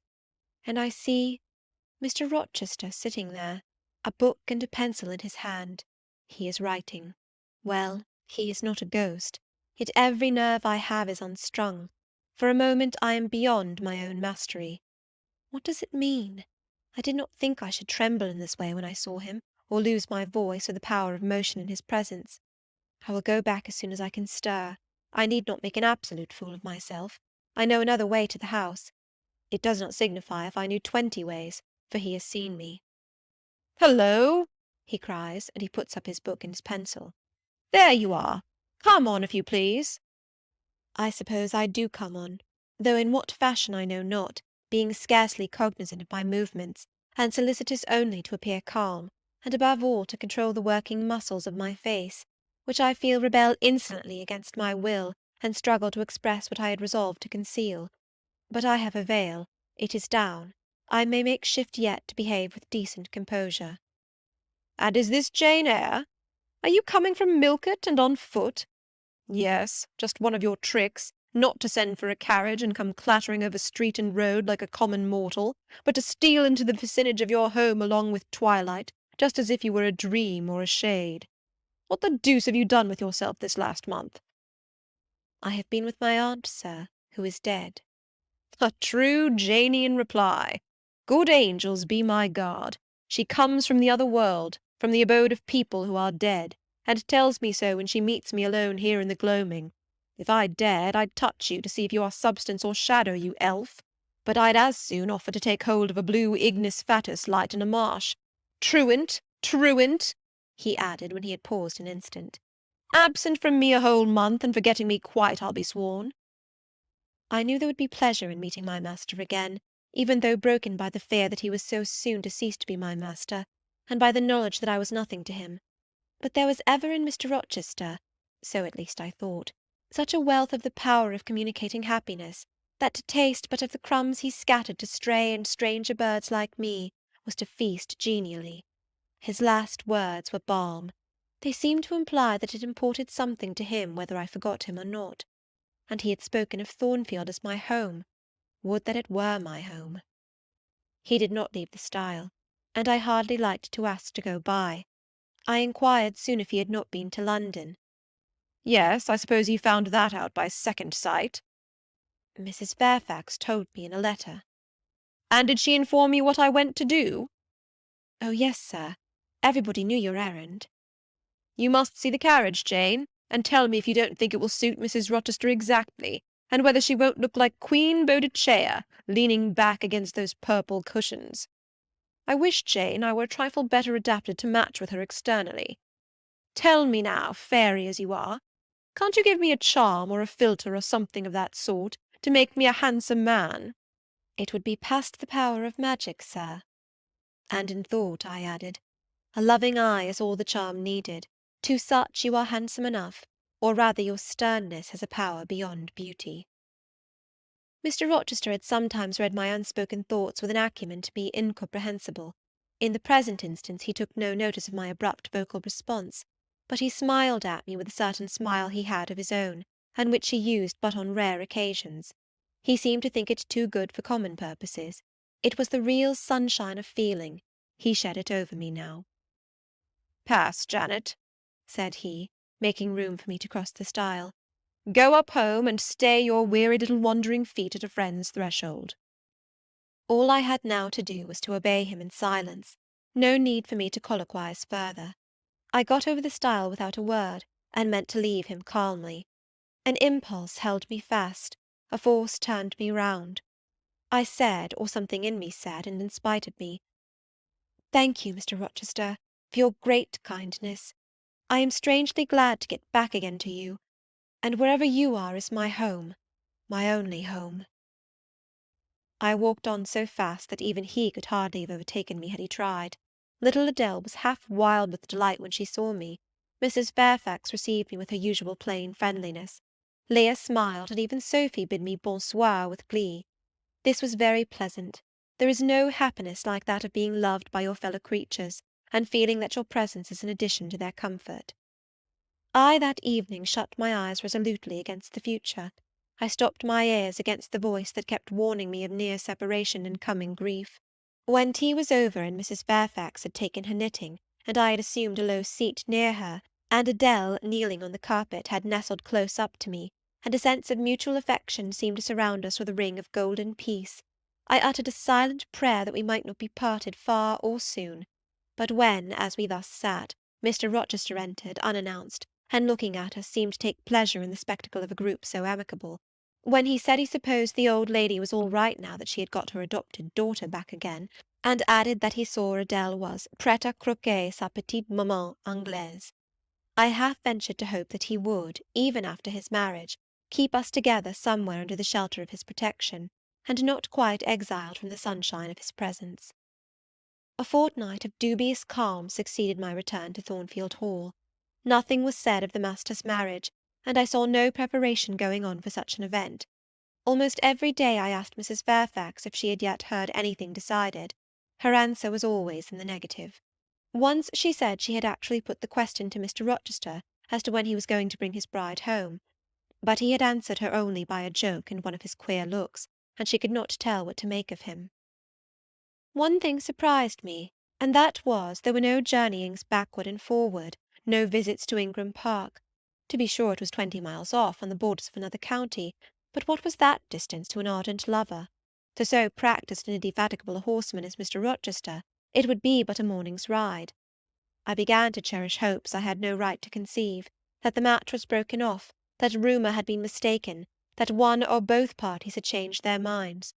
I used to look at my master's face to see if it was sad or fierce, but I could not remember the time when it had been so uniformly clear of clouds or evil feelings. If, in the moments I and my pupil spent with him, I lacked spirits and sank into inevitable dejection, he became even gay. Never had he called me more frequently to his presence, never been kinder to me when there, and alas, Never had I loved him so well. Chapter 23. A splendid midsummer shone over England, skies so pure, suns so radiant as were then seen in long succession, seldom favour even singly our wave-girt land. It was as if a band of Italian days had come from the south, like a flock of glorious passenger birds, and lighted to rest them on the cliffs of Albion. The hay was all got in, the fields round Thornfield were green and shorn, the roads white and baked, the trees were in their dark prime, hedge and wood full-leaved and deeply tinted, contrasted well with the sunny hue of the cleared meadows between. On Midsummer Eve, Adele, weary with gathering wild strawberries in Hay Lane half the day, had gone to bed with the sun. I watched her drop asleep, and when I left her, I sought the garden. It was now the sweetest hour of the 24. Day its fervid fires had wasted, and dew fell cool on panting plain and scorched summit. Where the sun had gone down in simple state, pure of the pomp of clouds, spread a solemn purple, burning with the light of red jewel and furnace flame at one point, on one hill peak, and extending high and wide, soft and still softer, over half heaven. The east had its own charm or fine deep blue, and its own modest gem, a casino and solitary star. Soon it would boast the moon, but she was yet beneath the horizon. I walked a while on the pavement, but a subtle, well-known scent, that of a cigar, stole from some window. I saw the library casement opened a hand's breadth. I knew I might be watched thence, so I went apart into the orchard. No nook in the grounds more sheltered and more Eden-like. It was full of trees, it bloomed with flowers. A very high wall shut it out from the court on one side. On the other a beech avenue screened it from the lawn. At the bottom was a sunk fence, its sole separation from lonely fields, a winding walk bordered with laurels and terminating in a giant horse-chestnut, circled at the base by a seat, led down to the fence. Here one could wander unseen. While such honeydew fell, such silence reigned, such gloaming gathered, I felt as if I could haunt such shade forever. But in threading the flower and fruit parterres at the upper part of the enclosure, enticed there by the light the now rising moon cast on this more open quarter, my step is stayed, not by sound, not by sight, but once more by a warning fragrance. Sweetbriar and southernwood, jasmine, pink, and rose, have long been yielding their evening sacrifice of incense. This new scent is neither of shrub nor flower. It is, I know it well, it is Mr. Rochester's cigar. I look round and I listen. I see trees laden with ripening fruit. I hear a nightingale warbling in a wood half a mile off. No moving form is visible, no coming step audible, but that perfume increases. I must flee. I make for the wicket leading to the shrubbery, and I see Mr. Rochester entering. I step aside into the ivy recess. He will not stay long. He will soon return whence he came, and if I sit still he will never see me. But no, eventide is as pleasant to him as to me, and this antique garden as attractive, and he strolls on, now lifting the gooseberry-tree branches to look at the fruit, large as plums, with which they are laden, now taking a ripe cherry from the wall, now stooping toward a knot of flowers, either to inhale their fragrance or to admire the dew-beads on their petals. A great moth goes humming by me. It alights on a plant at Mr. Rochester's foot. He sees it and bends to examine it. Now he has his back towards me, thought I, and he is occupied too, and perhaps if I walk softly I can slip away unnoticed. I trode on an edging of turf that the crackle of the pebbly gravel might not betray me. He was standing among the beds at a yard or two distant from where I had to pass. The moth apparently engaged him. I shall get by very well, I meditated. As I crossed his shadow, thrown long over the garden by the moon, not yet risen high, he said quietly without turning, "Jane, come and look at this fellow." I had made no noise. He had not eyes behind. Could his shadow feel? I started at first, and then I approached him. "Look at his wings," said he. "He reminds me rather of a West Indian insect. One does not often see so large and gay a night rover in England. There he has flown." The moth roamed away. I was sheepishly retreating also, but Mr. Rochester followed me, and when we reached the wicket he said, "Turn back. On so lovely a night it is a shame to sit in the house. and surely no one can wish to go to bed while sunset is thus at meeting with moonrise. It is one of my faults that though my tongue is sometimes prompt enough at an answer, there are times when it sadly fails me in framing an excuse, and always the lapse occurs at some crisis, when a facile word or plausible pretext is especially wanted to get me out of painful embarrassment. I did not like to walk at this hour alone with Mr. Rochester in the shadowy orchard, but I could not find a reason to allege for leaving him. I followed with lagging step, and thoughts busily bent on discovering a means of extrication, but he himself looked so composed and so grave also. I became ashamed of feeling any confusion. The evil, if evil existent or prospective there was, seemed to lie with me only. His mind was unconscious and quiet. Jane, he recommenced as we entered the laurel walk, and slowly strayed down in the direction of the sunk fence and the horse-chestnut. Thornfield is a pleasant place in summer, is it not? Yes, sir. You must have become in some degree attached to the house, you who have an eye for natural beauties and a good deal of the organ of adhesiveness. I am attached to it, indeed. And though I don't comprehend how it is, I perceive you have acquired a degree of regard for that foolish little child Adele, too, and even for simple Dame Fairfax. Yes, sir. In different ways I have an affection for both. And would be sorry to part with them. Yes. Pity, he said, and sighed and paused. It is always the way of events in this life, he continued presently. No sooner have you got settled in a pleasing resting-place than a voice calls out to you to rise and move on, for the hour of repose is expired. Must I move on, sir? I asked. Must I leave Thornfield? I believe you must, Jane. I am sorry, Janet, but I believe indeed you must. This was a blow, but I did not let it prostrate me. Well, sir, I shall be ready when the order to march comes. It is come now. I must give it tonight. Then you are going to be married, sir? Exactly, precisely. With your usual acuteness, you have hit the nail straight on the head. Soon, sir? Very soon, that is, Miss Eyre. And you'll remember, Jane, that the first time I, or rumour, plainly intimated to you that it was my intention to put my old bachelor's neck into the sacred noose, to enter into the holy estate of matrimony, to take Miss Ingram to my bosom, in short. She's an extensive armful, but that's not to the point. One can't have too much of such a very excellent thing as my beautiful Blanche. Well, as I was saying, listen to me, Jane. You're not turning your head to look after more moths, are you? That was only a lady clock, child, flying away home. I wish to remind you that it was you who first said to me, with that discretion I respect in you, with that foresight, prudence, and humility which befit your responsible and dependent position, that in case I married Miss Ingram, both you and little Adele had better trot forthwith. I pass over the sort of slur conveyed in this suggestion on the character of my beloved. Indeed, when you are far away, Janet, I'll try to forget it. I shall notice only its wisdom, which is such that I have made it my law of action. Adele must go to school, and you, Miss Eyre, must get a new situation. Yes, sir. I will advertise immediately, and meantime, I suppose— I was going to say, I suppose I may stay here till I find another shelter to betake myself to. But I stopped, feeling it would not do to risk a long sentence, for my voice was not quite under command. In about a month I hope to be a bridegroom, continued Mr. Rochester, and in the interim I shall myself look out for employment and an asylum for you. Thank you, sir. I am sorry to give— Oh, no need to apologize. I consider that when the dependent does her duty as well as you have done yours, she has a sort of claim upon her employer for any little assistance he can conveniently render her. Indeed, I have already, through my future mother-in-law, heard of a place that I think will suit. It is to undertake the education of the 5 daughters of Mrs. Dionysus O'Gall of Bitternut Lodge, Connaught, Ireland.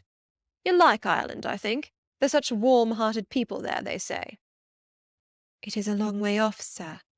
No matter. A girl of your sense will not object to the voyage or the distance. Not the voyage, but the distance. And then the sea is a barrier. From what, Jane? From England, and from Thornfield, and— Well? From you, sir. I said this almost involuntarily, and with as little sanction of free will. My tears gushed out. I did not cry so as to be heard, however. I avoided sobbing, The thought of Mrs. O'Gaull and Bitternut Lodge struck cold to my heart, and colder the thought of all the brine and foam, destined as it seemed to rush between me and the master at whose side I now walked, and coldest the remembrance of the wider ocean. Wealth, caste, custom intervened between me and what I naturally and inevitably loved. "It is a long way," I again said. "It is, to be sure, and when you get to Bitternut Lodge, Connaught Island, I shall never see you again, Jane. That's morally certain. I never go over to Ireland, not having myself much of a fancy for the country. We have been good friends, Jane, have we not?" "Yes, sir." "And when friends are on the eve of separation, they like to spend the little time that remains to them close to each other. Come, we'll talk over the voyage and the parting quietly half an hour or so, while the stars enter into their shining life up in heaven yonder. Here is the chestnut tree, here is the bench at its old roots. Come, we will sit there in peace tonight, though we should never more be destined to sit there together." He seated me and himself. "It is a long way to Ireland, Janet, and I am sorry to send my little friend on such weary travels. But if I can't do better, how is it to be helped? Are you anything akin to me, do you think, Jane?" I could risk no sort of answer by this time. My heart was still. "Because," he said, "I sometimes have a queer feeling with regard to you, especially when you are near me as now.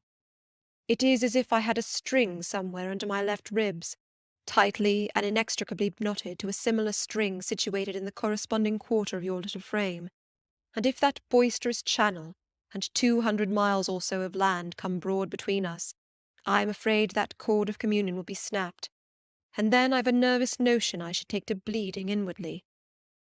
As for you, you'd forget me." "That I never should, sir. You know—" Impossible to proceed. "Jane, do you hear that nightingale singing in the wood? Listen." In listening, I sobbed convulsively, for I could repress what I endured no longer. I was obliged to yield, and I was shaken from head to foot with acute distress. When I did speak, it was only to express an impetuous wish that I had never been born or never come to Thornfield. "Because you are sorry to leave it?" The vehemence of emotion, stirred by grief and love within me, was claiming mastery, and struggling for full sway, and asserting a right to predominate, to overcome, to live, rise, and reign at last, yes, and to speak. "I grieve to leave Thornfield. I love Thornfield.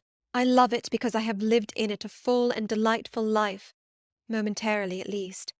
I have not been trampled on. I have not been petrified. I have not been buried with inferior minds and excluded from every glimpse of communion with what is bright and energetic and high. I have talked face to face with what I reverence, with what I delight in, with an original, a vigorous, and expanded mind. I have known you, Mr. Rochester, and it strikes me with terror and anguish to feel I absolutely must be torn from you for ever. I see the necessity of departure, and it is like looking on the necessity of death." "Where do you see the necessity?" he asked suddenly. "Where? You, sir, have placed it before me."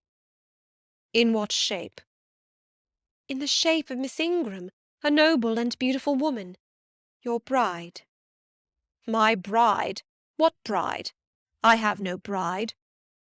"But you will have." "Yes, I will. I will." He set his teeth. "Then I must go. You have said it yourself." "No, you must stay. I swear it, and the oath shall be kept." "I tell you I must go," I retorted, roused to something like passion. "Do you think I can stay to become nothing to you? Do you think I am an automaton, a machine without feelings, and can bear to have my morsel of bread snatched from my lips and my drop of living water dashed from my cup? Do you think, because I am poor, obscure, plain, and little, I am soulless and heartless? You think wrong. I have as much soul as you, and full as much heart, and if God had gifted me with some beauty and much wealth, I should have made it as hard for you to leave me as it is now for me to leave you. I am not talking to you now through the medium of custom, conventionalities, or even of mortal flesh. It is my spirit that addresses your spirit, just as if both had passed through the grave and we stood at God's feet, equal as we are." "As we are," repeated Mr. Rochester.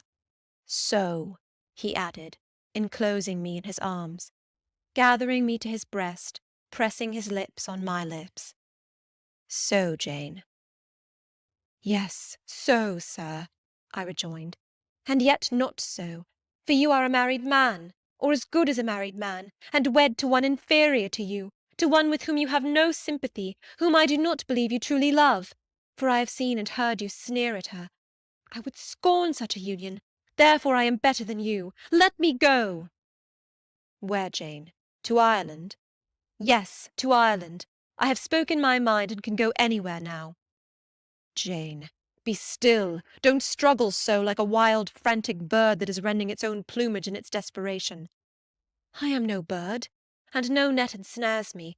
I am a free human being with an independent will, which I now exert to leave you." Another effort set me at liberty, and I stood erect before him. "And your will shall decide your destiny," he said. "I offer you my hand, my heart, and a share of all my possessions." "You play a farce, which I merely laugh at."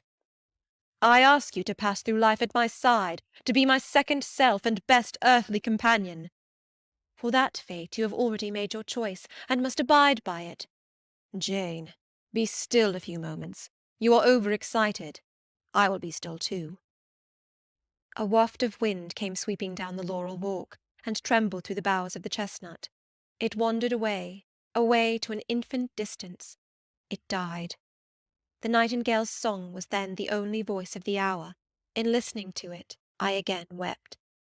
Mr. Rochester sat quiet, looking at me gently and seriously. Some time passed before he spoke. He at last said, "Come to my side, Jane, and let us explain and understand one another." "I will never again come to your side. I am torn away now, and cannot return." "But, Jane, I summon you as my wife.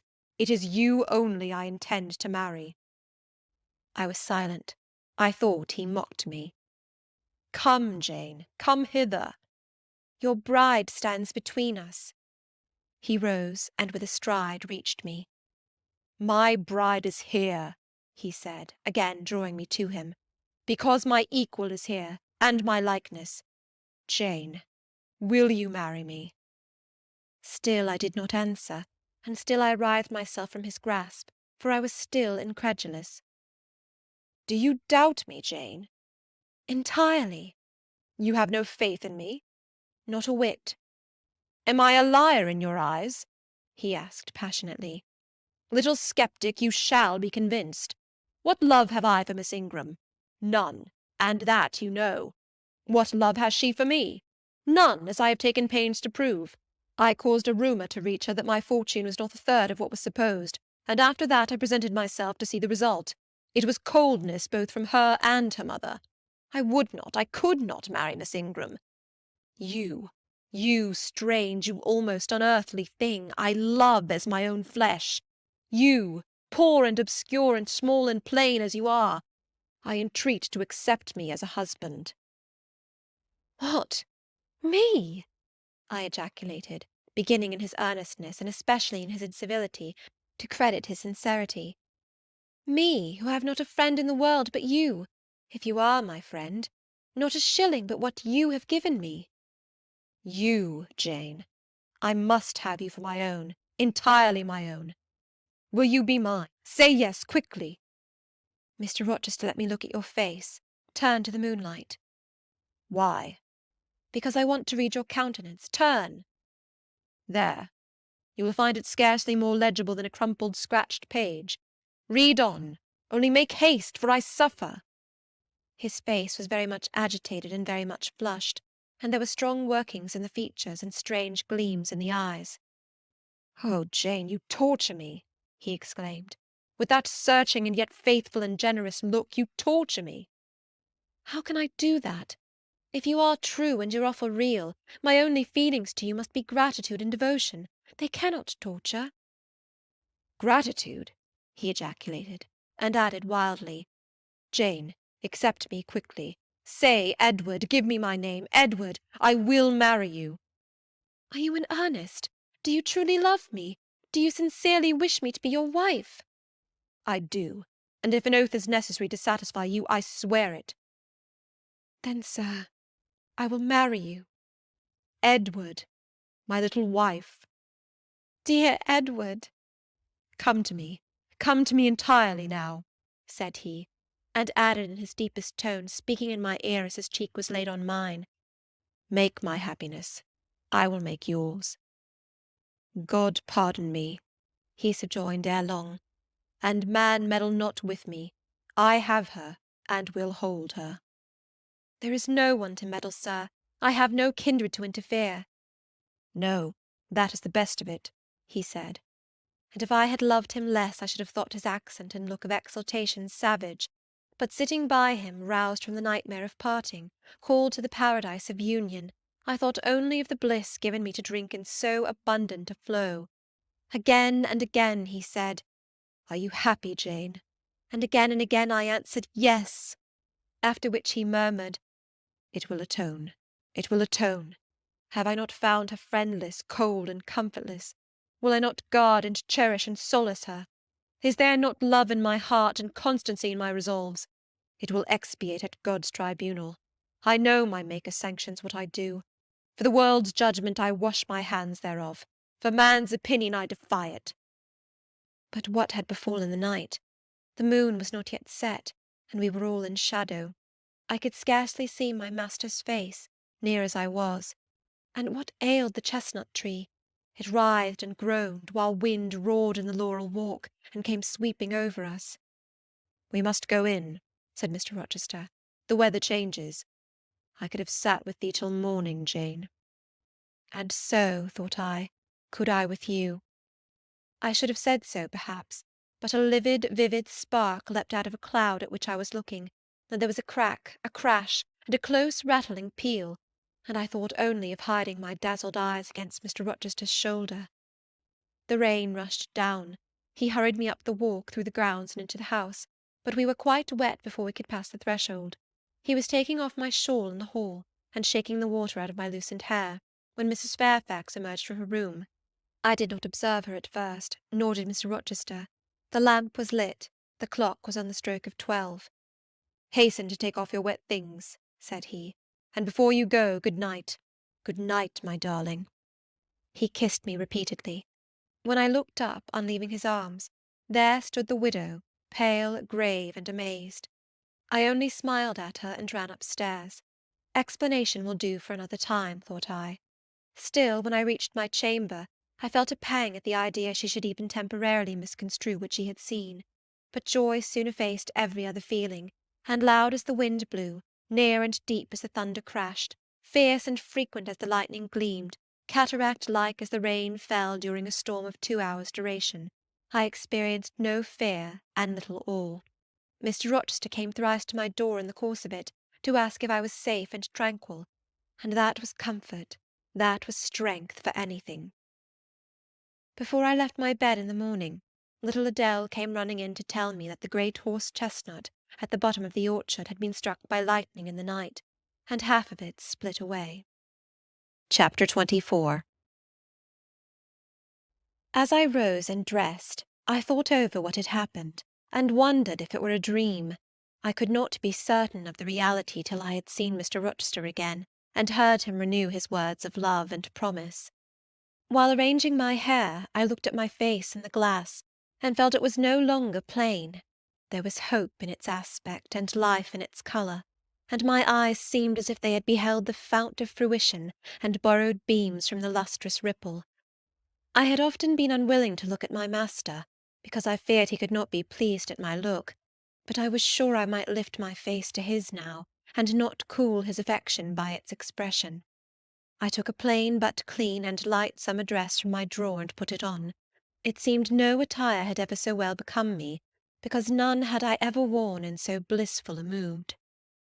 I was not surprised, when I ran down into the hall, to see that a brilliant June morning had succeeded to the tempest of the night, and to feel through the open glass door the breathing of a fresh and fragrant breeze. Nature must be gladsome when I was so happy. A beggar-woman and her little boy, pale ragged objects both, were coming up the walk, and I ran down and gave them all the money I happened to have in my purse, some 3 or 4 shillings. Good or bad, they must partake of my jubilee. The rooks cawed and blither birds sang, but nothing was so merry or so musical as my own rejoicing heart. Mrs. Fairfax surprised me by looking out of the window with a sad countenance, and saying gravely, "Miss Eyre, will you come to breakfast?" During the meal she was quiet and cool, but I could not undeceive her then. I must wait for my master to give explanations, and so must she. I ate what I could, and then I hastened upstairs. I met Adele leaving the schoolroom. "Where are you going? It is time for lessons." "Mr. Rochester has sent me away to the nursery." "Where is he?" "In there," pointing to the apartment she had left, and I went in, and there he stood. "Come and bid me good morning," said he. I gladly advanced, and it was not merely a cold word now, or even a shake of the hand that I received, but an embrace and a kiss. It seemed natural, it seemed genial to be so well loved, so caressed by him.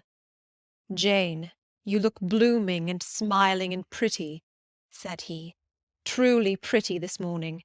Is this my pale little elf? Is this my mustard seed? This little sunny-faced girl with the dimpled cheek and rosy lips, the satin-smooth hazel hair and the radiant hazel eyes?" I had green eyes, reader, but you must excuse the mistake. For him they were new-dyed, I suppose. "It is Jane Eyre, sir." "Soon to be Jane Rochester," he added. "In 4 weeks, Janet, not a day more, do you hear that?" I did, and I could not quite comprehend it. It made me giddy. The feeling, the announcement sent through me, was something stronger than was consistent with joy, something that smote and stunned. It was, I think, almost fear. "You blushed, and now you are white, Jane. What is that for?" "Because you gave me a new name, Jane Rochester, and it seems so strange." "Yes, Mrs. Rochester," said he, "young Mrs. Rochester, Fairfax Rochester's girl bride." "It can never be, sir. It does not sound likely. Human beings never enjoy complete happiness in this world. I was not born for a different destiny to the rest of my species. To imagine such a lot befalling me is a fairy tale, a daydream." "Which I can and will realize. I shall begin to-day. This morning I wrote to my banker in London to send me certain jewels he has in his keeping, heirlooms for the ladies of Thornfield. In a day or 2 I hope to pour them into your lap, for every privilege, every attention shall be yours that I would accord a peer's daughter, if about to marry her." "Oh, sir, never rain jewels. I don't like to hear them spoken of. Jewels for Jane Eyre sounds unnatural and strange. I would rather not have them." "I will myself put the diamond chain round your neck and the circlet on your forehead, which it will become, for nature at least has stamped her patent of nobility on this brow, Jane. And I will clasp the bracelets on these fine wrists, and load these fairy-like fingers with rings." "No, no, sir. Think of other subjects, and speak of other things, and in another strain. Don't address me as if I were a beauty. I am your plain Quakerish governess." "You are a beauty in my eyes, and a beauty just after the desire of my heart, delicate and aerial." "Puny and insignificant, you mean. You are dreaming, sir, or you are sneering. For God's sake, don't be ironical." "I will make the world acknowledge you a beauty too," he went on, while I really became uneasy at the strain he had adopted, because I felt he was either deluding himself or trying to delude me. "I will attire my Jane in satin and lace, and she shall have roses in her hair, and I will cover the head I love best with a priceless veil." "And then you won't know me, sir, and I shall not be your Jane Eyre any longer, but an ape in a harlequin's jacket, a jay in borrowed plumes. I would as soon see you, Mr. Rochester, tricked out in stage trappings, as myself clad in a court lady's robe. And I don't call you handsome, sir, though I love you most dearly, far too dearly to flatter you. Don't flatter me." He pursued his theme, however, without noticing my deprecation. "This very day I shall take you in the carriage to Millcote, and you must choose some dresses for yourself. I told you we shall be married in 4 weeks. The wedding is to take place quietly in the church down below yonder, and then I shall waft you away at once to town. After a brief stay there, I shall bear my treasure to regions nearer the sun, to French vineyards and Italian plains, and she shall see whatever is famous in old story and in modern record. She shall taste, too, of the life of cities, and she shall learn to value herself by just comparison with others. Shall I travel? And with you, sir? You shall sojourn at Paris, Rome, and Naples, at Florence, Venice, and Vienna. All the ground I have wandered over shall be retrodden by you. Wherever I have stamped my hoof, your sylph's foot shall step also. 10 years since, I flew through Europe half mad with disgust, hate, and rage as my companions. Now I shall revisit it, healed and cleansed, with a very angel as my comforter. I laughed at him as he said this. I am not an angel, I asserted, and I will not be one till I die. I will be myself. Mr. Rochester, you must neither expect nor exact anything celestial of me, for you will not get it any more than I shall get it of you, which I do not at all anticipate. What do you anticipate of me? For a little while you will perhaps be as you are now, a very little while, and then you will turn cool, and then you will be capricious, and then you will be stern, and I shall have much ado to please you. But when you get well used to me, you will perhaps like me again. Like me, I say, not love me. I suppose your love will effervesce in 6 months or less. I have observed in books written by men that period assigned as the farthest to which a husband's ardour extends. Yet, after all, as a friend and companion, I hope never to become quite distasteful to my dear master. Distasteful? And like you again? I think I shall like you again, and yet again, and I will make you confess I do not only like, but love you, with truth, fervour, constancy. Yet are you not capricious, sir?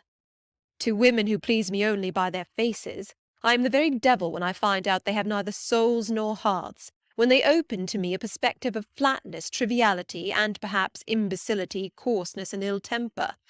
But to the clear eye and eloquent tongue, to the soul made of fire and the character that bends but does not break, at once supple and stable, tractable and consistent, I am ever tender and true.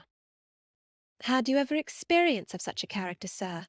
Did you ever love such a one? I love it now. But before me, if I indeed in any respect come up to your difficult standard. I never met your likeness.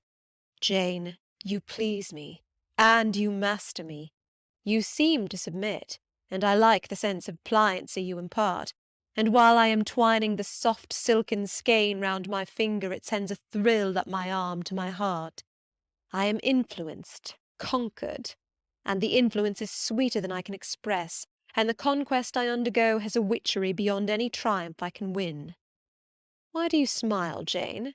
What does that inexplicable, that uncanny turn of countenance mean? I was thinking, sir, you will excuse the idea, it was involuntary. I was thinking of Hercules and Samson with their charmers. You were, you little elfish. Hush, sir. You don't talk very wisely just now, any more than those gentlemen acted very wisely. However, had they been married, they would no doubt by their severity as husbands have made up for their softness as suitors, and so will you, I fear. I wonder how you will answer me a year hence, should I ask a favour it does not suit your convenience or pleasure to grant. Ask me something now, Jane, the least thing. I desire to be entreated. Indeed I will, sir. I have my petition all ready. Speak, but if you look up and smile with that countenance, I shall swear concession before I know to what, and that will make a fool of me. Not at all, sir. I only ask this. Don't send for the jewels, and don't crown me with roses. You might as well put a border of gold lace round that plain pocket-handkerchief you have there. I might as well gild refined gold. I know it. Your request is granted, then, for the time. I will remand the order I dispatched to my banker. But you have not yet asked for anything. You have prayed a gift to be withdrawn. Try again. Well, then, sir, have the goodness to gratify my curiosity, which is much piqued on one point. He looked disturbed. What? What? He said hastily. Curiosity is a dangerous petition. It is well I have not taken a vow to accord every request. But there can be no danger in complying with this, sir. Utter it, Jane. But I wish that instead of a mere inquiry into, perhaps, a secret, it was a wish for half my estate. Now, King Ahasuerus, what do I want with half your estate? Do you think I am a Jew usurer sinking good investment in land? I would much rather have all your confidence. You will not exclude me from your confidence if you will admit me to your heart. You are welcome to all my confidence that is worth having, Jane. But for God's sake, don't desire a useless burden. Don't long for poison. Don't turn out a downright Eve on my hands. Why not, sir? You have just been telling me how much you like to be conquered, and how pleasant over-persuasion is to you. Don't you think I had better take advantage of the confession, and begin and coax and entreat, even cry and be sulky if necessary, for the sake of a mere essay of my power? I dare you to any such experiment. Encroach, presume, and the game is up. Is it, sir? You soon give in. How stern you look now! Your eyebrows have become as thick as my finger, and your forehead resembles what, in some very astonishing poetry, I once saw styled a blue-piled thunderloft. That will be your married look, I suppose. If that will be your married look, I, as a Christian, will soon give up the notion of consorting with a mere sprite or salamander. But what had you to ask, thing? Out with it. There, you are less than civil now, and I like rudeness a great deal better than flattery. I had rather be a thing than an angel. This is what I have to ask. Why did you take such pains to make me believe you wished to marry Miss Ingram? Is that all? Thank God it is no worse. And now he unknit his black brows, looked down, smiling at me, and stroked my hair, as if well pleased at seeing a danger averted. I think I may confess, he continued, even although I should make you a little indignant, Jane, and I have seen what a fire spirit you can be when you are indignant. You glowed in the cool moonlight last night when you mutinied against fate, and claimed your rank as my equal. Janet, by the by, it was you who made me the offer. Of course I did. But to the point, if you please, sir, Miss Ingram. Well, I feigned courtship of Miss Ingram, because I wished to render you as madly in love with me as I was with you, and I knew jealousy would be the best ally I could call in for the furtherance of that end. Excellent. Now you are small, not one whit bigger than the end of my little finger. It was a burning shame and a scandalous disgrace to act in that way. Did you think nothing of Miss Ingram's feelings, sir? Her feelings are concentrated in one, pride, and that needs humbling. Were you jealous, Jane? Never mind, Mr. Rochester. It is in no way interesting to you to know that. Answer me truly once more. Do you think Miss Ingram will not suffer from your dishonest coquetry? Won't she feel forsaken and deserted? Impossible. When I told you how she, on the contrary, deserted me, the idea of my insolvency cooled or rather extinguished her flame in a moment. You have a curious, designing mind, Mr. Rochester. I am afraid your principles on some points are eccentric. My principles were never trained, Jane. They may have grown a little awry for want of attention. Once again, seriously, may I enjoy the great good that has been vouchsafed to me without fearing that anyone else is suffering the bitter pain I myself felt a while ago? That you may, my good little girl. There is not another being in the world has the same pure love for me as yourself, for I lay that pleasant unction to my soul, Jane, a belief in your affection. I turned my lips to the hand that lay on my shoulder. I loved him very much, more than I could trust myself to say, more than words had power to express. Ask something more, he said presently. It is my delight to be entreated, and to yield. I was again ready with my request. Communicate your intentions to Mrs. Fairfax, sir. She saw me with you last night in the hall, and she was shocked. Give her some explanation before I see her again. It pains me to be misjudged by so good a woman. Go to your room and put on your bonnet, he replied. I mean you to accompany me to Millcote this morning, and while you prepare for the drive I will enlighten the old lady's understanding. Did she think, Janet, you had given the world for love and considered it well lost? I believe she thought I had forgotten my station, and yours, sir. Station? Station? Your station is in my heart and on the necks of those who would insult you, now or hereafter. Go." I was soon dressed, and when I heard Mr. Rochester quit Mrs. Fairfax's parlour, I hurried down to it. The old lady had been reading her morning portion of Scripture, the lesson for the day. Her Bible lay open before her, and her spectacles were upon it. Her occupation, suspended by Mr. Rochester's announcement, seemed now forgotten. Her eyes, fixed on the blank wall opposite, expressed the surprise of a quiet mind stirred by unwonted tidings. Seeing me, she roused herself. She made a sort of effort to smile, and framed a few words of congratulation. But the smile expired, and the sentence was abandoned unfinished. She put up her spectacles, shut the Bible, and pushed a chair back from the table. "I feel so astonished," she began. "I hardly know what to say to you, Miss Eyre. I have surely not been dreaming, have I? Sometimes I half fall asleep when I am sitting alone and fancy things that have never happened. It has seemed to me more than once when I have been in a doze that my dear husband, who died 15 years since, has come in and sat down beside me, and that I have even heard him call me by my name, Alice, as he used to do. Now can you tell me whether it is actually true that Mr. Rochester has asked you to marry him? Don't laugh at me, but I really thought he came in here 5 minutes ago and said that in a month you would be his wife." "He has said the same thing to me," I replied. "He has? Do you believe him? Have you accepted him?"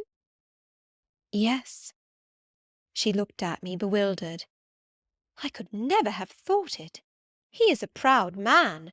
All the Rochesters were proud, and his father at least liked money. He, too, has always been called careful. He means to marry you?" "He tells me so." She surveyed my whole person. In her eyes I read that they had there found no charm powerful enough to solve the enigma. "It passes me," she continued, "but no doubt it is true since you say so. How it will answer I cannot tell. I really don't know. Equality of position and fortune is often advisable in such cases, and there are 20 years of difference in your ages. He might almost be your father." "No, indeed, Mrs. Fairfax," exclaimed I, nettled. "He is nothing like my father. No one who saw us together would suppose it for an instant. Mr. Rochester looks as young, and is as young, as some men at 25. "Is it really for love he is going to marry you?" she asked. I was so hurt by her coldness and scepticism that the tears rose to my eyes. "I am sorry to grieve you," pursued the widow, "but you are so young and so little acquainted with men, I wish to put you on your guard. It is an old saying that all is not gold that glitters, and in this case I do fear there will be something found to be different to what either you or I expect." "Why, am I a monster?" I said. "Is it impossible that Mr. Rochester should have a sincere affection for me?" "No, you are very well, and much improved of late, and Mr. Rochester, I dare say, is fond of you. I have always noticed that you were a sort of pet of his. There are times when, for your sake, I have been a little uneasy at his marked preference, and have wished to put you on your guard, but I did not like to suggest even the possibility of wrong. I knew such an idea would shock, perhaps offend you, and you were so discreet and so thoroughly modest and sensible, I hoped you might be trusted to protect yourself. Last night I cannot tell you what I suffered when I sought all over the house and could find you nowhere, nor the master either, and then at 12 o'clock saw you come in with him." "Well, never mind that now," I interrupted impatiently. "It is enough that all was right." "I hope all will be right in the end," she said. "But believe me, you cannot be too careful. Try and keep Mr. Rochester at a distance. Distrust yourself as well as him. Gentlemen in his station are not accustomed to marry their governesses." I was growing truly irritated. Happily Adele ran in. Let me go to Millcote too," she cried. "Mr. Rochester won't, so there is so much room in the new carriage. Beg him to let me go, mademoiselle." "That I will, Adele," and I hastened away with her, glad to quit my gloomy monitress. The carriage was ready, they were bringing it round to the front, and my master was pacing the pavement, Pilot following him backwards and forwards. "Adele may accompany us, may she not, sir?" "I told her no. I'll have no brats. I'll have only you." "Oh, do let her go, Mr. Rochester, if you please. It would be better." "Not it. She will be a restraint." He was quite peremptory, both in look and voice. The chill of Mrs. Fairfax's warnings and the damp of her doubts were upon me. Something of unsubstantiality and uncertainty had beset my hopes. I half lost the sense of power over him. I was about mechanically to obey him without further remonstrance, but as he helped me into the carriage, he looked at my face. "What is the matter?" he said. "All the sunshine is gone. Do you really wish the bairn to go? Will it annoy you if she is left behind?" "I would far rather she went, sir." "Then off for your bonnet and back like a flash of lightning," cried he to Adele.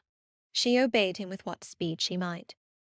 "After all, a single morning's interruption will not matter much," said he, "when I mean shortly to claim you, your thoughts, conversation, and company, for life." Adele, when lifted in, commenced kissing me by way of expressing her gratitude for my intercession. She was instantly stowed away into a corner on the other side of him. She then peeped round to where I sat. So stern a neighbour was too restrictive to him, in his present fractious mood. She dared whisper no observations, nor ask of him any information. "Let her come to me," I entreated.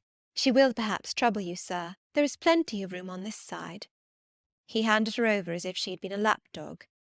"I'll send her to school yet," he said, but now he was smiling. Adele heard him and asked if she was to go to school. "Sans mademoiselle?" "Yes," he replied, "absolutely sans mademoiselle, for I am to take mademoiselle to the moon, and there I shall seek a cave in one of the white valleys among the volcano tops, and mademoiselle shall live with me there, and only me." "She will have nothing to eat. You will starve her," observed Adele. "I shall gather manna for her morning and night. The plains and hillsides in the moon are bleached with manna, Adele." "She will want to warm herself. What will she do for a fire?" "Fire rises out of the Luna Mountains. When she is cold, I'll carry her up to a peak and lay her down on the edge of a crater." "Oh, qu'elle y sera mal, peu confortable. And her clothes, they will wear out. How can she get new ones?" Mr. Rochester professed to be puzzled. Said he. "What would you do, Adele? Cudgel your brains for an expedient. How would a white or pink cloud answer for a gown, do you think? And one could cut a pretty enough scarf out of a rainbow." "She is far better as she is," concluded Adele, after musing some time. "Besides, she would get tired of living with you only in the moon. If I were mademoiselle, I would never consent to go with you." "She has consented. She has pledged her word." "But you can't get her there. There is no road to the moon. It is all air, and neither you nor she can fly." "Adele, look at that field." We were now outside Thornfield gates, and bowling lightly along the smooth road to Milket, where the dust was well laid by the thunderstorm, and where the low hedges and lofty timber trees on each side glistened green and rain-refreshed. "In that field, Adele, I was walking late one evening about a fortnight since, the evening of the day you helped me to make hay in the orchard meadows, and as I was tired with raking swaths, I sat down to rest me on a stile, and there I took out a little book and pencil, and began to write about a misfortune that befell me long ago, and a wish I had for happy days to come. I was writing away very fast, though daylight was fading from the leaf, when something came up the path and stopped 2 yards off me. I looked at it. It was a little thing with a veil of gossamer on its head. I beckoned it to come near me. It soon stood at my knee. I never spoke to it, and it never spoke to me, in words. But I read its eyes, and it read mine, and our speechless colloquy was to this effect. It was a fairy, and come from Elfland, it said, and its errand was to make me happy. I must go with it out of the common world to a lonely place, such as the moon, for instance, and it nodded its head towards her horn, rising over Hay Hill. It told me of the alabaster cave and silver vale where we might live. I said I should like to go, but reminded it, as you did me, that I had no wings to fly. "Oh," returned the fairy, "that does not signify. Here is a talisman that will remove all difficulties." And she held out a pretty gold ring. "Put it," she said, "on the 4th finger of my left hand, and I am yours, and you are mine, and we shall leave earth and make our own heaven yonder." She nodded again at the moon. "The ring, Adele, is in my breeches pocket, under the disguise of a sovereign, but I mean soon to change it to a ring again." "But what has mademoiselle to do with it? I don't care for the fairy. You said it was mademoiselle you would take to the moon." "Mademoiselle is a fairy," he said, whispering mysteriously.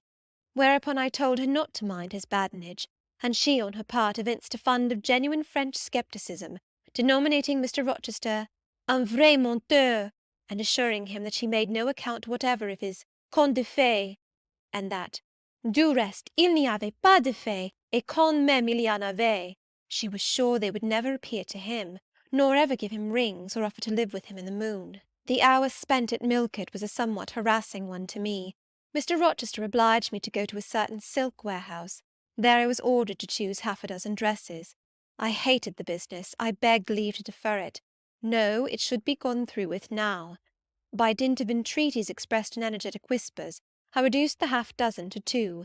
These, however, he vowed he would select himself. With anxiety I watched his eye rove over the gay stores. He fixed on a rich silk of the most brilliant amethyst dye, and a superb pink satin. I told him in a new series of whispers that he might as well buy me a gold gown and a silver bonnet at once. I should certainly never venture to wear his choice. With infinite difficulty, for he was stubborn as a stone, I persuaded him to make an exchange in favour of a sober black satin and a pearl-grey silk. "It might pass for the present," he said, "but he would yet see me glittering like a parterre." Glad was I to get him out of the silk warehouse, and then out of a jeweller's shop. The more he bought me, the more my cheek burned with a sense of annoyance and degradation. As we re-entered the carriage, and I sat back feverish and fagged, I remembered what, in the hurry of events, dark and bright, I had wholly forgotten, the letter of my uncle, John Eyre, to Mrs. Reed, his intention to adopt me and make me his legatee. It would be a relief indeed, I thought, if I had ever so small an independency. I can never bear being dressed like a doll by Mr. Rochester, or sitting like a second Danae with the golden shower falling daily round me. I will write to Madeira the moment I get home, and tell my Uncle John I am going to be married, and to whom. If I had but a prospect of one day bringing Mr. Rochester an accession of fortune, I could better endure to be kept by him now. And somewhat relieved by this idea, which I failed not to execute that day, I ventured once more to meet my master's and lover's eye, which most pertinaciously sought mine, though I averted both face and gaze. He smiled, and I thought his smile was such as a sultan might, in a blissful and fond moment, bestow on a slave his gold and gems had enriched. I crushed his hand, which was ever hunting mine, vigorously, and thrust it back to him, red with the passionate pressure. "You need not look in that way," I said. "If you do, I'll wear nothing but my old Lowood frocks to the end of the chapter. I'll be married in this lilac gingham. You may make a dressing gown for yourself out of the pearl-grey silk, and an infinite series of waistcoats out of the black satin." He chuckled. He rubbed his hands.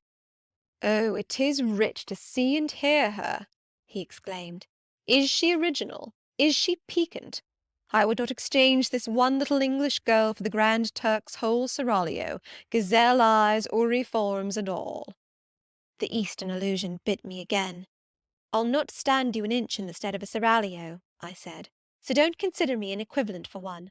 If you have a fancy for anything in that line, away with you, sir, to the bazaars of Stamboul without delay, and lay out in extensive slave purchases some of that spare cash you seem at a loss to spend satisfactorily here." "And what will you do, Janet, while I am bargaining for so many tons of flesh and such an assortment of black eyes?" "I'll be preparing myself to go out as a missionary to preach liberty to them that are enslaved, your harem inmates among the rest. I'll get admitted there, and I'll stir up mutiny, and you, three-tailed bashaw as you are, sir, shall in a trice find yourself fettered amongst our hands. Nor will I, for one, consent to cut your bonds till you have signed a charter, the most liberal that despot ever yet conferred." "I would consent to be at your mercy, Jane." "I would have no mercy, Mr. Rochester, if you supplicated for it with an eye like that. While you looked so, I should be certain that whatever charter you might grant under coercion, your first act, when released, would be to violate its conditions." "Why, Jane, what would you have? I fear you will compel me to go through a private marriage ceremony, besides that performed at the altar. You will stipulate, I see, for peculiar terms. What will they be?" "I only want an easy mind, sir, not crushed by crowded obligations. Do you remember what you said of Céline Varenne, of the diamonds, the cashmeres you gave her? I will not be your English Céline Varenne. I shall continue to act as Adèle's governess. By that I shall earn my board and lodging, and £30 a year besides. I'll furnish my own wardrobe out of that money, and you shall give me nothing but—" "Well, but what?" "Your regard. And if I give you mine in return, that debt will be quit." "Well, for cool native impudence and pure innate pride you haven't your equal," said he. We were now approaching Thornfield. "Will it please you to dine with me to-day?" he asked as we entered the gates. "No, thank you, sir." "And what for, no thank you, if one may inquire?" "I never have dined with you, sir, and I see no reason why I should now, till—" "Till what? You delight in half-phrases." "Till I can't help it." "Do you suppose I eat like an ogre or a ghoul, that you dread of being the companion of my repast?" "I have formed no supposition on the subject, sir, but I want to go on as usual for another month." "You will give up your governessing slavery at once?" "Indeed, begging your pardon, sir, I shall not. I shall just go on with it as usual. I shall keep out of your way all day, as I have been accustomed to do. You may send for me in the evening, when you feel disposed to see me, and I'll come then, but at no other time." "I want a smoke, Jane, or a pinch of snuff, to comfort me under all this, pour me donner une contenance, as Adele would say, and unfortunately I have neither my cigar-case nor my snuff-box. But listen, whisper. It is your time now, little tyrant, but it will be mine presently, and when once I have fairly seized you, to have and to hold, I'll just, figuratively speaking, attach you to a chain like this," touching his watch-card. "Yes, wee bonny thing, I'll wear you in my bosom, lest my jewel I should tine." He said this as he helped me to alight from the carriage, and while he afterwards lifted out Adele, I entered the house, and made good my retreat upstairs. He duly summoned me to his presence in the evening. I had prepared an occupation for him, for I was determined not to spend the whole time in tête-à-tête conversation. I remembered his fine voice. I knew he liked to sing, good singers generally do. I was no vocalist myself, and in his fastidious judgment no musician either. But I delighted in listening when the performance was good. No sooner had twilight, that hour of romance, begun to lower her blue and starry banner over the lattice, than I rose, opened the piano, and entreated him for the love of heaven to give me a song. He said I was a capricious witch, and that he would rather sing another time, but I averred that no time was like the present. "Did I like his voice?" he asked. "Very much. I was not fond of pampering that susceptible vanity of his, but for once, and from motives of expediency, I would e'en soothe and stimulate it." "Then, Jane, you must play the accompaniment." "Very well, sir, I will try." I did try, but was presently swept off the stool and denominated a little bungler. Being pushed unceremoniously to one side, which was precisely what I wished, he usurped my place, and proceeded to accompany himself, for he could play as well as sing. I hied me to the window recess, and while I sat there and looked out at the still trees and dim lawn, to a sweet air was sung in mellow tones the following strain: "The truest love that ever heart felt at its kindled core, did through each vein in quickened start the tide of being pour. Her coming was my hope each day, her parting was my pain, the chance that did her steps delay was ice in every vein. I dreamed it would be nameless bliss, as I loved, loved to be, and to this object did I press as blind as eagerly. But wide as pathless was the space that lay our lives between, and dangerous as the foamy race of ocean's surges green, and haunted as a robber path through wilderness or wood, for might and right and woe and wrath between our spirits stood. I dangers dared, I hindrance scorned, I omens did defy. Whatever menaced, harassed, warned, I passed impetuous by. On sped my rainbow fast as light, I flew as in a dream, for glorious rose upon my sight that child of shower and gleam. Still bright on clouds of suffering dim shines that soft solemn joy, nor care I now how dense and grim disasters gather nigh. I care not in this moment sweet, though all I have rushed o'er should come on pinion strong and fleet, proclaiming vengeance sore. Though haughty hate should strike me down, right bar reproach to me, and grinding might with furious frown swear endless enmity. My love has placed her little hand with noble faith in mine, and vowed that wedlock's sacred band our nature shall entwine. My love has sworn with sealing kiss, with me to live, to die. I have at last my nameless bliss, as I loved, loved am I. He rose and came towards me, and I saw his face all kindled, and his full falcon eye flashing, and tenderness and passion in every lineament. I quailed momentarily, and then I rallied. Soft scene, daring demonstration I would not have, and I stood in peril of both. A weapon of defence must be prepared. I wetted my tongue. As he reached me, I asked with asperity whom he was going to marry now. That was a strange question to be put by his darling Jane. Indeed, I considered it a very natural and necessary one. He had talked of his future wife dying with him. What did he mean by such a pagan idea? I had no intention of dying with him, he might depend on that. Oh, all he longed, all he prayed for was I might live with him. Death was not for such as I. Indeed it was. I had as good a right to die when my time came as he had, but I should bide that time and not be hurried away in a suttee. Would I forgive him for the selfish idea, and prove my pardon by a reconciling kiss? No, I would rather be excused. Here I heard myself apostrophised as a hard little thing, and it was added, Any other woman would have been melted to marrow at hearing such stanzas crooned in her praise. I assured him I was naturally hard, very flinty, and that he would often find me so, and that, moreover, I was determined to show him divers rugged points in my character before the ensuing 4 weeks collapsed. He should know fully what sort of a bargain he had made, while there was yet time to rescind it. Would I be quiet and talk rationally? I would be quiet if he liked, and as to talking rationally, I flattered myself I was doing that now. He fretted, pished, and pshawed. Very good, thought I. You may fume and fidget as you please, but this is the best plan to pursue with you, I am sure. I like you more than I can say, but I'll not sink into a bathos of sentiment, and with this needle of repartee I'll keep you from the edge of the gulf too, and moreover maintain by its pungent aid that distance between you and myself most conducive to our real mutual advantage. From less to more I worked him up to considerable irritation. Then, after he had retired, in dudgeon, quite to the other end of the room, I got up, and saying, "I wish you good night, sir," in my natural and wonted respectful manner, I slipped out by the side door and got away. The system thus entered on I pursued during the whole season of probation, and with the best success. He was kept, to be sure, rather cross and crusty, but on the whole I could see he was excellently entertained, and that a lamb-like submission and turtle-dove sensibility, while fostering his despotism more, would have pleased his judgment, satisfied his common sense, and even suited his taste less.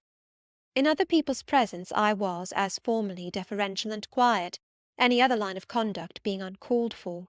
It was only in the evening conferences I thus thwarted and afflicted him. He continued to send for me punctually the moment the clock struck 7, though when I appeared before him now he had no such honeyed terms as love and darling on his lips.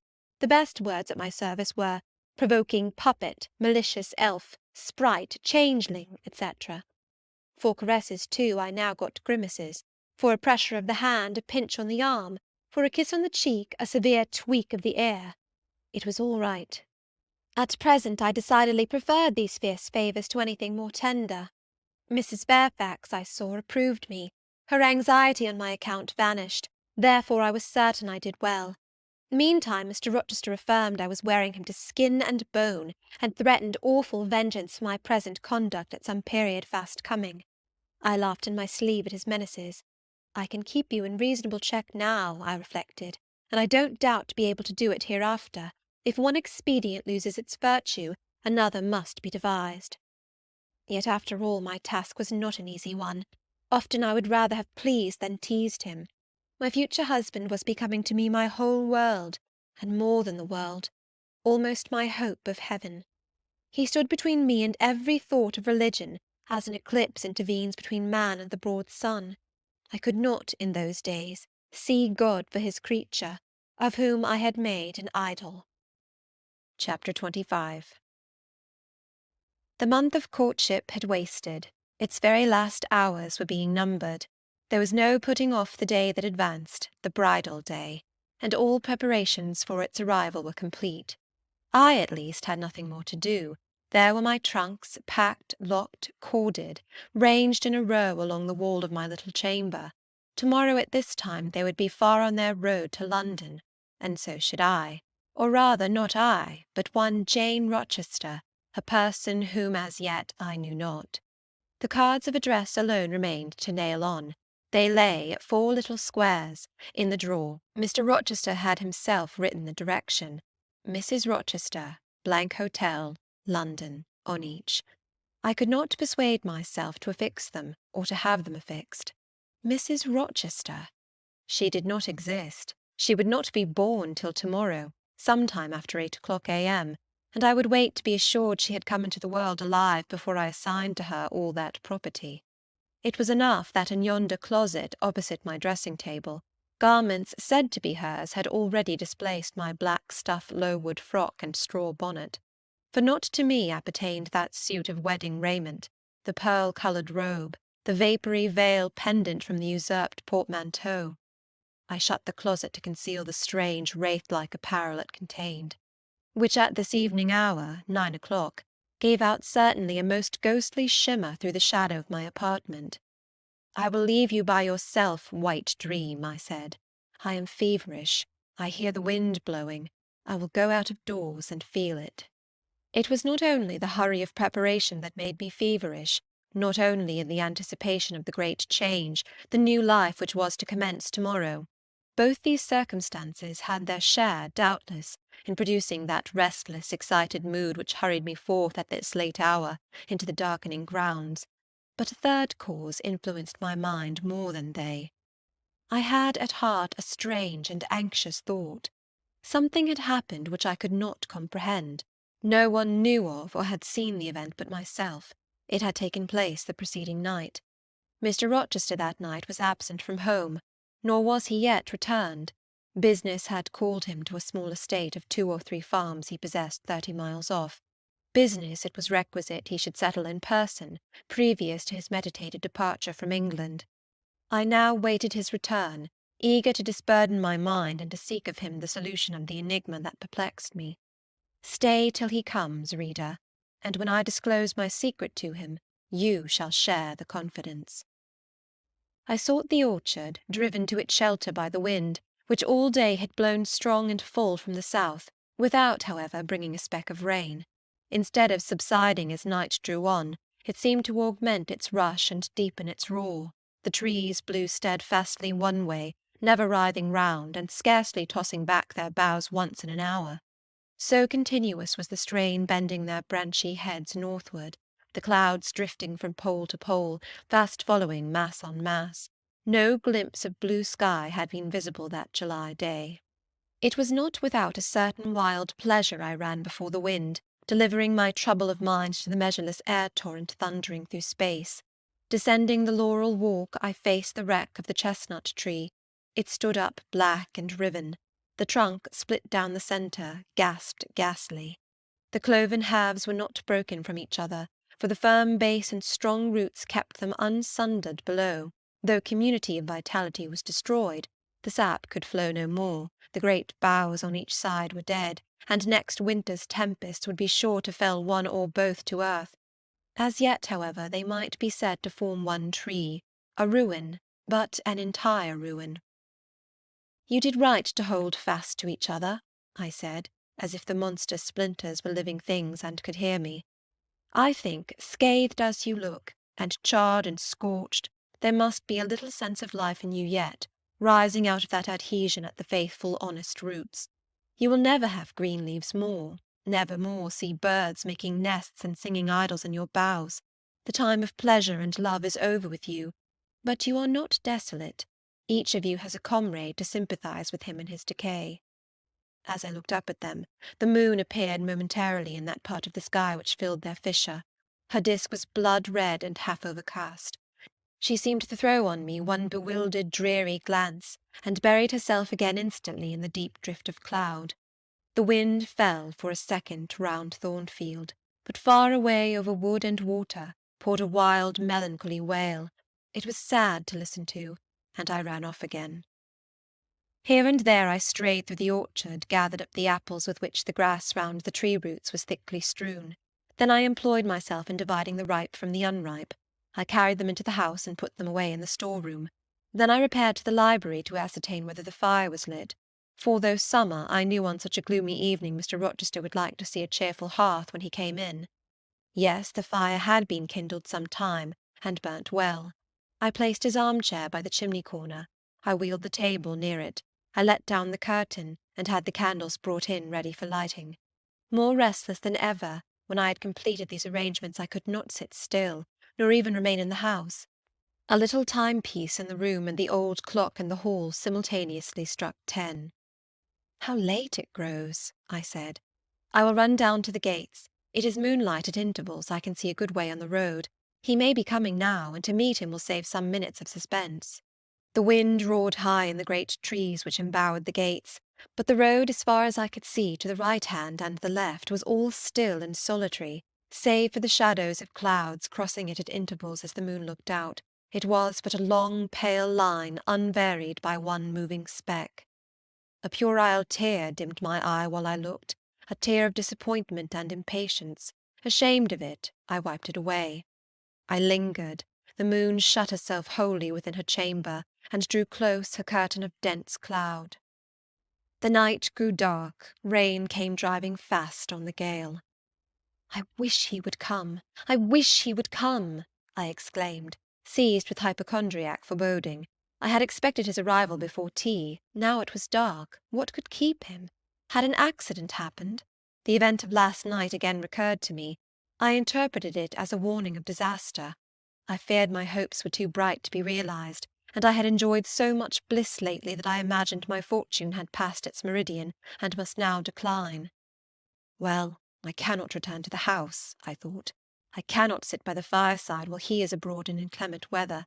Better tie my limbs than strain my heart. I will go forward and meet him. I set out. I walked fast, but not far. Ere I had measured a quarter of a mile, I heard the tramp of hoofs. A horseman came on full gallop, a dog ran by his side. Away with evil presentiment! It was he. Here he was, mounted on Mesrour, followed by Pilot. He saw me, for the moon had opened a blue field in the sky, and rode in it watery bright. He took his hat off and waved it round his head. I now ran to meet him. "There!" he exclaimed, as he stretched out his hand and bent from the saddle. "You can't do without me, that is evident. Step on my boot-toe, give me both hands. Mount." I obeyed. Joy made me agile. I sprang up before him. A hearty kissing I got for a welcome, and some boastful triumph, which I swallowed as well as I could. He checked himself in his exultation to demand, "But is there anything the matter, Janet, that you come to meet me at such an hour? Is there anything wrong?" "No, but I thought you would never come. I could not bear to wait in the house for you, especially with this wind and rain." "Rain and wind, indeed! Yes, you are dripping like a mermaid. Pull my cloak round you. But I think you are feverish, Jane. Both your cheek and hand are burning hot. I ask again, is there anything the matter?" "Nothing now. I am neither afraid nor unhappy." "Then you have been both." "Rather. But I'll tell you all about it by and by, sir, and I dare say you will only laugh at me for my pains." "I'll laugh at you heartily when tomorrow is past. Till then I dare not. My prize is not certain. This is you who have been as slippery as an eel this last month, and as thorny as a briar rose. I could not lay a finger anywhere but I was pricked, and now I seem to have gathered up a stray lamb in my arms. You wandered out of the fold to seek your shepherd, did you, Jane?" "I wanted you. But don't boast. Here we are at Thornfield. Now let me get down." He landed me on the pavement.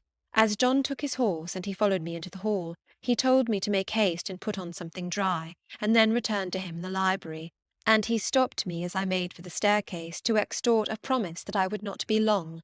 Nor was I long. In 5 minutes I rejoined him. I found him at supper. "Take a seat and bear me company, Jane. Please God, it is the last meal but one you will eat at Thornfield Hall for a long time." I sat down near him, but told him I could not eat. "Is it because you have the prospect of a journey before you, Jane? Is it thoughts of going to London that takes away your appetite?" "I cannot see my prospects clearly to-night, sir, and I hardly know what thoughts I have in my head. Everything in life seems unreal." "Except me. I am substantial enough. Touch me." "You, sir, are the most phantom-like of all. You are a mere dream." He held out his hand, laughing. "Is that a dream?" said he, placing it close to my eyes. He had a rounded, muscular, and vigorous hand, as well as a long, strong arm. "Yes, though I touch it, it is a dream," said I, as I put it down from before my face. Sir, have you finished supper?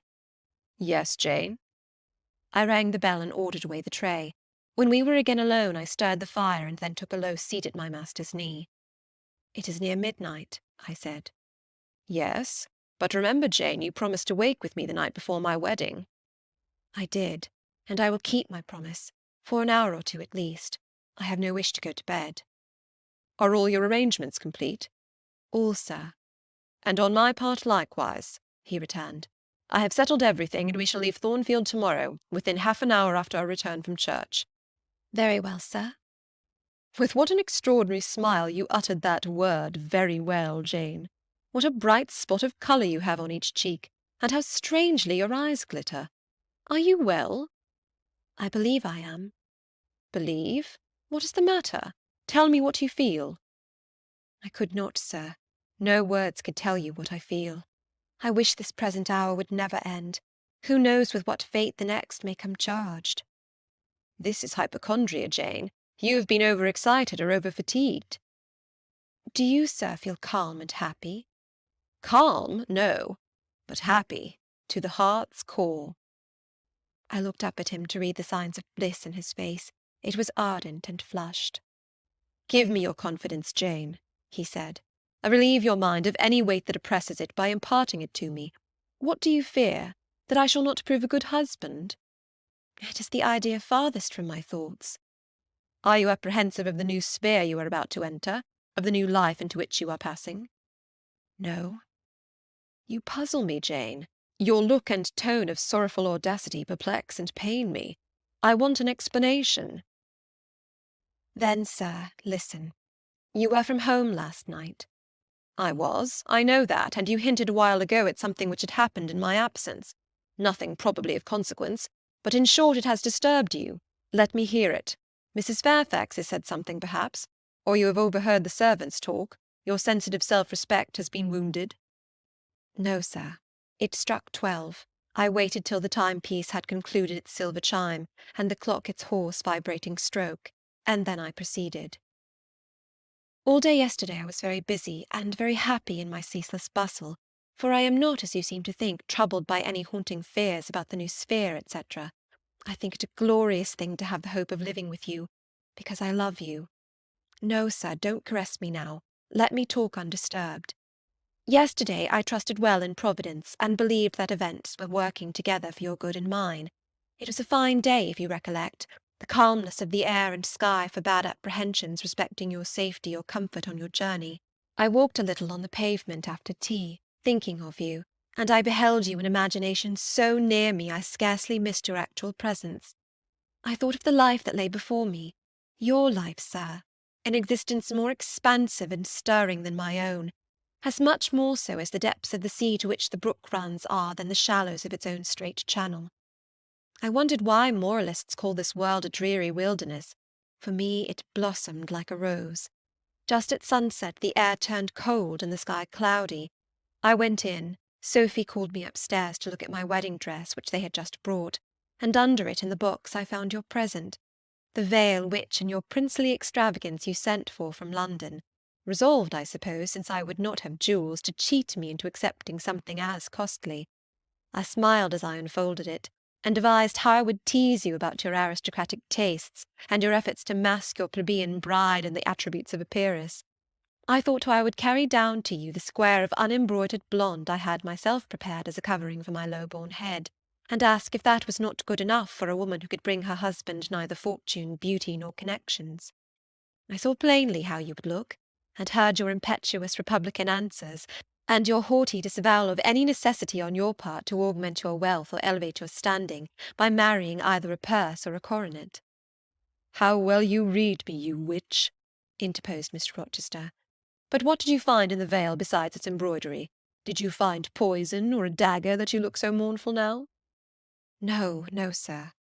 Besides the delicacy and richness of the fabric, I found nothing save Fairfax Rochester's pride, and that did not scare me, because I am used to the sight of the demon. But, sir, as it grew dark, the wind rose. It blew yesterday evening, not as it blows now, wild and high, but with a sullen, moaning sound, far more eerie. I wished you were at home. I came into this room, and the sight of the empty chair and fireless hearth chilled me. For some time after I went to bed I could not sleep. A sense of anxious excitement distressed me. The gale still rising seemed to my ear to muffle a mournful undersound. Whether in the house or abroad I could not at first tell, but it recurred, doubtful yet doleful at every lull. At last I made out it must be some dog howling at a distance. I was glad when it ceased. On sleeping I continued in dreams the idea of a dark and gusty night. I continued also the wish to be with you, and experienced a strange, regretful consciousness of some barrier dividing us. During all my first sleep I was following the windings of an unknown road. Total obscurity environed me.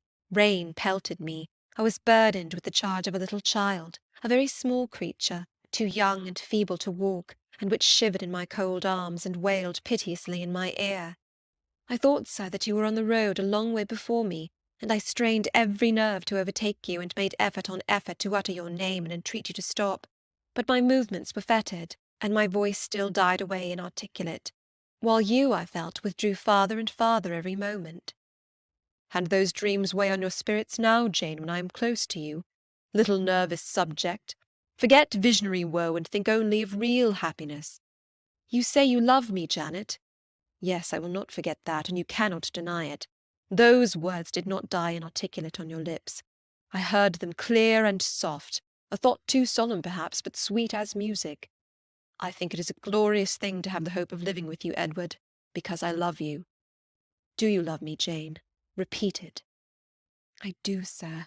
I do, with my whole heart. Well, he said, after some minutes' silence, it is strange, but that sentence has penetrated my breast painfully. Why? I think because you said it with such an earnest religious energy, and because your upward gaze at me now is the very sublime of faith, truth, and devotion. It is too much as if some spirit were near me. Look wicked, Jane, as you know well how to look. Coin one of your wild, shy, provoking smiles. Tell me you hate me. Tease me, vex me, do anything but move me. I would rather be incensed than saddened. I will tease you and vex you to your heart's content when I have finished my tale, but hear me to the end. I thought, Jane, you had told me all. I thought I had found the source of your melancholy in a dream. I shook my head. What? Is there more? But I will not believe it to be anything important. I warned you of incredulity beforehand. Go on. The disquietude of his air, the somewhat apprehensive impatience of his manner surprised me, but I proceeded. I dreamt another dream, sir. That Thornfield Hall was a dreary ruin, the retreat of bats and owls. I thought that of all the stately front nothing remained but a shell-like wall, very high and very fragile-looking. I wandered on a moonlit night through the grass-grown enclosure within. Here I stumbled over a marble hearth, and there over a fallen fragment of cornice. Wrapped up in a shawl, I still carried the unknown little child. I might not lay it down anywhere, however tired my arms. However much its weight impeded my progress, I must retain it. I heard the gallop of a horse at a distance on the road. I was sure it was you, and you were departing for many years and for a distant country. I climbed the thin wall with frantic, perilous haste, eager to catch one glimpse of you from the top. The stones rolled from under my feet, the ivy branches I grasped gave way, the child clung round my neck in terror and almost strangled me. At last I gained the summit. I saw you like a speck on a white track, lessening every moment. The blast blew so strong I could not stand. I sat down on the narrow ledge. I hushed the scared infant in my lap. You turned an angle of the road. I bent forward to take a last look. The wall crumbled. I was shaken. The child rolled from my knee. I lost my balance, fell, and woke. Now, Jane, that is all. All the preface, sir. The tale is yet to come. On waking, a gleam dazzled my eyes. I thought, oh, it is daylight. But I was mistaken. It was only candlelight. Sophie, I supposed, had come in. There was a light in the dressing-table, and the door of the closet, where, before going to bed, I had hung my wedding dress and veil, stood open. I heard a rustling there. I asked, Sophie, what are you doing? No one answered. But a form emerged from the closet. It took the light, held it aloft, and surveyed the garments pendant from the portmanteau. Sophie! Sophie! I again cried, and still it was silent. I had risen up in bed. I bent forward. First surprise, then bewilderment came over me, and then my blood crept cold through my veins. Mr. Rochester, This was not Sophie. It was not Leah. It was not Mrs. Fairfax. It was not— No, I was sure of it, and am still. It was not even that strange woman, Grace Poole. It must have been one of them, interrupted my master. No, sir, I solemnly assure you to the contrary. The shape standing before me had never crossed my eyes within the precincts of Thornfield Hall before. The height, the contour were new to me. Describe it, Jane. It seemed, sir, a woman, tall and large, with thick and dark hair hanging down her back. I knew not what dress she had on. It was white and straight, but whether gown, sheet, or shroud I cannot tell. Did you see her face? Not at first, but presently she took my veil from its place. She held it up, gazed at it long, and then she threw it over her own head and turned to the mirror. At that moment I saw the reflection of the visage and features quite distinctly in the dark oblong glass. And how were they? Fearful and ghastly to me. Oh, sir, I never saw a face like it. It was a discoloured face. It was a savage face. I wish I could forget the roll of the red eyes and the fearful blackened inflation of the lineaments. Ghosts are usually pale, Jane. This, sir, was purple. The lips were swelled and dark, the brow furrowed, the black eyebrows widely raised over the bloodshot eyes. Shall I tell you of what it reminded me? You may. Of the foul German spectre, the vampire. Ah, what did it do? Sir, it removed my veil from its gaunt head, rent it in 2 parts, and flinging both on the floor, trampled on them. Afterwards? It drew aside the window curtain and looked out. Perhaps it saw dawn approaching, for taking the candle it retreated to the door. Just at my bedside, the figure stopped. The fiery eyes glared upon me. She thrust up her candle close to my face and extinguished it under my eyes. I was aware her lurid visage flamed over mine, and I lost consciousness. For the second time in my life, only the second time, I became insensible from terror. Who was with you when you revived? No one, sir, but the broad day. I rose, bathed my head and face in water, drank a long draught, felt that though enfeebled I was not ill, and determined that to none but you would I impart this vision. Now, sir, tell me who and what that woman was. The creature of an overstimulated brain, that is certain. I must be careful of you, my treasure. Nerves like yours were not made for rough handling. Sir, depend upon it, my nerves were not in fault. The thing was real. The transaction actually took place. And your previous dreams, were they real too? Is Thornfield Hall a ruin? Am I severed from you by insuperable obstacles? Am I leaving you without a tear, without a kiss, without a word? Not yet. Am I about to do it? Why, the day is already commenced which is to bind us indissolubly, and when we are once united there shall be no recurrence of these mental terrors. I guarantee that. Mental terrors, sir? I wish I could believe them to be only such. I wish it more now than ever, since even you cannot explain to me the mystery of that awful visitant. And since I cannot do it, Jane, it must have been unreal. But, sir, when I said so to myself on rising this morning, and when I looked round the room to gather courage and comfort from the cheerful aspect of each familiar object in full daylight, there, on the carpet, I saw what gave the distinct lie to my hypothesis, the veil, torn from top to bottom in 2 halves. I felt Mr. Rochester start and shudder. He hastily flung his arms round me. "Thank God," he exclaimed, "that if anything malignant did come near you last night, it was only the veil that was harmed. Oh, to think what might have happened!" He drew his breath short and strained me so close to him I could scarcely pant. After some minutes' silence he continued cheerily. "Now, Janet, I'll explain to you all about it. It was half dream, half reality. A woman did, I doubt not, enter your room, and that woman must have been, Grace Poole. You call her a strange being yourself. From all you know, you have reason so to call her. What did she do to me? What to Mason? In a state between sleeping and waking, you noticed her entrance and her actions. But feverish, almost delirious as you were, you ascribed to her a goblin appearance different from her own. The long dishevelled hair, the swelled black face, the exaggerated stature, were figments of imagination, results of nightmare. The spiteful tearing of the veil was real, and it is like her. I see you would ask why I keep such a woman in my house. When we have been married a year and a day, I will tell you, but not now. Are you satisfied, Jane? Do you accept my solution of the mystery?" I reflected, and in truth it appeared to me the only possible one. Satisfied I was not, but to please him I endeavoured to appear so. Relieved I certainly did feel, so I answered him with a contented smile. And now, as it was long past 1, I prepared to leave him. "Does not Sophie sleep with Adele in the nursery?" he asked as I lit my candle. "Yes, sir." "And there is enough room in Adele's little bed for you. You must share it with her tonight, Jane.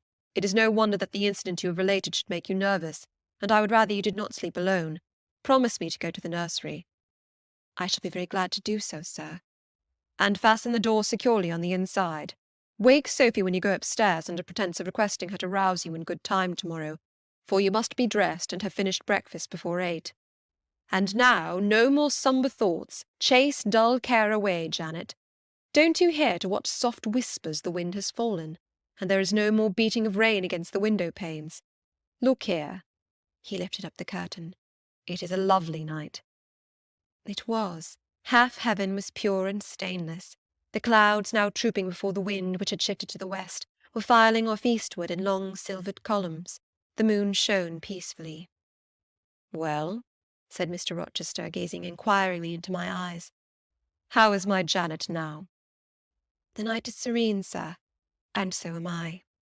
"And you will not dream of separation and sorrow tonight, but of happy love and blissful union?" This prediction was but half fulfilled. I did not indeed dream of sorrow, but as little did I dream of joy, for I never slept at all. With little Adele in my arms, I watched the slumber of childhood, so tranquil, so passionless, so innocent, and waited for the coming day. All my life was awake and astir in my frame, and as soon as the sun rose, I rose too. I remember Adele clung to me as I left her. I remember I kissed her as I loosened her little hands from my neck, and I cried over her with strange emotion, and quitted her because I feared my sobs would break her still sound repose. She seemed the emblem of my past life, and here I was now to array myself to meet the dread but adored type of my unknown future day. Chapter 26. Sophie came at 7 to dress me. She was very long indeed in accomplishing her task, so long that Mr. Rochester, grown, I suppose, impatient of my delay, sent up to ask why I did not come. She was just fastening my veil, the plain square of blonde after all, to my hair with a brooch. I hurried from under her hands as soon as I could. "Stop!" she cried in French. "Look at yourself in the mirror. You have not taken one peep." So I turned at the door. I saw a robed and veiled figure, so unlike my usual self that it seemed almost the image of a stranger. "Jane!" called a voice, and I hastened down. I was received at the foot of the stairs by Mr. Rochester. "Lingerer," he said, "my brain is on fire with impatience, and you tarry so long." He took me into the dining-room, surveyed me keenly all over, pronounced me "fair as a lily, and not only the pride of his life, but the desire of his eyes," and then telling me he would give me but 10 minutes to eat some breakfast, he rang the bell. One of his lately hired servants, a footman, answered it. "Is John getting the carriage ready?" "Yes, sir." "Is the luggage brought down?" "They are bringing it down, sir." "Go you to the church, see if Mr. Wood," the clergyman, "and the clerk are there. Return and tell me." The church, as the reader knows, was but just beyond the gates. The footman soon returned. "Mr. Wood is in the vestry, sir, putting on his surplice." "And the carriage?" "The horses are harnessing." "We shall not want it to go to church, but it must be ready the moment we return, all the boxes and luggage arranged and strapped on, and the coachman in his seat." "Yes, sir." "Jane, are you ready?" I rose. There were no groomsmen, no bridesmaids, no relatives to wait for or marshal, none but Mr. Rochester and I. Mrs. Fairfax stood in the hall as we passed. I would fain have spoken to her, but my hand was held by a grasp of iron. I was hurried along by a stride I could hardly follow, and to look at Mr. Rochester's face was to feel that not a second of delay would be tolerated for any purpose. I wonder what other bridegroom ever looked as he did, so bent up to a purpose, so grimly resolute, or who, under such steadfast brows, ever revealed such flaming and flashing eyes. I know not whether the day was fair or foul. In descending the drive, I gazed neither on sky nor earth. My heart was with my eyes, and both seemed migrated into Mr. Rochester's frame. I wanted to see the invisible thing on which, as we went along, he appeared to fasten a glance fierce and fell. I wanted to feel the thoughts whose force he seemed breasting and resisting. At the churchyard wicket he stopped. He discovered I was quite out of breath.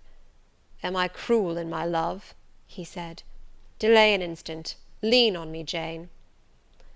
And now I can recall the picture of the old grey house of God rising calm before me, of a rook wheeling round the steeple, of a ruddy morning sky beyond. I remember something, too, of the green grave mounds, and I have not forgotten either two figures of strangers straying amongst the low hillocks and reading the mementos graven on the few mossy headstones. I noticed them, because, as they saw us, they passed round to the back of the church, and I doubted not but they were going to enter by the side aisle door and witness the ceremony. By Mr. Rochester they were not observed. He was earnestly looking at my face, from which the blood had, I dare say, momentarily fled, for I felt my forehead dewy, and my cheeks and lips cold. When I rallied, which I soon did, he walked gently with me up the path to the porch. We entered the quiet and humble temple. The priest waited in his white surplice at the lowly altar, the clerk beside him. All was still. Two shadows only moved in a remote corner. My conjecture had been correct. The strangers had slipped in before us, and they now stood by the vault of the Rochesters, their backs towards us, viewing through the rails the old time-stained marble tomb, where a kneeling angel guarded the remains of Damer de Rochester, slain at Marston Moor in the time of the civil wars, and of Elizabeth his wife. Our place was taken at the communion rails. Hearing a cautious step behind me, I glanced over my shoulder. One of the strangers, a gentleman evidently, was advancing up the chancel. The service began. The explanation of the intent of matrimony was gone through, and then the clergyman came a step further forward, and bending slightly towards Mr. Rochester, went on. "I require and charge you both, as you will answer at the dreadful day of judgment, when the secrets of all hearts shall be disclosed, that if either of you know any impediment why ye may not lawfully be joined together in matrimony, ye do now confess it.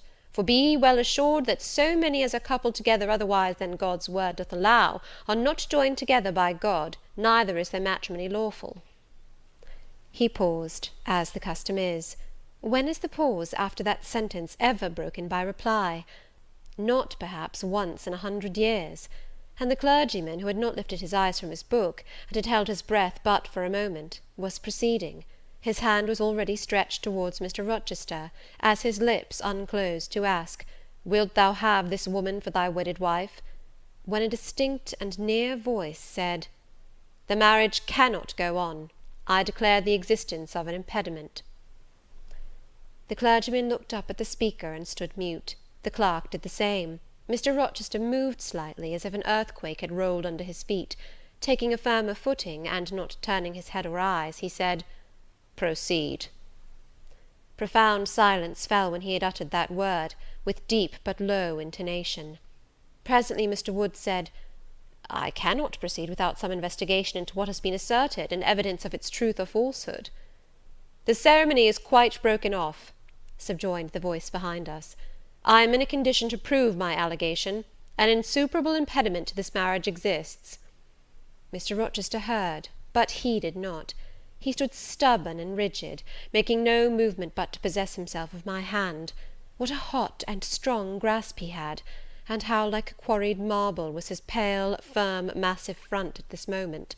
How his eyes shone, still watchful, and yet wild beneath! Mr. Wood seemed at a loss. "What is the nature of the impediment?" he asked.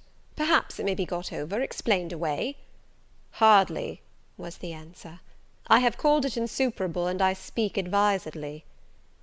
The speaker came forward, and leaned on the rails. He continued, uttering each word distinctly, calmly, steadily, but not loudly. "It simply consists in the existence of a previous marriage. Mr. Rochester has a wife, now living." My nerves vibrated to those low-spoken words as they had never vibrated to thunder. My blood felt their subtle violence as it had never felt frost or fire. But I was collected, and in no danger of swooning. I looked at Mr. Rochester. I made him look at me. His whole face was colourless rock. His eye was both spark and flint. He disavowed nothing. He seemed as if he would defy all things. Without speaking, without smiling, without seeming to recognize in me a human being, he only twined my waist with his arm and riveted me to his side. "Who are you?" he asked of the intruder. "My name is Briggs, a solicitor of Street, London." "And you would thrust on me a wife?" "I would remind you of your lady's existence, sir, which the law recognizes, if you do not." "Favour me with an account of her, with her name, her parentage, her place of abode." "Certainly." Mr. Briggs calmly took a paper from his pocket, and read out in a sort of official, nasal voice, "I affirm and can prove that on the 20th of October, A.D., a date of some 15 years back, Edward Fairfax Rochester of Thornfield Hall, in the county of and of Ferndean Manor, in shire, England, was married to my sister, Bertha Antoinetta Mason, daughter of Jonas Mason, merchant, and of Antoinetta his wife, a Creole, at Church, Spanish Town, Jamaica. The record of the marriage will be found in the register of that church. A copy of it is now in my possession. Signed, Richard Mason." "That, if a genuine document, may prove I have been married, but it does not prove that the woman mentioned therein as my wife is still living." "She was living 3 months ago," returned the lawyer. "How do you know?" "I have a witness to the fact, whose testimony even you, sir, will scarcely controvert." "Produce him, or go to hell." "I will produce him first. He is on the spot. Mr. Mason, have the goodness to step forward." Mr. Rochester, on hearing the name, set his teeth. He experienced, too, a sort of strong convulsive quiver. Near to him as I was, I felt the spasmodic movement of fury or despair run through his frame. The second stranger, who had hitherto lingered in the background, now drew near. A pale face looked over the solicitor's shoulder. Yes, it was Mason himself. Mr. Rochester turned and glared at him. His eye, as I have often said, was a black eye. It now had a tawny, nay, a bloody light in its gloom, and his face flushed, olive cheek and hueless forehead received a glow as from spreading, ascending heart fire, and he stirred, lifted his strong arm. He could have struck Mason, dashed him on the church floor, shocked by a ruthless blow the breath from his body, but Mason shrank away, and cried faintly, "Good God!" Contempt fell cool on Mr. Rochester. His passion died as if a blight had shrivelled it up. He only asked, "What have you to say?" An inaudible reply escaped Mason's white lips. "The devil is in it if you cannot answer distinctly. I again demand, what have you to say?" Sir," interrupted the clergyman, "do not forget you are in a sacred place." Then, addressing Mason, he inquired gently, "Are you aware, sir, whether or not this gentleman's wife is still living?" "Courage," urged the lawyer, "speak out." "She is now living at Thornfield Hall," said Mason in more articulate tones. "I saw her there last April. I am her brother." "At Thornfield Hall!" ejaculated the clergyman. "Impossible! I am an old resident in this neighbourhood, sir, and I never heard of a Mrs. Rochester at Thornfield Hall." I saw a grim smile contort Mr. Rochester's lips, and he muttered, "No, by God! I took care that none should hear of it, or of her under that name." He mused. For 10 minutes he held counsel with himself. He formed his resolve, and announced it. "Enough! All shall bolt out at once, like the bullet from the barrel. Wood, close your book and take off your surplice. John Green," to the clerk, "leave the church. There will be no wedding to-day." The man obeyed. Mr. Rochester continued, hardily and recklessly, "Bigamy is an ugly word. I meant, however, to be a bigamist, but fate has outmanoeuvred me, or Providence has checked me, perhaps the last. I am little better than a devil at this moment, and, as my pastor there would tell me, deserve no doubt the sternest judgments of God, even to the quenchless fire and deathless worm. Gentlemen, my plan is broken up. What this lawyer and his client say is true. I have been married, and the woman to whom I was married lives. You say you have never heard of a Mrs. Rochester at the house up yonder, Wood, but I dare say you have many a time inclined your ear to gossip about the mysterious lunatic kept under watch and ward. Some have whispered to you that she is my bastard half-sister, some my cast-off mistress. I now inform you that she is my wife, whom I married 15 years ago. Bertha Mason by name, sister of this resolute personage, who is now, with his quivering limbs and white cheeks, showing you what a stout heart men may bear. Cheer up, Dick. Never fear me. I'd almost as soon strike a woman as you. Bertha Mason is mad, and she came of a mad family, idiots and maniacs through 3 generations. Her mother, the Creole, was both a madwoman and a drunkard, as I found out after I had wed the daughter, for they was silent on family secrets before. Bertha, like a dutiful child, copied her parent in both points. I had a charming partner, pure, wise, modest. You can fancy I was a happy man. I went through rich scenes. Oh, my experience has been heavenly, if you only knew it. But I owe you no further explanation. Briggs, Wood, Mason, I invite you all to come up to the house and visit Mrs. Poole's patient and my wife. You shall see what sort of a being I was cheated into espousing, and judge whether or not I had a right to break the compact, and seek sympathy with something at least human. This girl," he continued, looking at me, "knew no more than you would of the disgusting secret. She thought all was fair and legal, and never dreamt she was going to be entrapped into a feigned union with a defrauded wretch, already bound to a bad, mad, and embruted partner. Come, all of you, follow." Still holding me fast, he left the church. The 3 gentlemen came after. At the front door of the hall we found the carriage. "Take it back to the coach-house, John," said Mr. Rochester coolly. "It will not be wanted to-day." At our entrance, Mrs. Fairfax, Adele, Sophy, Leah, advanced to meet and greet us.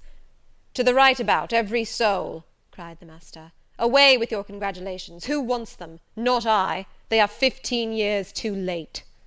He passed on and ascended the stairs, still holding my hand, and still beckoning the gentlemen to follow him, which they did. We mounted the first staircase, passed up the gallery, proceeded to the 3rd story. The low black door, opened by Mr. Rochester's master key, admitted us into the tapestried room, with its great bed and its pictorial cabinet. "You know this place, Mason?" said our guide. "She bit and stabbed you here." He lifted the hangings from the wall, uncovering the 2nd door. This, too, he opened. In a room without a window there burnt a fire guarded by a high and strong fender, and a lamp suspended from the ceiling by a chain. Grace Poole bent over the fire, apparently cooking something in a saucepan.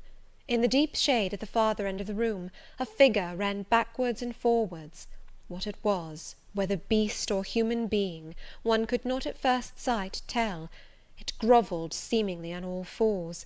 It snatched and growled like some strange wild animal. But it was covered with clothing, and a quantity of dark grizzled hair, wild as a mane, hid its head and face. "Good morrow, Mrs. Poole," said Mr. Rochester.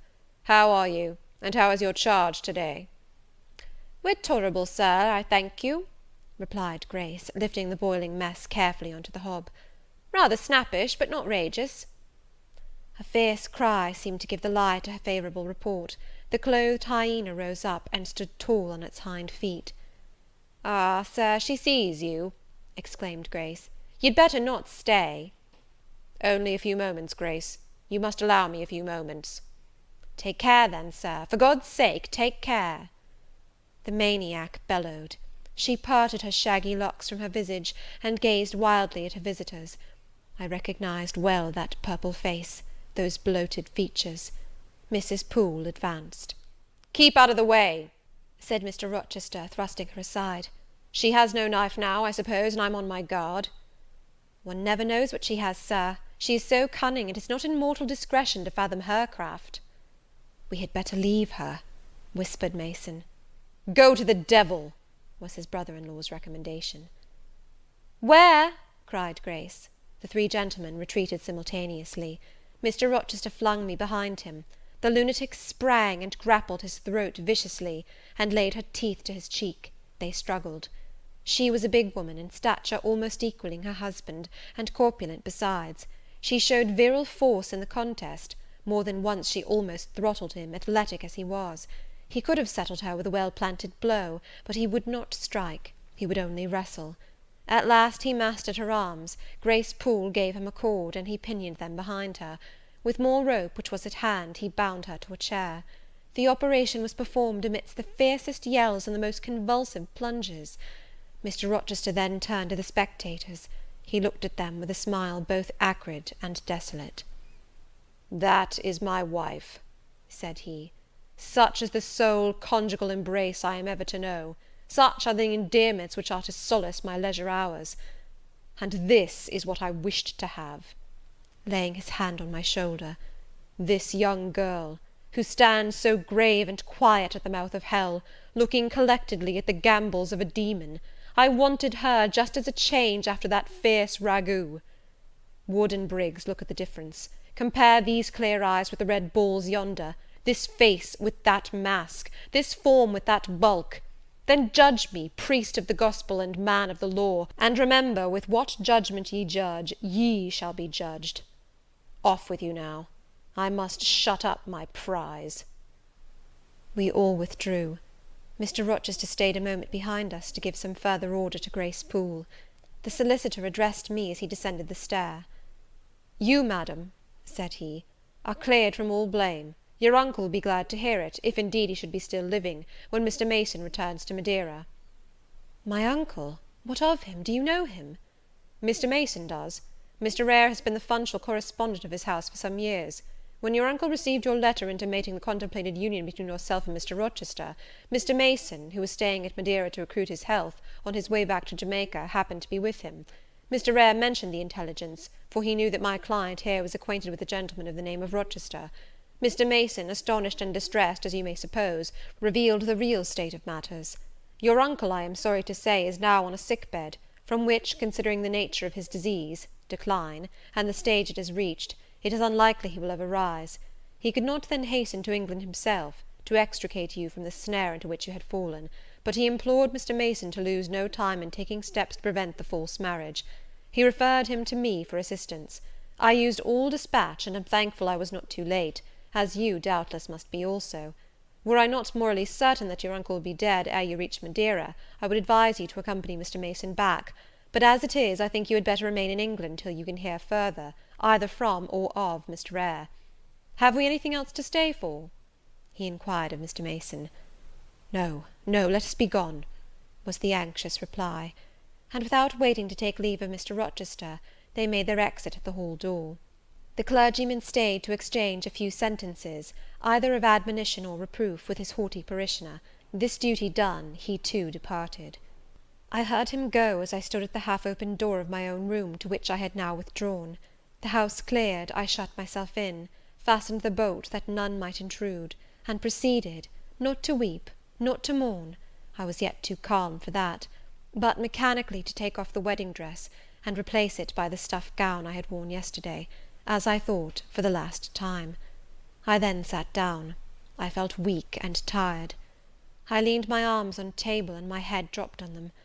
And now, I thought, till now I had only heard, seen, moved, followed up and down where I was led or dragged, watched event rush on event, disclosure open beyond disclosure; but now I thought. The morning had been a quiet morning enough, all except the brief scene with the lunatic. The transaction in the church had not been noisy. There was no explosion of passion, no loud altercation, no dispute, no defiance or challenge, no tears, no sobs. A few words had been spoken, a calmly pronounced objection to the marriage made, some stern, short questions put by Mr. Rochester, answers, explanations given, evidence adduced, an open admission of the truth had been uttered by my master. Then the living proof had been seen, the intruders were gone, and all was over. I was in my own room as usual, just myself, without obvious change. Nothing had smitten me, or scathed me, or maimed me. And yet, where was the Jane Eyre of yesterday? Where was her life? Where were her prospects? Jane Eyre, who had been an ardent, expectant woman, almost a bride, was a cold, solitary girl again.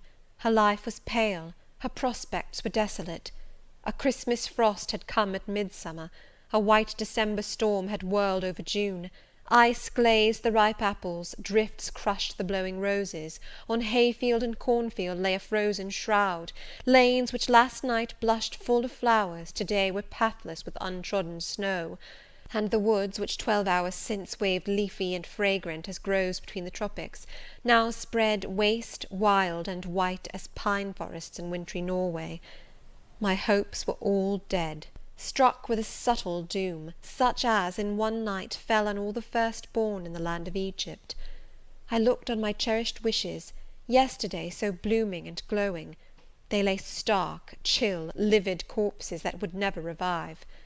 I looked at my love, that feeling which was my master's, which he had created. It shivered in my heart, like a suffering child in a cold cradle. Sickness and anguish had seized it. It could not seek Mr. Rochester's arms, it could not derive warmth from his breast. Oh, never more could it turn to him, for faith was blighted, confidence destroyed. Mr. Rochester was not to me what he had been, for he was not what I had thought him. I would not ascribe vice to him, I would not say he had betrayed me, but the attribute of stainless truth was gone from his idea, and from his presence I must go. That I perceived well. When, how, whither, I could not yet discern, but he himself, I doubted not, would hurry me from Thornfield. Real affection, it seemed, he could not have for me. It had been only fitful passion. That was balked. He would want me no more. I should fear even to cross his path now. My view must be hateful to him. Oh, how blind had been mine eyes! How weak my conduct! My eyes were covered and closed. Eddying darkness seemed to swim round me, and reflection came in as black and confused a flow. Self-abandoned, relaxed and effortless, I seemed to have laid me down in the dried-up bed of a great river. I heard a flood loosened in remote mountains, and felt the torrent come. To rise I had no will, to flee I had no strength. I lay faint, longing to be dead. One idea only still throbbed lifelike within me, a remembrance of God. It begot an unuttered prayer. These words went wandering up and down in my rayless mind, as something that should be whispered, but no energy was found to express them. Be not far from me, for trouble is near. There is none to help. It was near, and as I had lifted no petition to heaven to avert it, as I had neither joined my hands, nor bent my knees, nor moved my lips, it came. In full heavy swing the torrent poured over me. The whole consciousness of my life lorn, my love lost, my hope quenched, my faith dead struck, swayed full and mighty above me in one sullen mass. That bitter hour cannot be described. In truth, the waters came into my soul. I sank in deep mire. I felt no standing. I came into deep waters. The floods overflowed me. Chapter 27. Some time in the afternoon I raised my head, and looking round and seeing the western sun gilding the sign of its decline on the wall, I asked, "What am I to do?" But the answer my mind gave, "Leave Thornfield at once," was so prompt, so dread, that I stopped my ears. I said I could not bear such words now. That I am not Edward Rochester's bride is the least part of my woe, I alleged. That I have wakened out of most glorious dreams and found them all void and vain is a horror I could bear and master. But that I must leave him decidedly, instantly, entirely, is intolerable. I cannot do it. But then a voice within me averred that I could do it, and foretold that I should do it. I wrestled with my own resolution. I wanted to be weak that I might avoid the awful passage of further suffering I saw laid out for me, and conscience, turned tyrant, held passion by the throat, told her tauntingly she had yet but dipped her dainty foot in the slough, and swore that with that arm of iron he would thrust her down to unsounded depths of agony. "Let me be torn away," then I cried. "Let another help me." "No, you shall tear yourself away. None shall help you. You shall yourself pluck out your right eye, yourself cut off your right hand. Your heart shall be the victim, and you the priest to transfix it." I rose up suddenly, terror-struck at the solitude which so ruthless a judge haunted, at the silence which so awful a voice filled. My head swam as I stood erect. I perceived that I was sickening from excitement and inanition. Neither meat nor drink had passed my lips that day, for I had taken no breakfast. And with strange pang I now reflected that, long as I had been shut up here, no message had been sent to ask how I was, or to invite me to come down. Not even little Adele had tapped at the door, not even Mrs. Fairfax had sought me. "Friends always forget those whom fortune forsakes," I murmured, as I undrew the bolt and passed out. I stumbled over an obstacle. My head was still dizzy, my sight was dim, and my limbs were feeble. I could not soon recover myself. I fell, but not on to the ground. An outstretched arm caught me. I looked up. I was supported by Mr. Rochester. who sat in a chair across my chamber threshold. "You come out at last," he said. "Well, I have been waiting for you long and listening. Yet not one movement have I heard, nor one sob. 5 minutes more of that death-like hush, and I should have forced the lock like a burglar. So you shun me, you shut yourself up and grieve alone. I would rather you had come and upbraided me with vehemence. You are passionate, I expected a scene of some kind. I was prepared for the hot train of tears, only I wanted them to be shed on my breast. Now a senseless floor has received them, or your drenched handkerchief. But I err. You have not wept at all. I see a white cheek and a faded eye, but no trace of tears. I suppose, then, your heart has been weeping blood. Well, Jane, not a word of reproach? Nothing bitter, nothing poignant, nothing to cut a feeling or sting a passion? You sit quietly where I have placed you, and regard me with a weary, passive look. Jane, I never meant to wound you thus. If the man who had but one little ewe lamb that was dear to him as a daughter, that ate of his bread and drank of his cup and lay in his bosom, had by some mistake slaughtered it at the shambles, he would not have rued his bloody blunder more than I now rue mine. Will you ever forgive me? Reader, I forgave him at the moment and on the spot. There was such deep remorse in his eye, such true pity in his tone, such manly energy in his manner. And besides, there was such unchanged love in his whole look and mien. I forgave him all, yet not in words, yet not outwardly, only at my heart's core. You know I am a scoundrel, Jane. Ere long he inquired wistfully, wondering, I suppose, at my continued silence and tameness, the result rather of weakness than of will. Yes, sir. Then tell me so roundly and sharply. Don't spare me. I cannot. I am sick and tired. I want some water. He heaved a sort of shuddering sigh, and taking me in his arms, carried me downstairs. At first I did not know to what room he had borne me. All was cloudy to my glazed sight. Presently I felt the reviving warmth of a fire, for summer as it was, I had become icy cold in my chamber. He put wine to my lips. I tasted it and revived. Then I ate something he offered me, and was soon myself. I was in the library, sitting in his chair. He was quite near. If I could go out of life now, without too sharp a pang, it would be well for me, I thought. Then I should not have to make the effort of cracking my heartstrings in rending them from among Mr. Rochester's. I must leave him, it appears. I do not want to leave him. I cannot leave him. How are you now, Jane? Much better, sir. I shall be well soon. Taste the wine again, Jane. I obeyed him. Then he put the glass on the table, stood before me, and looked at me attentively.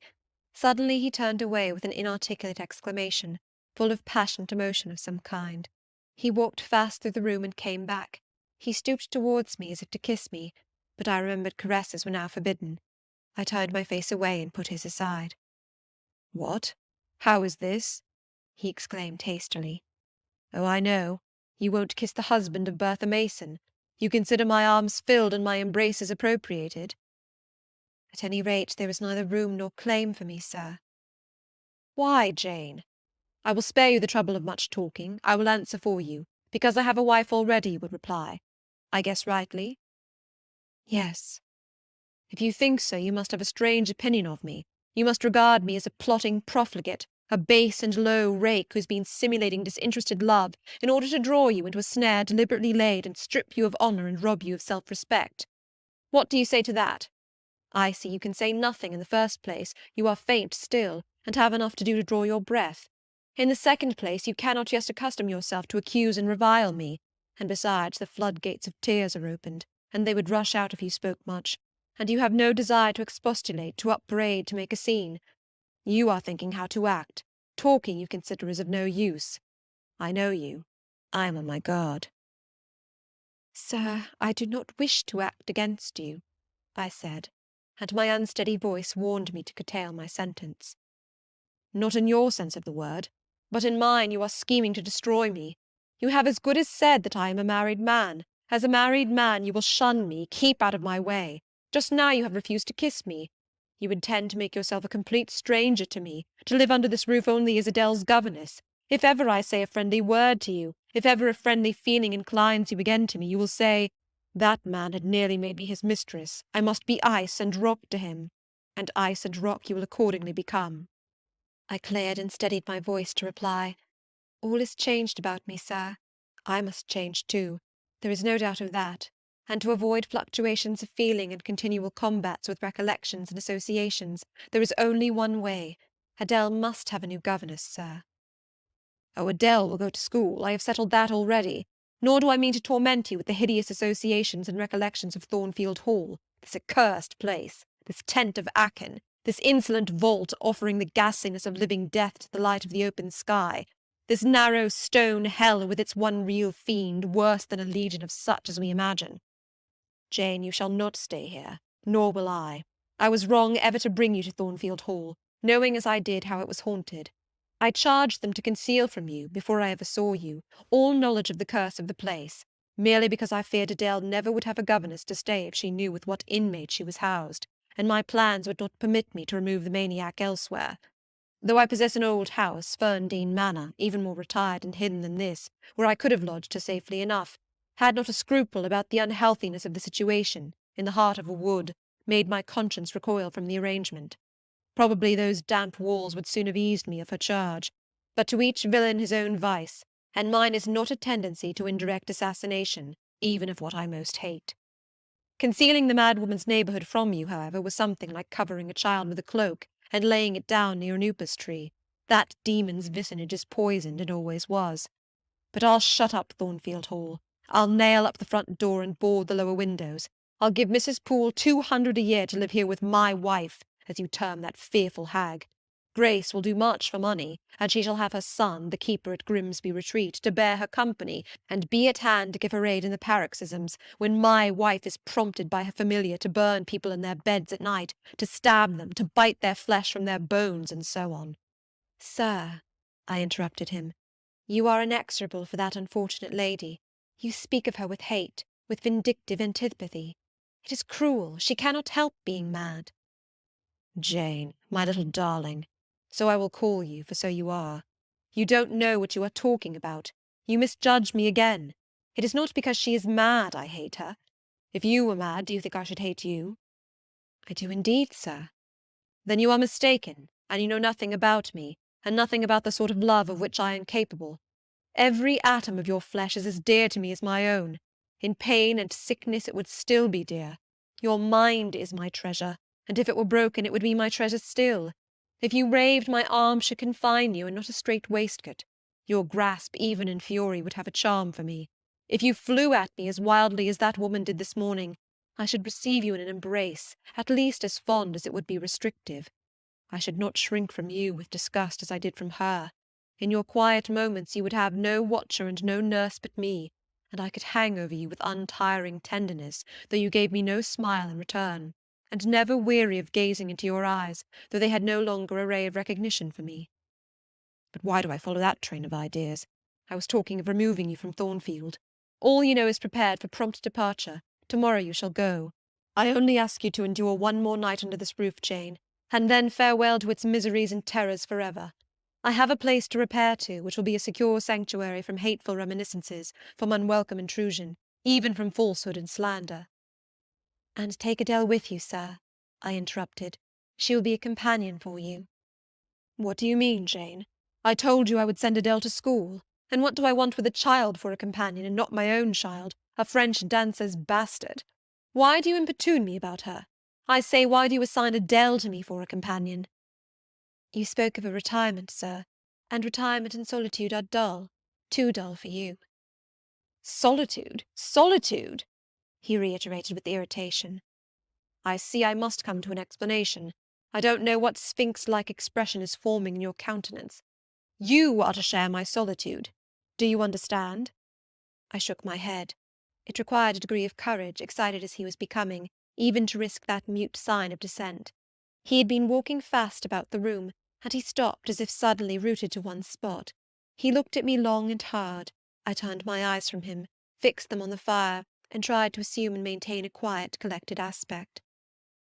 Now for the hitch in Jane's character, he said at last, speaking more calmly than from his look I had expected him to speak. The reel of silk has run smoothly enough so far, but I always knew there would come a knot and a puzzle. Here it is. Now for vexation and exasperation and endless trouble. By God, I long to exert a fraction of Samson's strength and break the entanglement like tow. He recommenced his walk, but soon again stopped, and this time just before me. Jane, will you hear reason? He stooped and approached his lips to my ear. Because if you won't, I'll try violence. His voice was hoarse, his look that of a man who is just about to burst an insufferable bond and plunge headlong into wild license. I saw that in another moment, and with one impetus of frenzy more, I should be able to do nothing with him. The present, the passing second of time, was all I had in which to control and restrain him. A movement of repulsion, flight, fear would have sealed my doom, and his. But I was not afraid, not in the least. I felt an inward power, a sense of influence which supported me. The crisis was perilous, but not without its charm, such as the Indian perhaps feels when he slips over the rapid in his canoe. I took hold of his clenched hand, loosened the contorted fingers, and said to him soothingly, "Sit down. I'll talk to you as long as you like, and hear all you have to say, whether reasonable or unreasonable." He sat down, but he did not get leave to speak directly.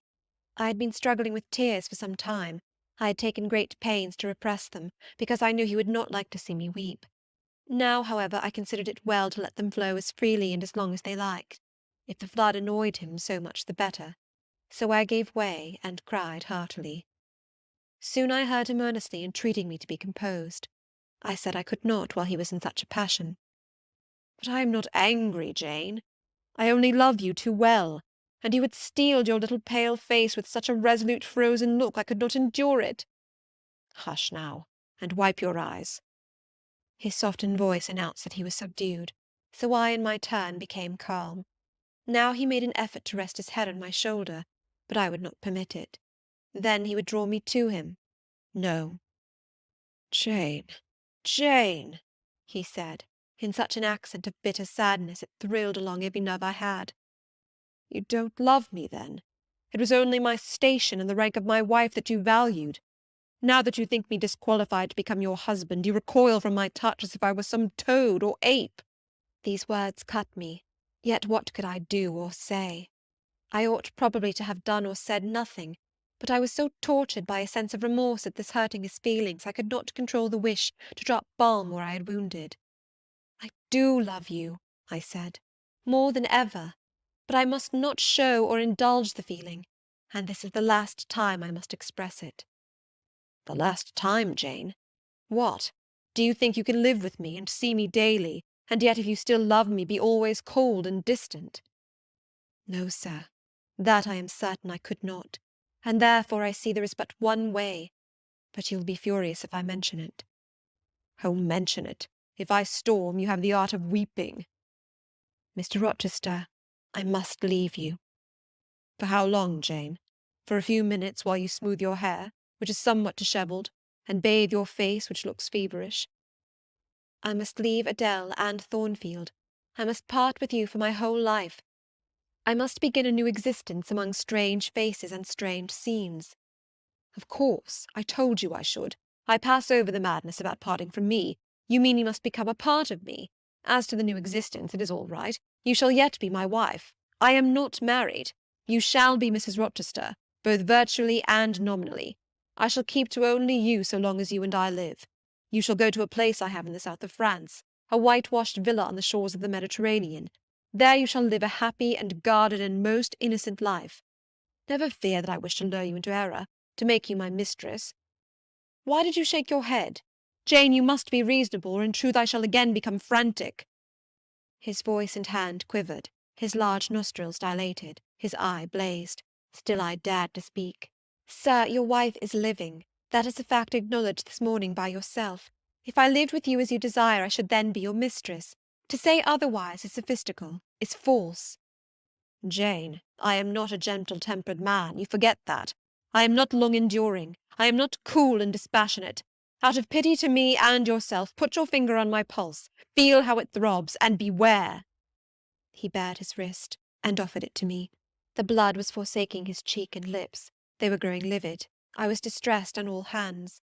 To agitate him thus deeply by a resistance he so abhorred was cruel. To yield was out of the question. I did what human beings do instinctively when they are driven to utter extremity. looked for aid to one higher than man. The words, "God help me," burst involuntarily from my lips. "I am a fool," cried Mr. Rochester suddenly. "I keep telling her I am not married, and do not explain to her why. I forget she knows nothing of the character of that woman, or of the circumstances attending my infernal union with her. Oh, I am certain Jane will agree with me in opinion when she knows all that I know. Just put your hand in mine, Janet, that I may have the evidence of touch as well as sight to prove you are near me, and I will in a few words show you the real state of the case. Can you listen to me?" "Yes, sir. For hours, if you will." "I ask only minutes. Jane, did you ever hear or know that I was not the eldest son of my house, that I once had a brother older than I?" "I remember Mrs. Fairfax told me so once." "And did you ever hear that my father was an avaricious, grasping man?" "I have understood something to that effect." "Well, Jane, being so, it was his resolution to keep the property together. He could not bear the idea of dividing his estate and leaving me a fair portion. All he resolved should go to my brother Roland. Yet as little could he endure that a son of his should be a poor man. I must be provided for by a wealthy marriage. He sought me a partner betimes. Mr. Mason, a West India planter and merchant, was his old acquaintance. He was certain his possessions were real and vast. He made inquiries. Mr. Mason, he found, had a son and daughter, and learned from him that he could and would give the latter a fortune of £30,000. That sufficed.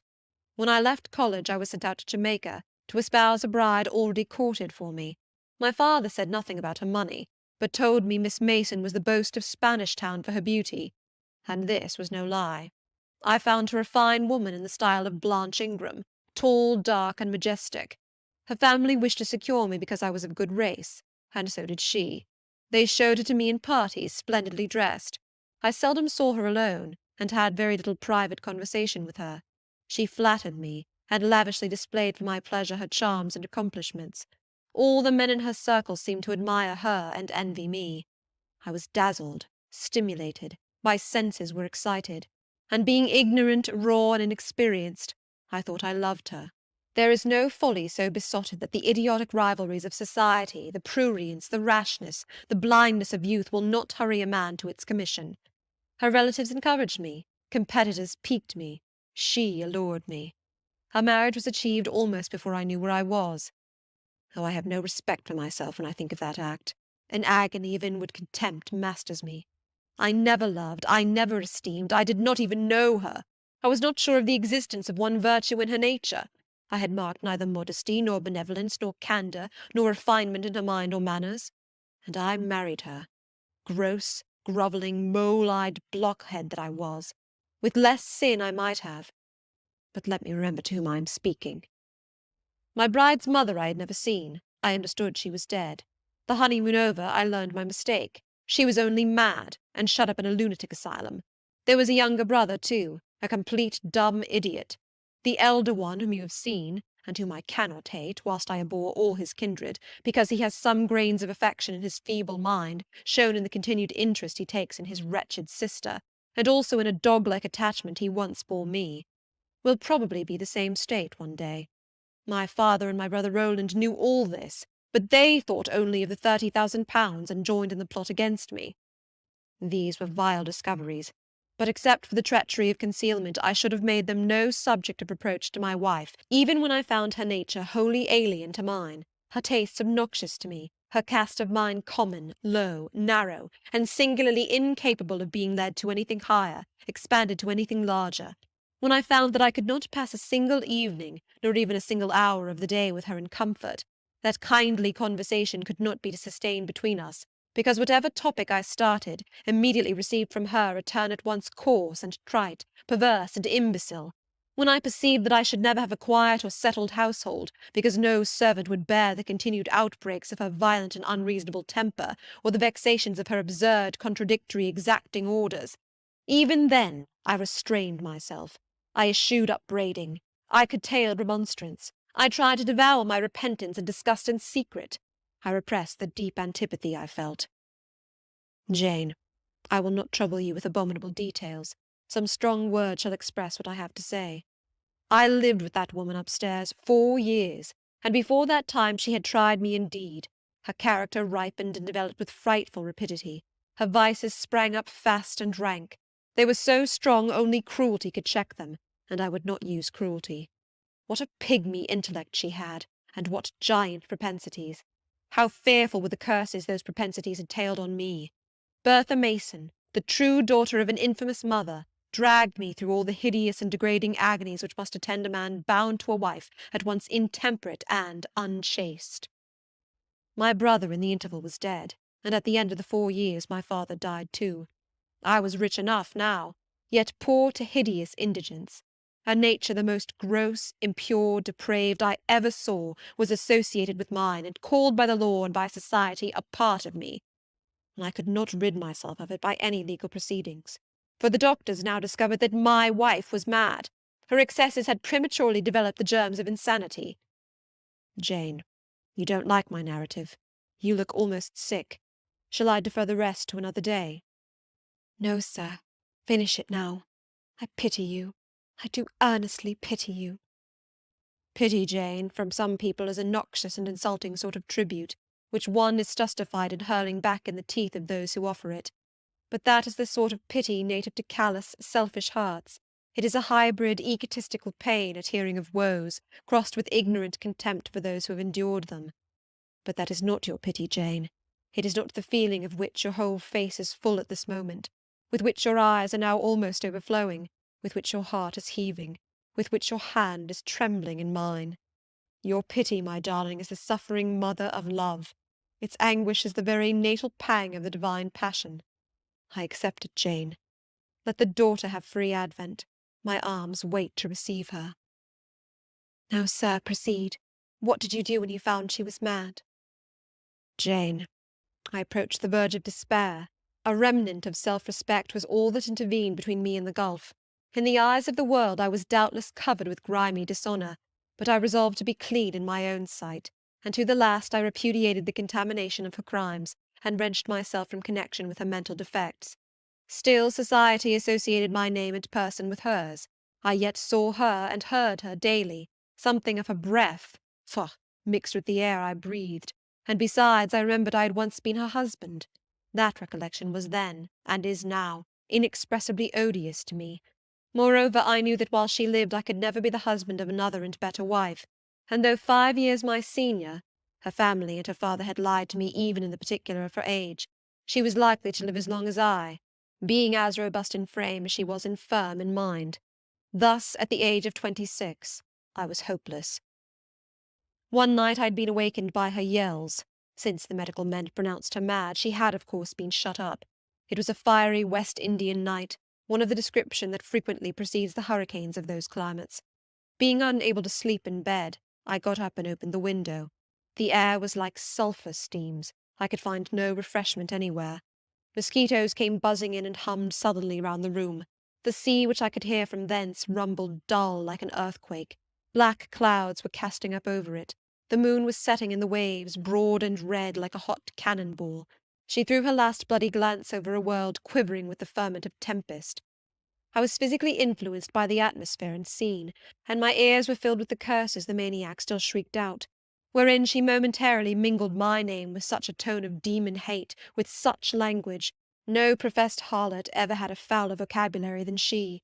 Though 2 rooms off, I heard every word, the thin partitions of the West India house opposing but slight obstruction to her wolfish cries. "This life," said I at last, "is hell. This is the air, those are the sounds of the bottomless pit. I have a right to deliver myself from it if I can. The sufferings of this mortal state will leave me with the heavy flesh that now cumbers my soul. Of the fanatic's burning eternity I have no fear. There is not a future state worse than this present one.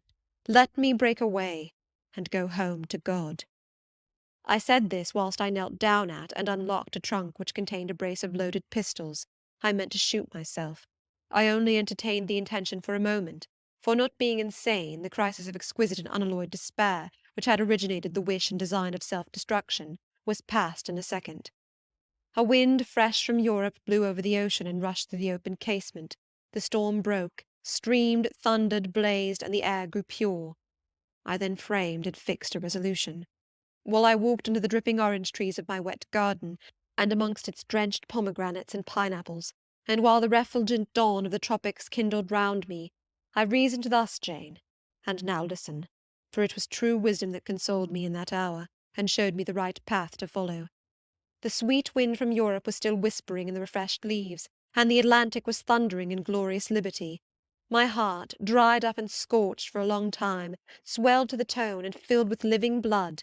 My being longed for renewal, my soul thirsted for a pure draught. I saw hope revive, and felt regeneration possible.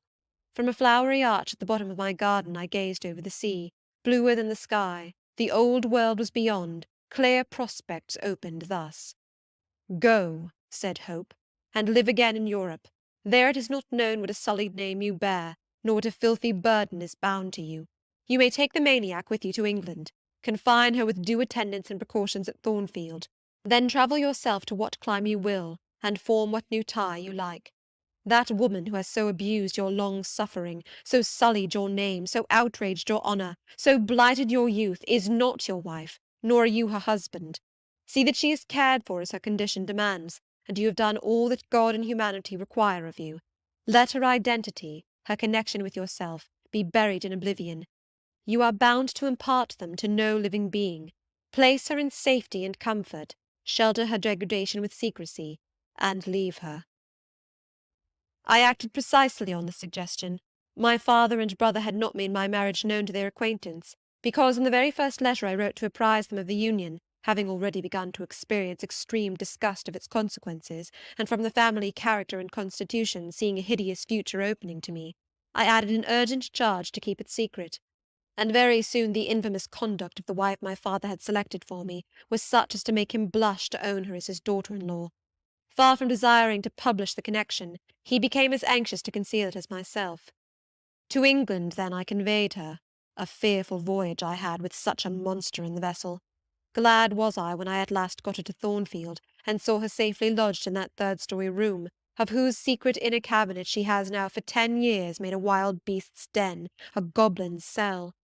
I had some trouble in finding an attendant for her, as it was necessary to select one on whose fidelity dependence could be placed, for her ravings would inevitably betray my secret. Besides, she had lucid intervals of days, sometimes weeks, which she filled up with abuse of me. At last I hired Grace Poole from the Grimsby retreat. She and the surgeon, Carter, who dressed Mason's wounds that night he was stabbed and worried, are the only two I have ever admitted to my confidence. Mrs. Fairfax may indeed have suspected something, but she could have gained no precise knowledge as to facts. Grace has, on the whole, proved a good keeper, though owing partly to a fault of her own, of which it appears nothing can cure her, and which is incident to her harassing profession, her vigilance has been more than once lulled and baffled. The lunatic is both cunning and malignant. She has never failed to take advantage of her guardian's temporary lapses, once to secrete the knife with which she stabbed her brother, and twice to possess herself of the key of her cell, and issue therefrom in the night-time. On the first of these occasions she perpetrated the attempt to burn me in my bed. On the second she paid that ghastly visit to you.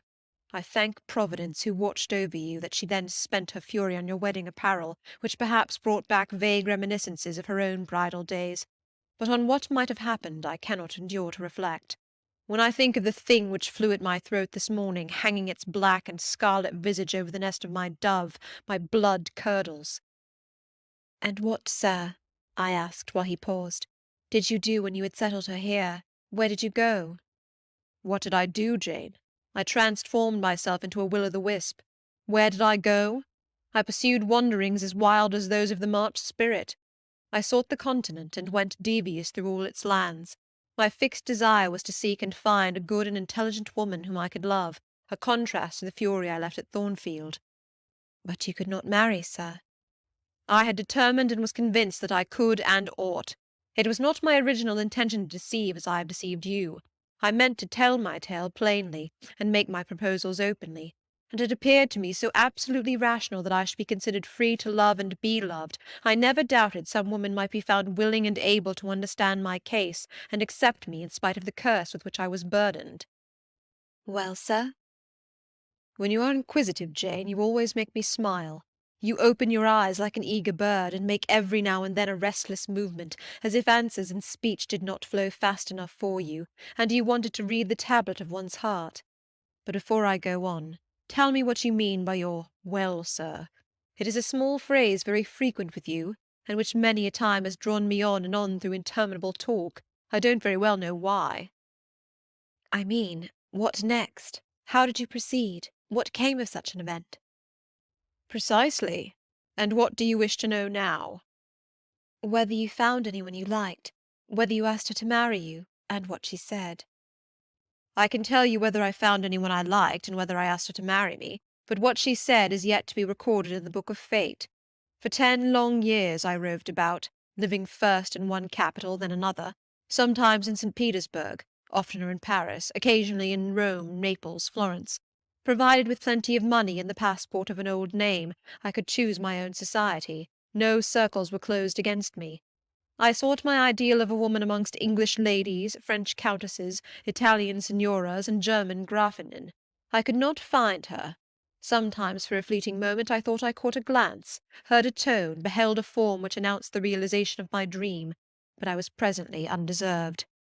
You are not to suppose that I desired perfection, either of mind or person. I longed only for what suited me, for the antipodes of the Creole, and I longed vainly. Amongst them all I found not one, whom, had I been ever so free, I, warned as I was of the risks, the horrors, the loathings of incongruous unions, would have asked to marry me. Disappointment made me reckless. I tried dissipation, never debauchery. That I hated, and hate. That was my Indian Messalina's attribute. Rooted disgust at it and her restrained me much, even in pleasure. Any enjoyment that bordered on riot seemed to approach me to her and her vices, and I eschewed it. Yet I could not live alone, so I tried the companionship of mistresses. The first I chose was Céline Varenne, another of those steps which make a man spurn himself when he recalls them. You already know what she was, and how my liaison with her terminated. She had 2 successors, an Italian, Giacinta, and a German, Clara, both considered singularly handsome.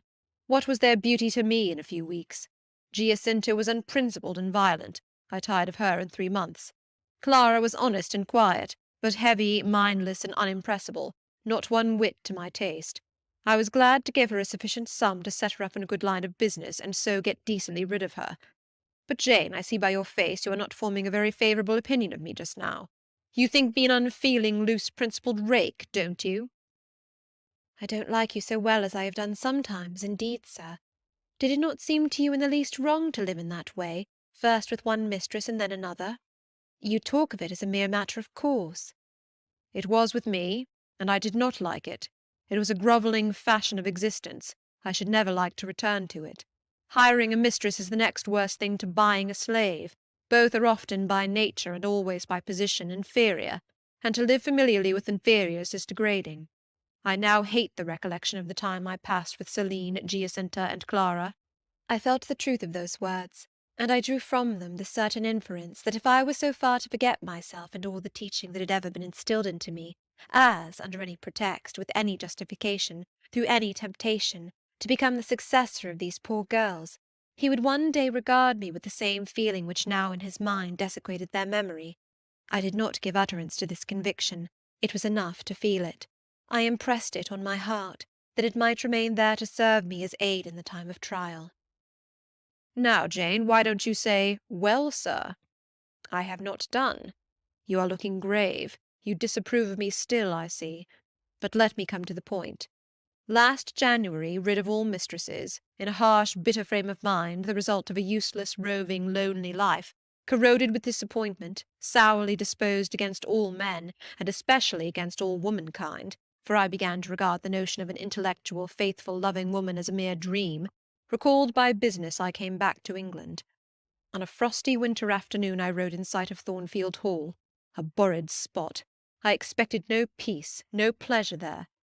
On a stile in Hay Lane I saw a quiet little figure sitting by itself. I passed it as negligently as I did the pollard willow opposite to it. I had no presentiment of what it would be to me, no inward warning that the arbitress of my life, my genius for good or evil, waited there in humble guise. I did not know it even when, on the occasion of Mesrour's accident, it came up and gravely offered me help. Childish and slender creature! It seemed as if a linnet had hopped to my foot and proposed to bear me on its tiny wing. I was surly, but the thing would not go. It stood by me with strange perseverance, and looked and spoke with a sort of authority. I must be aided, and by that hand. and aided I was. When once I had pressed the frail shoulder, something new, a fresh sap and sense, stole into my frame. It was well I had learnt that this elf must return to me, that it belonged to my house down below, or I could not have felt it pass away from under my hand and seen it vanish behind the dim hedge without singular regret. I heard you come home that night, Jane, though probably you were not aware that I thought of you or watched for you. The next day I observed you, myself unseen, for half an hour while you played with Adele in the gallery. It was a snowy day, I recollect, and you could not go out of doors. I was in my room. The door was ajar. I could both listen and watch. Adele claimed your outward attention for a while, yet I fancied your thoughts were elsewhere. But you were very patient with her, my little Jane. You talked to her and amused her a long time. When at last she left you, you lapsed at once into deep reverie. You betook yourself slowly to pace the gallery. Now and then, in passing a casement, you glanced out at the thick falling snow. You listened to the sobbing wind, and again you paced gently on and dreamed. I think those day visions were not dark. There is a pleasurable illumination in your eye occasionally, a soft excitement in your aspect, which told of no bitter, bilious, hypochondriac brooding.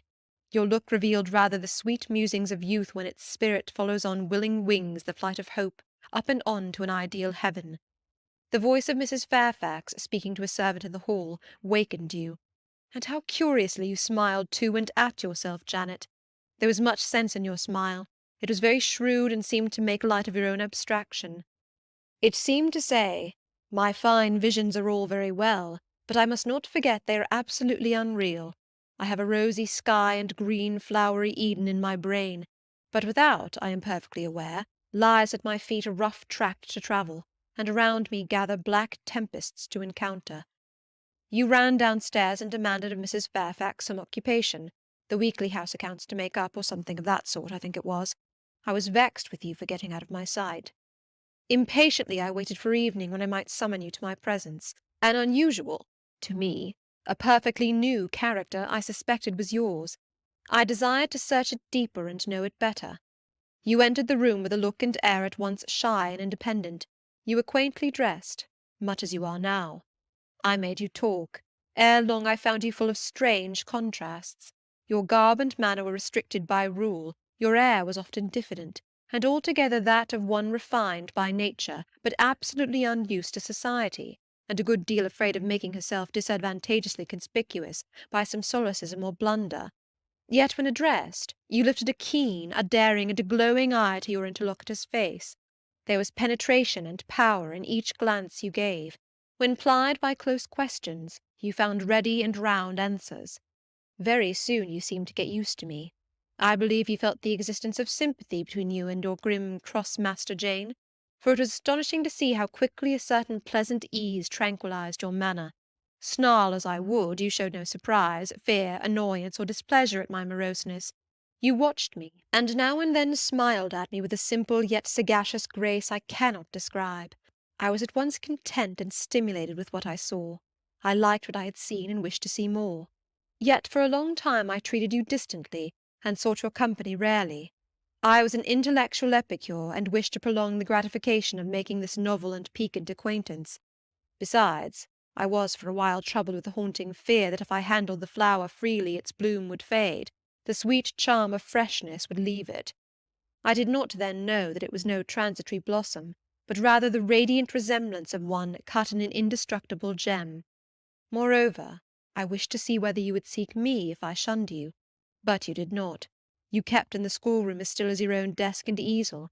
If by chance I met you, you passed me as soon and with as little token of recognition as was consistent with respect. Your habitual expression in those days, Jane, was a thoughtful look, not despondent, for you were not sickly, but not buoyant, for you had little hope, and no actual pleasure. I wondered what you thought of me, or if you ever thought of me, and resolved to find this out. I resumed my notice of you. There was something glad in your glance and genial in your manner. When you conversed, I saw you had a social heart. It was the silent schoolroom, it was the tedium of your life that made you mournful. I permitted myself the delight of being kind to you. Kindness stirred emotion soon. Your face became soft in expression, your tones gentle. I liked my name pronounced by your lips in a grateful, happy accent. I used to enjoy a chance meeting with you, Jane, at this time. There was a curious hesitation in your manner. You glanced at me with a slight trouble, a hovering doubt. You did not know what my caprice might be, whether I was going to play the master and be stern, or the friend and be benignant. I was now too fond of you often to simulate the first whim, and when I stretched my hand out cordially, such bloom and light and bliss rose to your young wistful features, I had much ado often to avoid straining you then and there to my heart. "Don't talk any more of those days, sir," I interrupted, furtively dashing away some tears from my eyes. His language was torture to me, for I knew what I must do, and do soon, and all these reminiscences and these revelations of his feelings only made my work more difficult. "No, Jane," he returned. "What necessity is there to dwell on the past, when the present is so much surer, the future so much brighter?" I shuddered to hear the infatuated assertion. "You see now how the case stands, do you not?" he continued. "After a youth and manhood passed half in unutterable misery and half in dreary solitude, I have for the first time found what I can truly love. I have found you. You are my sympathy, my better self, my good angel. I am bound to you with a strong attachment. I think you good, gifted, lovely. A fervent, solemn passion is conceived in my heart. It leans to you, draws you to my centre and spring of life, wraps my existence about you, and kindling in pure, powerful flame, fuses you and me in one. It was because I felt and knew this that I resolved to marry you.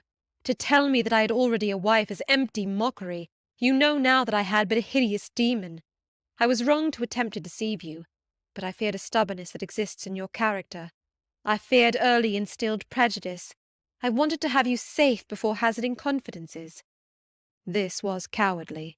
I should have appealed to your nobleness and magnanimity at first, as I do now, opened to you plainly my life of agony, described to you my hunger and thirst after a higher and worthier existence, shown to you, not my resolution, that word is weak, but my resistless bent to love faithfully and well, where I am faithfully and well loved in return. Then I should have asked you to accept my pledge of fidelity, and to give me yours. Jane, give it me now." A pause. "Why are you silent, Jane?" I was experiencing an ordeal. A hand of fiery iron grasped my vitals. Terrible moment, full of struggle, blackness, burning. Not a human being that ever lived could wish to be loved better than I was loved, and him who thus loved me I absolutely worshipped, and I must renounce love and idol. One drear word comprised my intolerable duty: depart. Jane, you understand what I want of you. Just this promise. I will be yours, Mr. Rochester. Mr. Rochester, I will not be yours. Another long silence. Jane, recommenced he, with a gentleness that broke me down with grief, and turned me stone cold with ominous terror, for this still voice was the pant of a lion rising. Jane, do you mean to go one way in the world, and to let me go another? I do. Jane, bending towards and embracing me, do you mean it now? I do. And now, softly kissing my forehead and cheek. I do, extricating myself from restraint rapidly and completely. Oh, Jane, this is bitter. This is wicked. It would be wicked not to love me. It would to obey you. A wild look raised his brows, crossed his features. He rose, but he forbore yet. I laid my hand on the back of a chair for support. I shook, I feared, but I resolved. One instant, Jane. Give one glance to my horrible life when you are gone. All happiness will be torn away with you. What then is left? For a wife I have but the maniac upstairs. As well might you refer me to some corpse in yonder churchyard. What shall I do, Jane? Where turn for a companion and for some hope? Do as I do. Trust in God and yourself. Believe in heaven. Hope to meet again there. Then you will not yield? No. Then you condemn me to live wretched and to die accursed. His voice rose. I advise you to live sinless, and I wish you to die tranquil. Then you snatch love and innocence from me. You fling me back on lust for a passion, vice for an occupation. Mr. Rochester, I no more assign this fate to you than I grasp at it for myself. We were born to strive and endure, you as well as I. Do so. You will forget me before I forget you. You make me a liar by such language. You sully my honour. I declared I could not change. You tell me to my face I shall change soon. And what a distortion in your judgment, what a perversity in your ideas is proved by your conduct. Is it better to drive a fellow creature to despair than to transgress a mere human law, no man being injured by the breach? For you have neither relatives nor acquaintances whom you need fear to offend by living with me. This was true, and while he spoke, my very conscience and reason turned traitors against me, and charged me with crime in resisting him. They spoke almost as loud as feeling, and that clamoured wildly. "Oh, comply," it said. "Think of his misery, think of his danger. Look at his state when left alone. Remember his headlong nature. Consider the recklessness following on despair. Soothe him, save him, love him. Tell him you love him and will be his. Who in the world cares for you, or who will be injured by what you do?" Still indomitable was the reply. "I care for myself. The more solitary, the more friendless, the more unsustained I am, the more I will respect myself. I will keep the law given by God, sanctioned by man. I will hold to the principles received by me when I was sane and not mad as I am now. Laws and principles are not for the times when there is no temptation. They are for such moments as this, when body and soul rise in mutiny against their rigour. Stringent are they, inviolate they shall be. If at my individual convenience I might break them, what would be their worth? They have a worth. So I have always believed, and if I cannot believe it now, it is because I am insane, quite insane, with my veins running fire and my heart beating faster than I can count its throbs. Preconceived opinions, foregone determinations are all I have at this hour to stand by.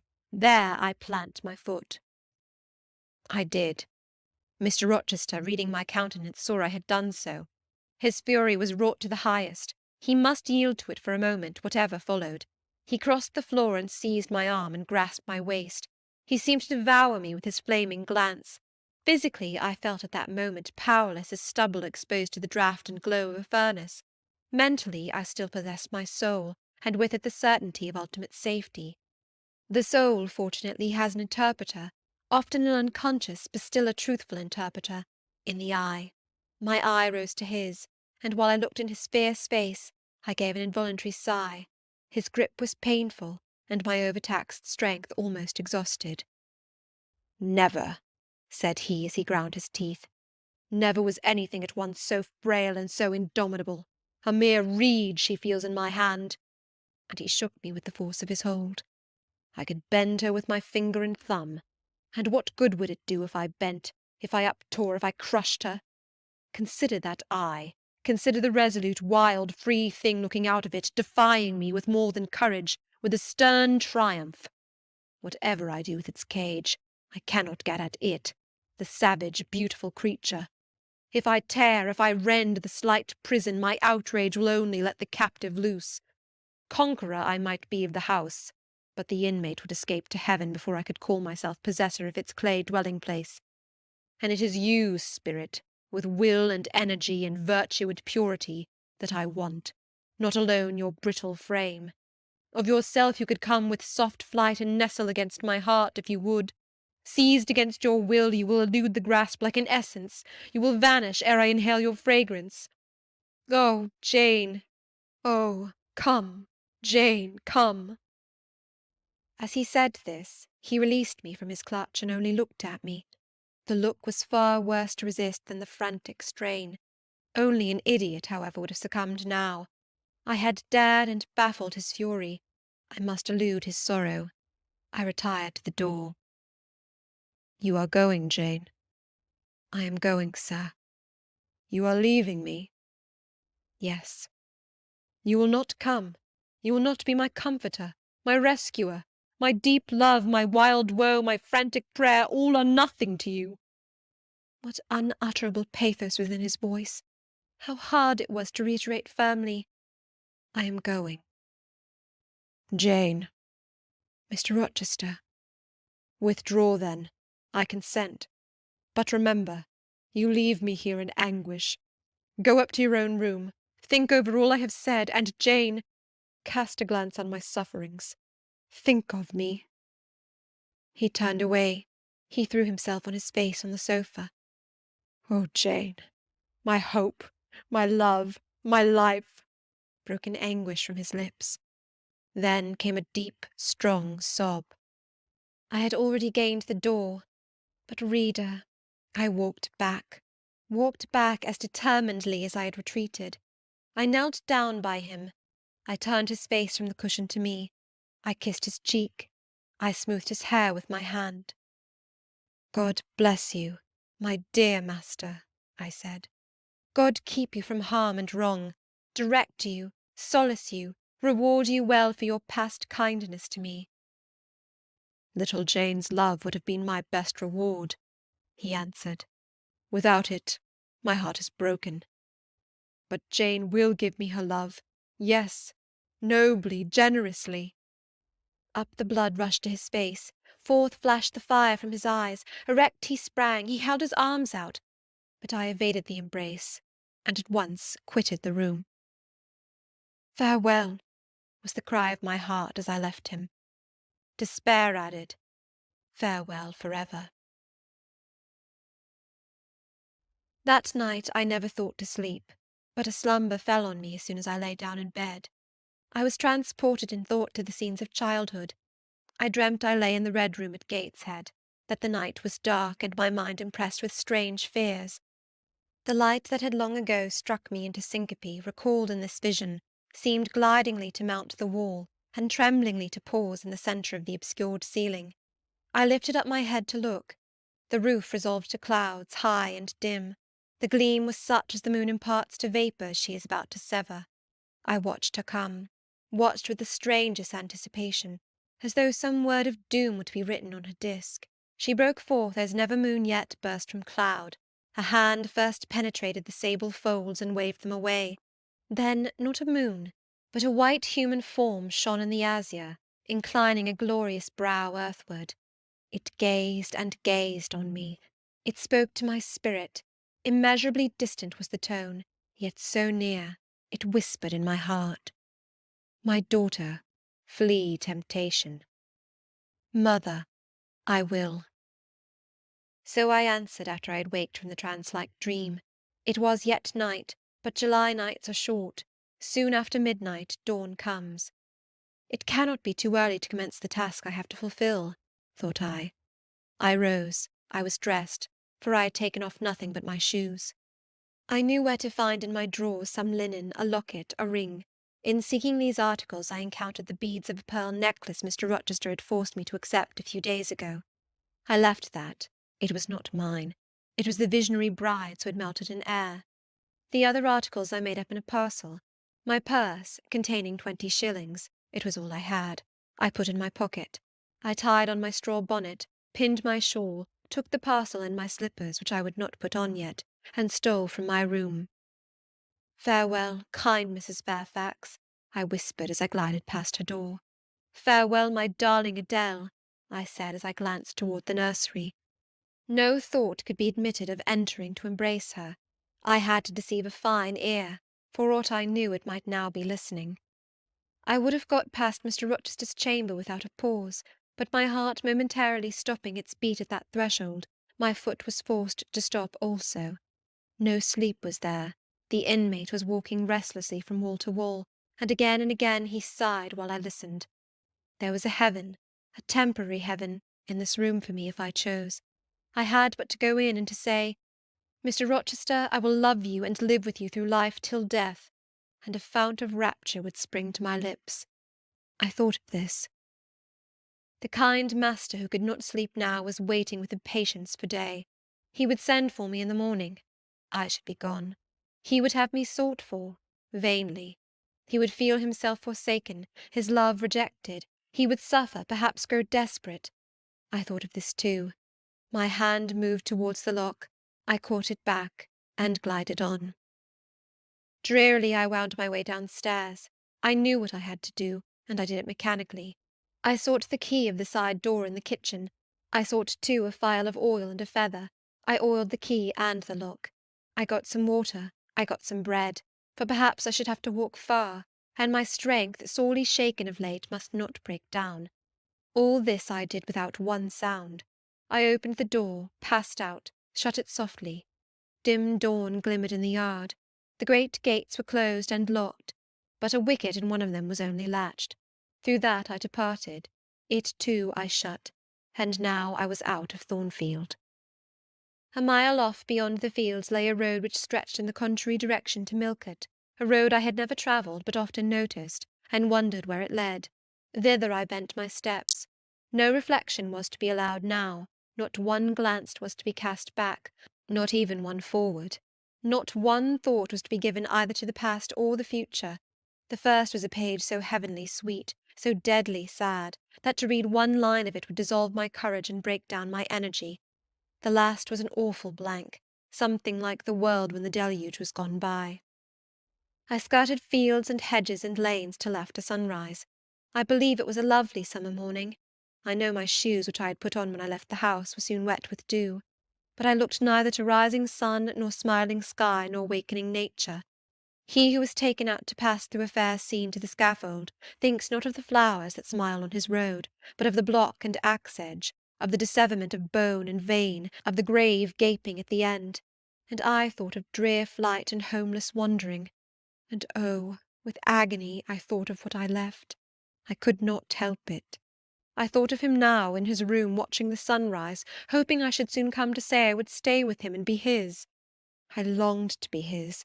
I panted to return. It was not too late. I could yet spare him the bitter pang of bereavement. As yet my flight, I was sure, was undiscovered. I could go back and be his comforter, his pride, his redeemer from misery, perhaps from ruin. Oh, that fear of his self-abandonment, far worse than my abandonment, how it goaded me! It was a barbed arrowhead in my breast. It tore me when I tried to extract it. It sickened me when remembrance thrust it farther in. Birds began singing in brake and copse. Birds were faithful to their mates. Birds were emblems of love. What was I? In the midst of my pain of heart and frantic effort of principle, I abhorred myself. I had no solace from self-approbation, none even from self-respect. I had injured, wounded, left my master. I was hateful in my own eyes. Still I could not turn, nor retrace one step. God must have led me on. As to my own will or conscience, impassioned grief had trampled one and stifled the other. I was weeping wildly as I walked along my solitary way. Fast, fast I went, like one delirious. A weakness, beginning inwardly, extending to the limbs, seized me, and I fell. I lay on the ground some minutes, pressing my face to the wet turf. I had some fear, or hope, that here I should die, but I was soon up, crawling forwards on my hands and knees, and then again raised to my feet, as eager and as determined as ever to reach the road. When I got there, I was forced to sit to rest me under a hedge, and while I sat, I heard wheels and saw a coach come on. I stood up and lifted my hand. It stopped. I asked where it was going. The driver named a place a long way off, where I was sure Mr. Rochester had no connections. I asked for what sum he would take me there. He said 30 shillings. I answered I had but 20. Well, he would try to make it do. He further gave me leave to get into the inside, as the vehicle was empty. I entered, was shut in, and it rolled on its way. Gentle reader, may you never feel what I then felt. May your eyes never shed such stormy, scalding, heart-wrung tears as poured from mine. May you never appeal to heaven in prayers so hopeless and so agonized as in that hour left my lips. For never may you, like me, dread to be the instrument of evil to what you wholly love.